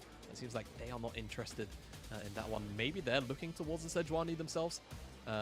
Take that one away from Wayward, give themselves another form of engage, and then you can round out the draft with Dombey on something that can really get the damage out there alongside Light on this Xayah. Top Esports though, see what they decide to remove away, because I think, yeah, I mean, I think it's the right call, honestly. I think it's definitely the right call. Now, like, you kind of call out something like the Camille as maybe the next highest prior top laner. Specialty. Left up in the meta, but Wayward very much would have a counter ready and available for it. Also true. If I had to wager a guess, and even something like kind of hovered, something cool would have been like something like the Fiora towards Wayward. Arla, of course, though, a Fiora specialist. We'll see what Wayward wants to take into it, because I think, you know, my brain immediately divots to Jax would be kind of cool. It would suck maybe for the team fights, but side lane you would maybe have a bit of an avenue to play into. No need to flip it. Something like Gangplank would definitely bring the draft to a more stable team fight orientated situation where Wayward should have control of the matchup for the most part. Ale, I imagine, will know how to pilot this matchup from the Fiora point of view as well. But, I mean, rounding out the draft of Swain, so much AoE and sort of zone control would be available to Top Esports, and LNG would have a very tough time advancing forward. I mean, Talia still fits that theme, right? A lot of AoE, same thing. A lot of mobility coming through as well, remembering that things like Ari, Talia can move to some of these side lanes. We have globals in Jackie Love and Wayward's ulti. Adding team fighting in, I mean, Knight's still thinking about it. It will be the Ari in the end, but I'm kind of interested because we still have something like the Lysandra up, which has been a common pick into the Aris into the LPL. Yeah, and I think Lys wouldn't have terrible value here, right? You've got two really slippery champions inside of Ezreal and Ari. The issue is you're dealing with all that mobility, and then also if you would look towards Wayward, I mean, he's got the citrus fruit to cleanse it away, so it would kind of feel bad as the game gets super late on. So the answer for Doinby is this Swain, and now he himself will act as that kind of big buffering zone where maybe Top Esports can't very comfortably advance forward. I do like what LNG have put together in the sense of, all right, you've got the likes of the Rakan, who's going to have two very easy targets to bounce off of, right? Inside of that Trundle, inside of the Swain, try and set up for the Light as well to try and get some damage in. But I just look towards Top Esports and I say, very safe scaling, team fighting. The only thing they really lack is a little more frontline, but they make up for it in damage, and I think that's where the key difference will be. LNG, I look towards Ale on this Fiora and I say, I really want to maybe see you take over a side lane, how like we didn't get to see it in game one while she was on the Gnar. So Ale controlling the side lane, a good thing to look towards, especially when LNG in the second game have to pull out something. Game one was just kind of all over the place. It's what we talked about as a top team that really doesn't feel like a top team at the moment.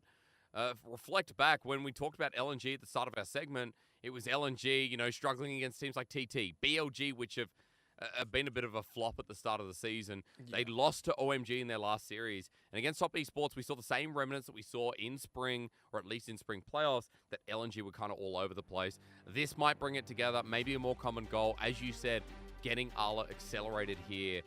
But having a bit more options available for LNG, where it doesn't just all come down to the early game, it doesn't come down to how much damage they'll have into this front line. Instead, a little bit more balance this time, Jamada, as we enter Summoner's Rift and ask the question as to whether LNG can participate in this series in a more competitive way. I hope the answer is yes. I will say that. 3 games out of the Top Esports LNG matchup is probably like expected traditionally, right? But so far it's just not been the case. That's rude. Tien was trying to hover around Vision and get in there, but unfortunately Arla was able to see him, and Mark wasn't able to burn the flash in the first level, because honestly, that would have happened and it would have been a very horrible way to start. So Arla's safe for now. Yeah, and also this brush ward is something that we've seen a fair amount whenever Fiora shows up, because she has been rearing her head a little more frequently than maybe people were anticipating since the durability patch has been out. Lane War, just to have a little more control for the top side, so that whoever is matched into it can kind of have a better idea of what she's doing, maybe eyeing up, you know, vital Q proc out of the bush.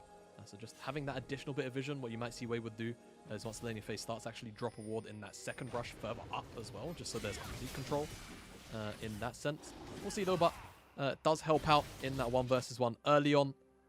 Wayward on the Gangplank. One of my favorite champions, funnily enough, so I've been kind of treated today, yeah. I mean, we've seen a lot here in the LPL as well. Our Gangplank's high and mighty too, especially when Wayward's had a decent performance on it too. Just a note, he's played this a couple of times, has a decent KDA, 1 of 1 on the champion, but still he's second most played underneath the Gwen. And on the other side, a lot of LNG fans will know that Arla is kind of Camille Fiora player. Arla has played this once before, and only once, as Jackie Love deals with Iwandi in the bottom lane. And we're going to continue to see trading here once again. Our eyes were pressed in the last game as Jackie Love and Mark pushed so heavily early on, but very different matchup as Light and Iwandi this time around have the pressure in the lane, and makes sense considering that we know how much of a threat Zyra Khan could be early on in the game. Oh yeah, absolutely. It's always been like that since it's pretty much been released a couple of years ago. 2v2 is really, really strong. And of course, just the fact that some of their abilities work even stronger when they're together can catch you off guard if you're used to only laning against one or the other. But we'll see what Light and Iwandi can get done, because they should have priority for the first couple of levels, first couple of waves, where Jackie Love on the Ezreal shouldn't really be able to contest. Wave Prio, they are giving it for now. Didn't really speak about junglers this game, but it seems like Tarzan has ended out towards the top side of the map, and Tien will do the exact same thing, just finishing out his full clear. Issue is Tarzan skipped to camp. Tien didn't. Timing could be the difference here. Got him. I think just briefly spotted, but I don't think it's going to matter. Wayward wants this wave under. He's trying to buy time for Tien to come in. The flash is available. Pillar placement's good, but Wayward just sits there. Wayward just sits there. They know Tien's up there. That is the ultimate class move. If there is ever a time to call someone a Chad, once again, it's Wayward's time. That's a Giga Chad moment right there from Wayward. He doesn't even back. He just stands there just menacingly and lets Tarzan walk out. 2v2 maybe, but okay. They should be okay. He's going to get ignited, though, and as he dashes over to Light, saves the Summoner. That's good. Mark unable to follow him over the wall, as Tien and Knight were now moving down as well. So that was a Summoner trade from Mark, but HP for Iwandi getting burnt down means Jackie Love and Mark get to stay in the lane. And Jamada, I wanted to ask you a little bit about kind of what we expected in the early game, because we did talk about team fighting for top esports. You looked at LNG and you said there's a good response here with what they can do for Arla. You know, even we know their team fighting could be good as well. In the early game, what's kind of your expectation as to jungle priority and what you need to see out of either of these teams, whether it be, you know, a snowball effect, or we just want to see class coming out of the lanes and nice and easy? I mean, so I think we've kind of already seen it a little bit from LNG, right? Tarzan tried to get the early gank up towards Wayward. Unfortunately, Wayward has had a very strong breakfast this morning, so was very happy to just kind of ward off that gank. But trying to get Arla accelerated would definitely pay some pretty heavy dividends. But again, I feel like they have pretty decent team fighting tools to work with, right? So even if it's as little as just enabling those lanes, stopping Tien from, you know, kind of running into them. He has a pretty decent setup between Ahri, between the Leona lanes, but it's about actually finding lethal on top esports' side, which it's going to be kind of difficult. Light, especially once he hits level 6, going to be very slippery. Rakan, naturally, very hard to pin down. Swain hasn't really been bullied in these first couple of levels, and I think in the next wave and a half or so, we'll hit level 6, and that's when he gets really hard to pin down. LNG, I think, just going to sit here and try and hit that team fighting mark, really, but the issue is that will allow top esports to come online. Tien gets a root down, but both summoners still up and available. Tien unable to force it out, just helps with the push for Jackie Love and Mark. As you spotted out here, Tarzan now comes over the wall and deals with the control ward. But Tien has been farming up a bit of a storm, about a camp and a half ahead of Tarzan for the time being. As Tarzan clears the rest of his, all he can do is set up for the bottom side scuttle. But with bottom priority here, Jamada, top esports have themselves set up for the early dragon, and it seems Tien's going to start it off. Yeah, Knight as well, mid lane priority. Shoves in Doinby right under the wave. Doesn't quite have level 6 just yet either. So if not all not available in the mid lane, this is a pretty free takedown from top esports. LNG could maybe think about walking in after the deed is done, because I think maybe could potentially hit level 6, but just a little too late, and LNG should have free passage out, though I think they maybe wanted the Skull Crab. That one's going to be jostled away at the very least. Okay. So, Dragon goes down. Slower early game once again. I forgot to mention to the audience and to yourself, top esports and LNG, you know, kind of some of our slower teams. A lot of people will look at top esports and be like, well, you know, they're so bloodthirsty, they're fast action. Of course they're not slow, but in terms of game duration, you know, top esports, over spring we saw this team slowed down quite a bit. Their mid-game problems helped that, but also it's not, you know, it's not like IG Lane Kingdom where that team won through lane, ended the game at 23 minutes, as B5 kind of did in their first game against WE. So kind of changing the identity of this team that has been known for a couple of years. But at the very least, we still know them as strong laners, as we can still see advantages there. As look in the bottom side, Cannon Barrage going to be used, that global pressure. Jackie Love looking for the auto on top of Iwandi, but he's out of range. Light able to get out as well. Iwandi burning the Ignite, and Cannon Barrage now down from Wayward, as Ala will have the lane advantage. Definitely a nice attempt there from top esports, but still, even if they don't find the kill, they find the advantage, like you say. And, you know, to back up your point about top esports definitely being a, you know, a faster team now than they were in spring, the only reason why they don't have the fastest average game time is because WE lose too fast, so they have the lowest average game time. So, yeah, top esports have really ramped things up so far in summer, and see how they continue to do so. I think this game might be kind of potentially away from that trend a tad, just because I think the nature of the champions kind of means, you know, Gangplank wants to wait till level 13, realistically maybe level 11. Once you get that second point in Cannon Barrage and you have an item and a half or so, that's when you can start fighting. Jackie Love, we know about Ezreal, 2 items, and that's really when you can start to look to find some positive team fights. Of course, can always end up with positive results, but that's when you want to probably proactively look. I think that's the key term to use for LNG. I think they're just going to sit here and maybe do the same thing. I'm just not sure about, you know, realistically how they're going to match up to some of the damage that can be put out. The burst damage, I think, in particular, from the likes of a Gangplank can be a little bit scary to run into because the composition is relatively short range. Hang on, Knight in the mid lane might be caught out. LNG doing a lot of damage here but don't have kill threat. Jamada, I just want to quickly come in and talk about what's going on the map, because LNG committed to the Herald, but Jackie Love teleported to the bottom lane. And with Light and Iwandi making their movement, especially Iwandi now on the map, Herald goes down, the map's traded off. It's LNG who get the most of it for now, but remember that Tien, as he comes in, will be able to help Jackie Love at least get close to a second plate here. But will it be anything further? At the very least, you know, Jackie Love getting some much needed gold, so 3 plates for the trade of Herald, a little bit of advantage for now for top esports. Yeah. For now, top esports, the immediate gold is in their favor. I'll let parry backwards. I'm not sure what that was about. But Tarzan, like you say, with Herald, now looking to try and accelerate somebody. We've spoken about how we wanted to try and have Ale on this Fiora be boosted up in gold priority. For now, I mean, we're going to see at least an attempt on Wayward's life. All right, well, the flash comes forward. Wayward burns his own, but he's just dead. The grand challenge makes it so easy. And yeah, that top jungle 2v2 getting first blood for LNG is a godsend for this team. Yeah, but the thing is, they can't drop the Herald here, which is maybe what they would have liked to have done in a more ideal world. The wave state, just not in a really good position where you'd want to do that. Ale wants to hold a freeze. The issue is, he's also out of mana, so I'm not sure how that's going to work for the long play. For now, though, picking up first blood, if you want to kind of count it as the extended cross-map play to top esports, picking up those plates, that'll feel good. Jackie Love not going to get rooted down on this instance, but LNG still finding first blood, it's a positive, right? Having Ale pick up some of that golden experience from it, really going to feel nice, but not being able to drop the Herald on the back end of it does maybe hinder how nice that play does actually end up feeling. Again, we'll have to look towards Tarzan and track him to see where he ends up putting it down, because again, you know, putting it towards the likes of Light on this Xayah, or even giving it to Doinby, who's going to be a pretty, you know, irritating frontliner, I suppose, to deal with, with all of that AoE. It's going to definitely pay dividends, so it's really up to Tarzan and the rest of LNG to set up for that Herald to actually be successful. But they do need something soon, because I will say that for top esports, like this early game, alongside the plate talk and, you know, the Herald trade you were just mentioning, LNG in the top side losing out 10 CS. Mid is 20 CS. Jungle 20 CS, even over that.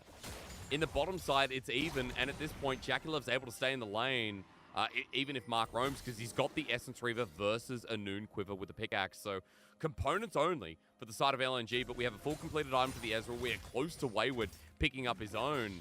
And right now, Top Esports really exploiting the early game with another Dragon up here, Jamada.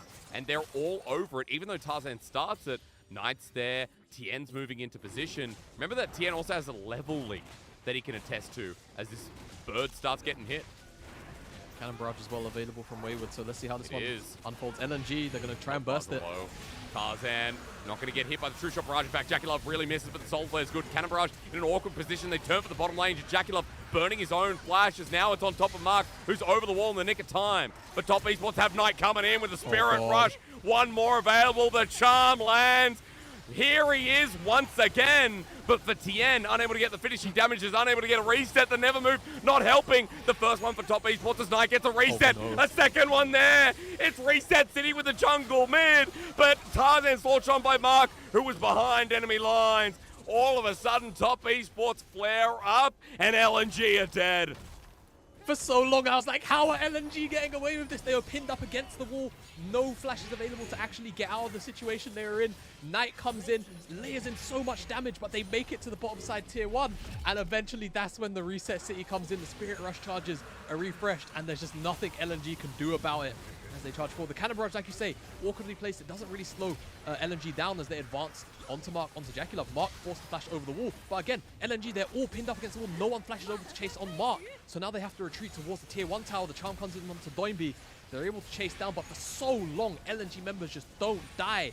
And eventually, what is it even? It's JackeyLove shifting forward, picks up Light, gives Knight the ability to charge forward again, and then finally more kills come through so that Top Esports can finally capitalize on what was so many low health bars. Just a Knight on Ari kind of thing as we come back to live, and the Herald now used the mid lane, but that play cost LNG so much in the second game.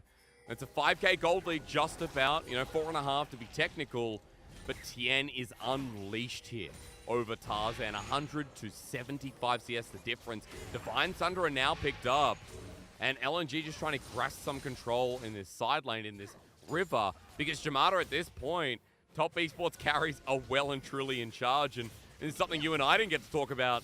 If these skirmishes go long, if Top Esports get resets on Knight, on Tien, oh yeah, it's just a disaster. Yeah, I mean, we spoke about, the likes of Wayward and JackeyLove hitting that 2-item spike. That's when they really want to fight, or obviously Wayward. Okay. Case is 13. Yeah. He's okay with Tarzan. Subjugate's going to come through, but he's slowed down with the Chomp versus the Trundle as the emote goes up. He needs Knight. Grand Challenge going to be there, and Knight can't save his life. Yes, still with the emote game, but at least a good pick for LNG. He wins the hearts of the viewers, at the very least. That's right. Wayward, but gives over some gold to LNG. And yeah, like we were saying, I mean, we was talking about Wayward. Needs a couple more levels, but it's all about Tien and Knight, right? Once they actually get a takedown in some of these skirmishes, like we just saw off the back of that Dragon fight, that's when things can get really, really threatening. And again, even, those resets that come in, they'll open up space for JackeyLove and Wayward. LNG, though, finding that pick definitely buys them a little bit of space down towards the bottom side of the map. Objective bounties are up and available. Obviously, 5k down LNG find themselves, so a little bit of bonus gold could definitely go the distance when you consider that their champions, well, do scale fairly well in this game, if you were to ask me. I think only one that could maybe have a bit of a problem trying to find some of their actual damage in is potentially Doinby, having to deal with so much mobility and range. But aside from that, Light, Arlet, if he's on the side lane, should just be okay. Especially with the Imperial Mandate build. I mean, for Doomby, it's not flat damage, it's not Leandri's. Supportive Swain build in the mid lane, so we're going to have our focus more on Arla and Light in terms of damage. At the very least, LNG with that pick we saw on our screen, it brought the gold a little bit closer together, but the problem is that Top Esports are just taking all these camps. They're taking away so many resources themselves. We're onwards and upwards towards 6,000, and JackeyLove and Knight able to pull out side turrets, mid turret now coming down as well, and LNG trying to pick them off, but I mean, at this point, Jamada, like, they're able to play so aggressive because even Tien is that far ahead. It's really, really a big hole LNG find themselves in. Hello, I mean, even already being shoved out of, vision this shallow in your jungle. Yep. It's got to feel really, really bad. Suffocation is going to start. Top esports, they're just going to look towards this dragon. Look towards the bottom side tower even as well, because that's a fairly stacked up wave to work with. And Tian even has the Herald if they want to use it, but don't even need to. Tier 2 goes down. All the carry is going to pick up that gold. Mark hugs the wall to pick up the gold, and Cannon Barrage used on the top side to stop Ale from trying to find a faster cross map. Look how far away that next wave is too, so he's just going to go towards the jungle camps and buy this time, but it seems like LNG are just not going to contest. I mean, 10 seconds till Dragon comes up. Arla at the very least has TP, so as Knight is going to be contested over the Scuttle Crab and the Smite coming down, Everfrost's going to be used actually to contest this one. Going to require Mark as a charm connects the Soul Flare on as well. The Zenith Blade Ignite down. Tarzan about to die, and Jungler down before Dragon. It was top esports anyway, but now even more so as Arla chases down Knight, but he still has the Spirit Rush, which will be burned away from this Fiora, while top esports get their prize that they're looking for anyway. Get their prize and still have the Herald in their back pocket as well to just continue this pressure and gold snowball that they've been executing so well. Tarzan, kind of just a meaningless isolated death on the top side. Nothing more to say about it now. Iwandi looking for Knight. All right. And that's it. And that's it. Yeah, there we go. Perfect. But is it? Because Jackie Love and Mark. It's going to hurt. And there's no tower for Iwandi on Ale.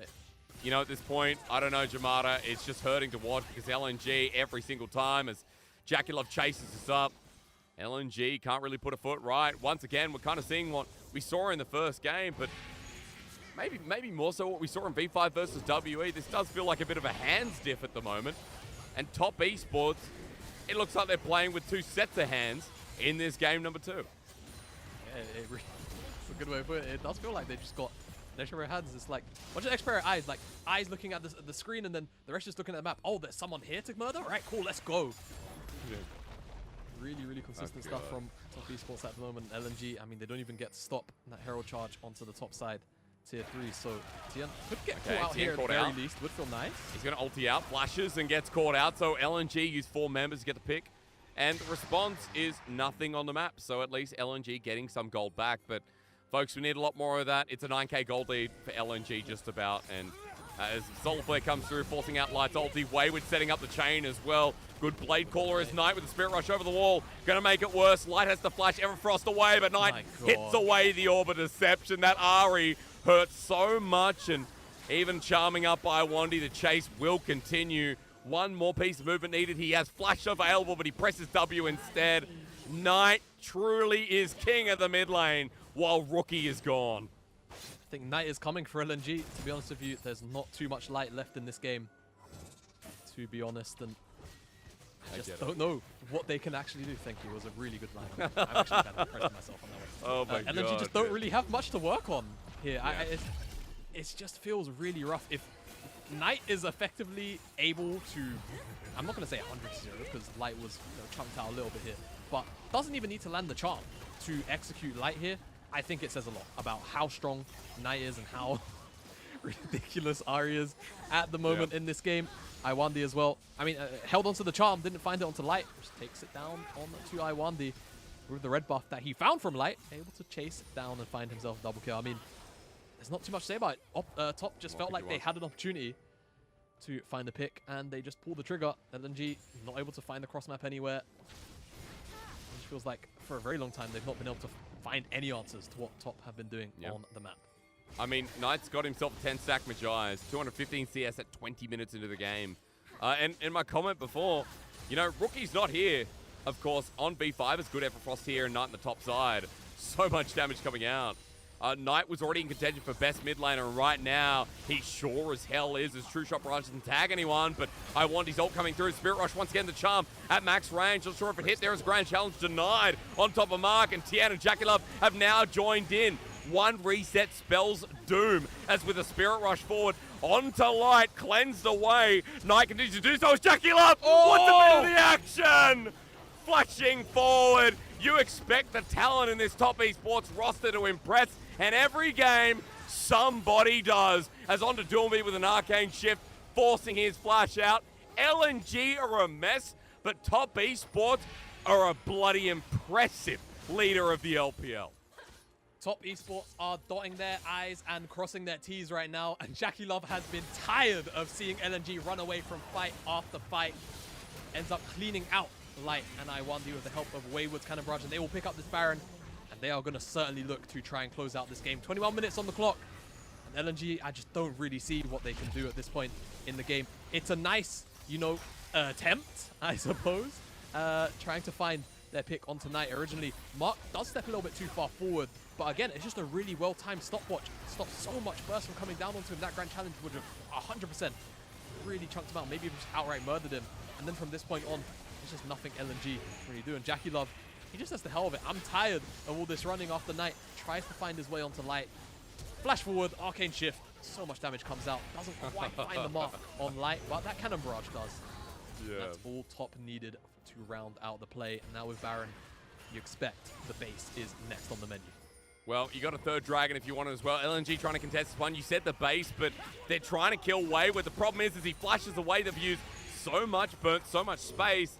And now with Doomby and Light coming in, they're confident, but Knight's behind enemy lines once again. Here's the Ari. It's like we're watching The Shining, but as he cracks the axe through the door, Knight has to run away for a second. Still in for the fight as LNG turn back around on top of Mark, who dies first. LNG still haven't given over a reset to top esports, but Knight back on in with a charm, True Shot Barrage, and there's reset number one. Jackie Love's still alive as well. And with Knight and Tian at the forefront, LNG still in trouble with numbers disadvantage. Orbit Deception coming through, hits Tarzan, and the reset given over the back line as Ala wanted to get Knight, but he charms him right in the face. Iwandi dead to an auto, and this roster has mojo, has Chadship, and continues to bleed LNG dry.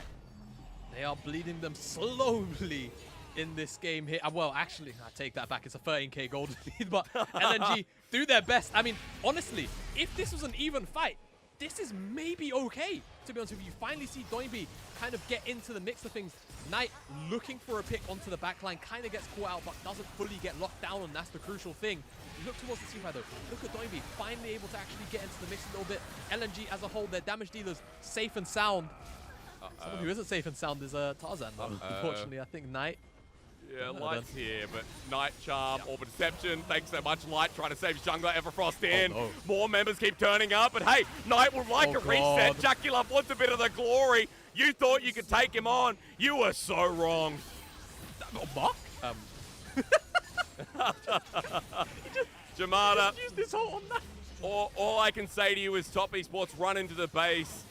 With the death timers on our board, with Baron Buff helping out, Iwandi poked down.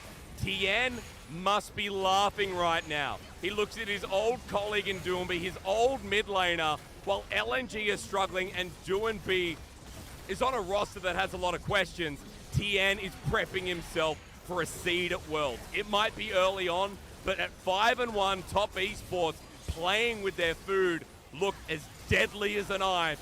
Nexus exposed, kill credit going over. Blood must be taken because the Blood God is on top esports. 909, it comes in the form of a fox. This Ari looks maybe deceiving, but Knight still stabs you dead.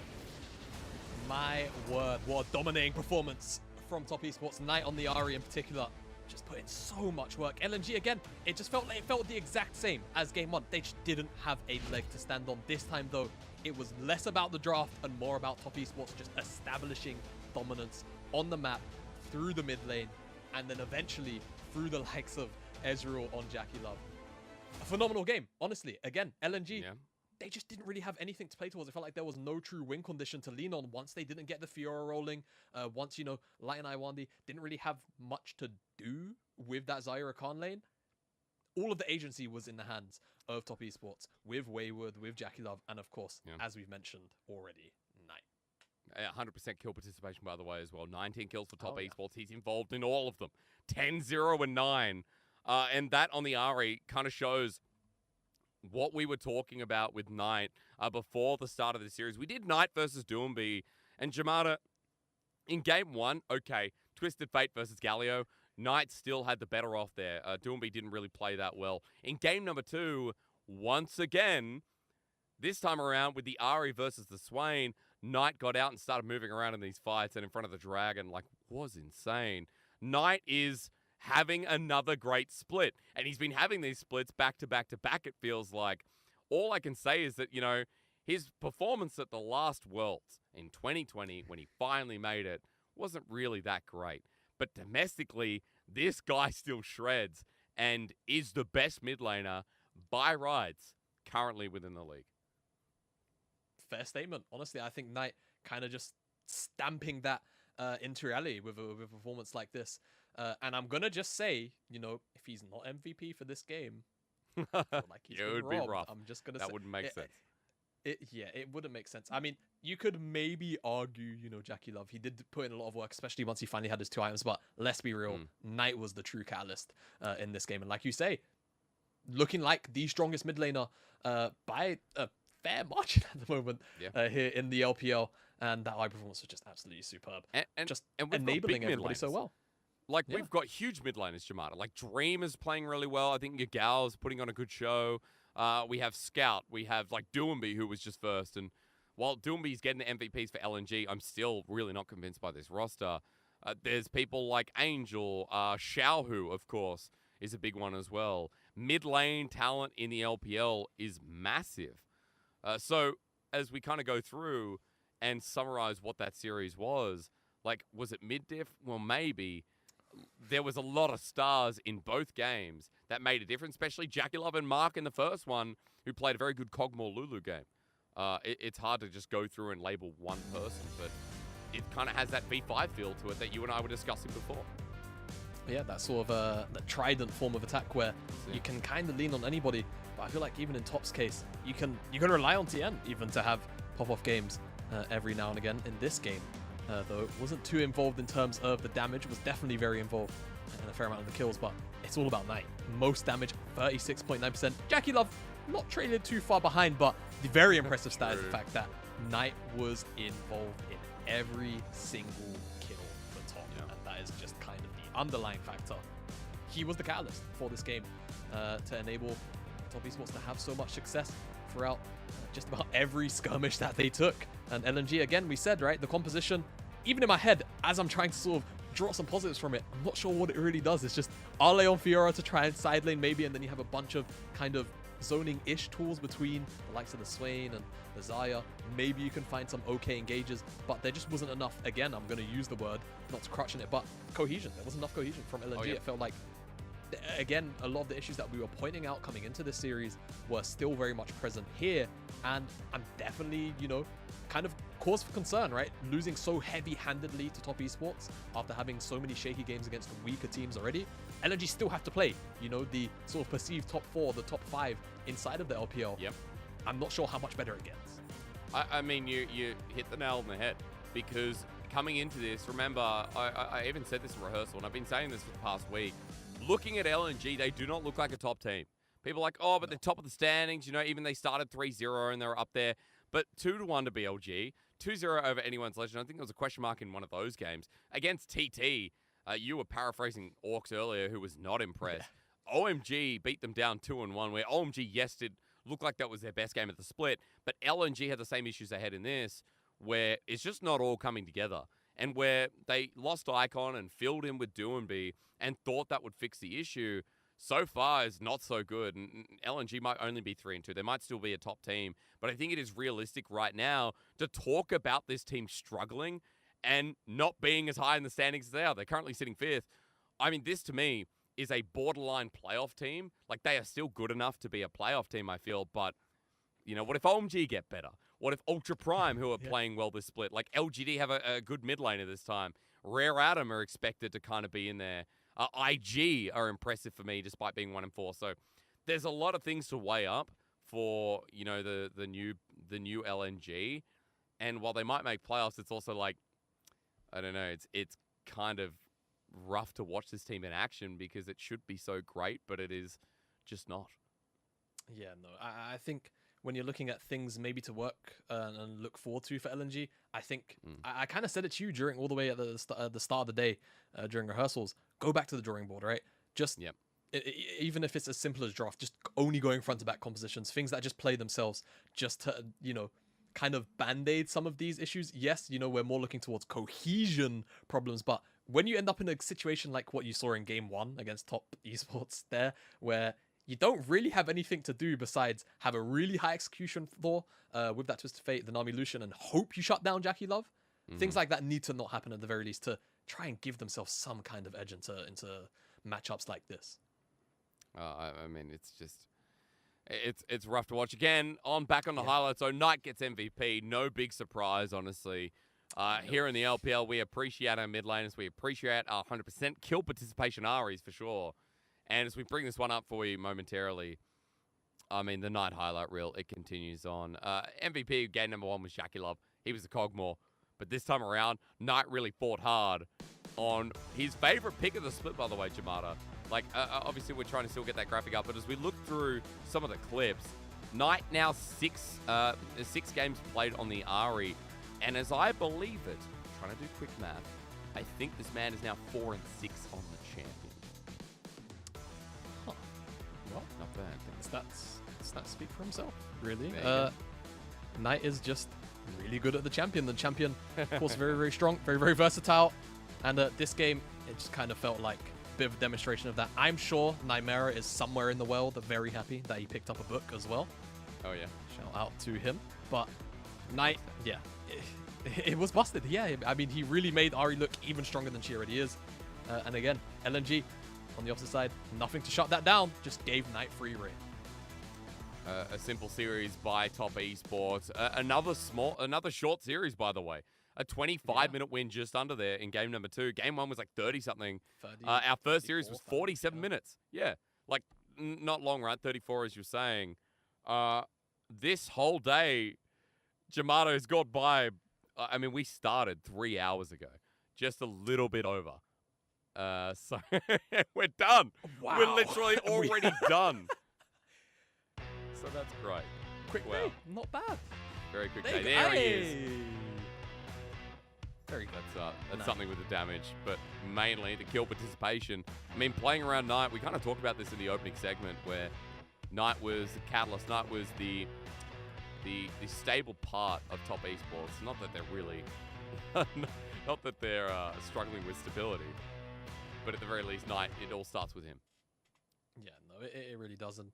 Again, this is kind of like a case study for that. If you hear that phrase and you're like, why? Like, how does Knight enable or facilitate or be the catalyst for the likes of Top Esports? Look at this game. This is the game to look at there. Performances like that. God, it's impressive, isn't it? Jamada, we're going to bring up the results because it's how we end the day. A 2-0 for Top Esports, 2-0 for V5. As you see this on your screen, a lot of people say, yeah, this is what we expected. But LNG Top Esports, I'm sure people would have come into today thinking, well, maybe that would be a 3-game series.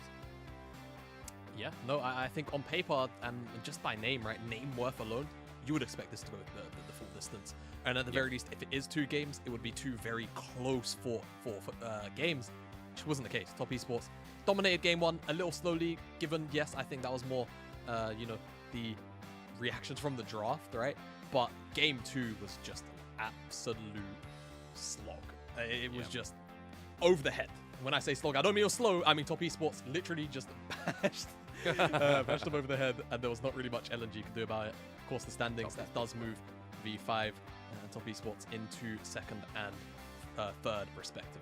Which is where they should be, right? Like, V5 and Top Esports right now, to me, feel like the 2 strongest teams in the league. EDG somewhere closely within that mix as well. Our top 4 right now is what I can imagine a top 4 at Worlds. Depending on how RNG look, versus EDG, like that would, to me, be where the current strength lies. But a lot changes over the split, and with patches changing, with, teams changing as well, we don't know what it's going to look like towards playoffs. So for now, at the very least, that's a very strong top 4. As we're not going to see the top 4 tomorrow at Jamada, instead, we get to see a little bit more of Ultra Prime versus Weibo Gaming. That matchup for me, pretty exciting considering that Ultra Prime have been an upstart. Like, Zoom coming in has been so hype. We've still got, like, Cryan popping off in parts, and Elkin Shalsi as a bottom lane. Kind of fun to watch. So I think Weibo Gaming are going to get more than they bargained for. Yeah, no, honestly, I think Weibo needs to be careful up. Ultra Prime have definitely shown at times that they are very capable of playing very aggressive and sometimes, how do I put it, like unexpected League of Legends. true. from the side of Cryan and Azum. So definitely need to be on their guard there. First game of the day as well was Rare Atom.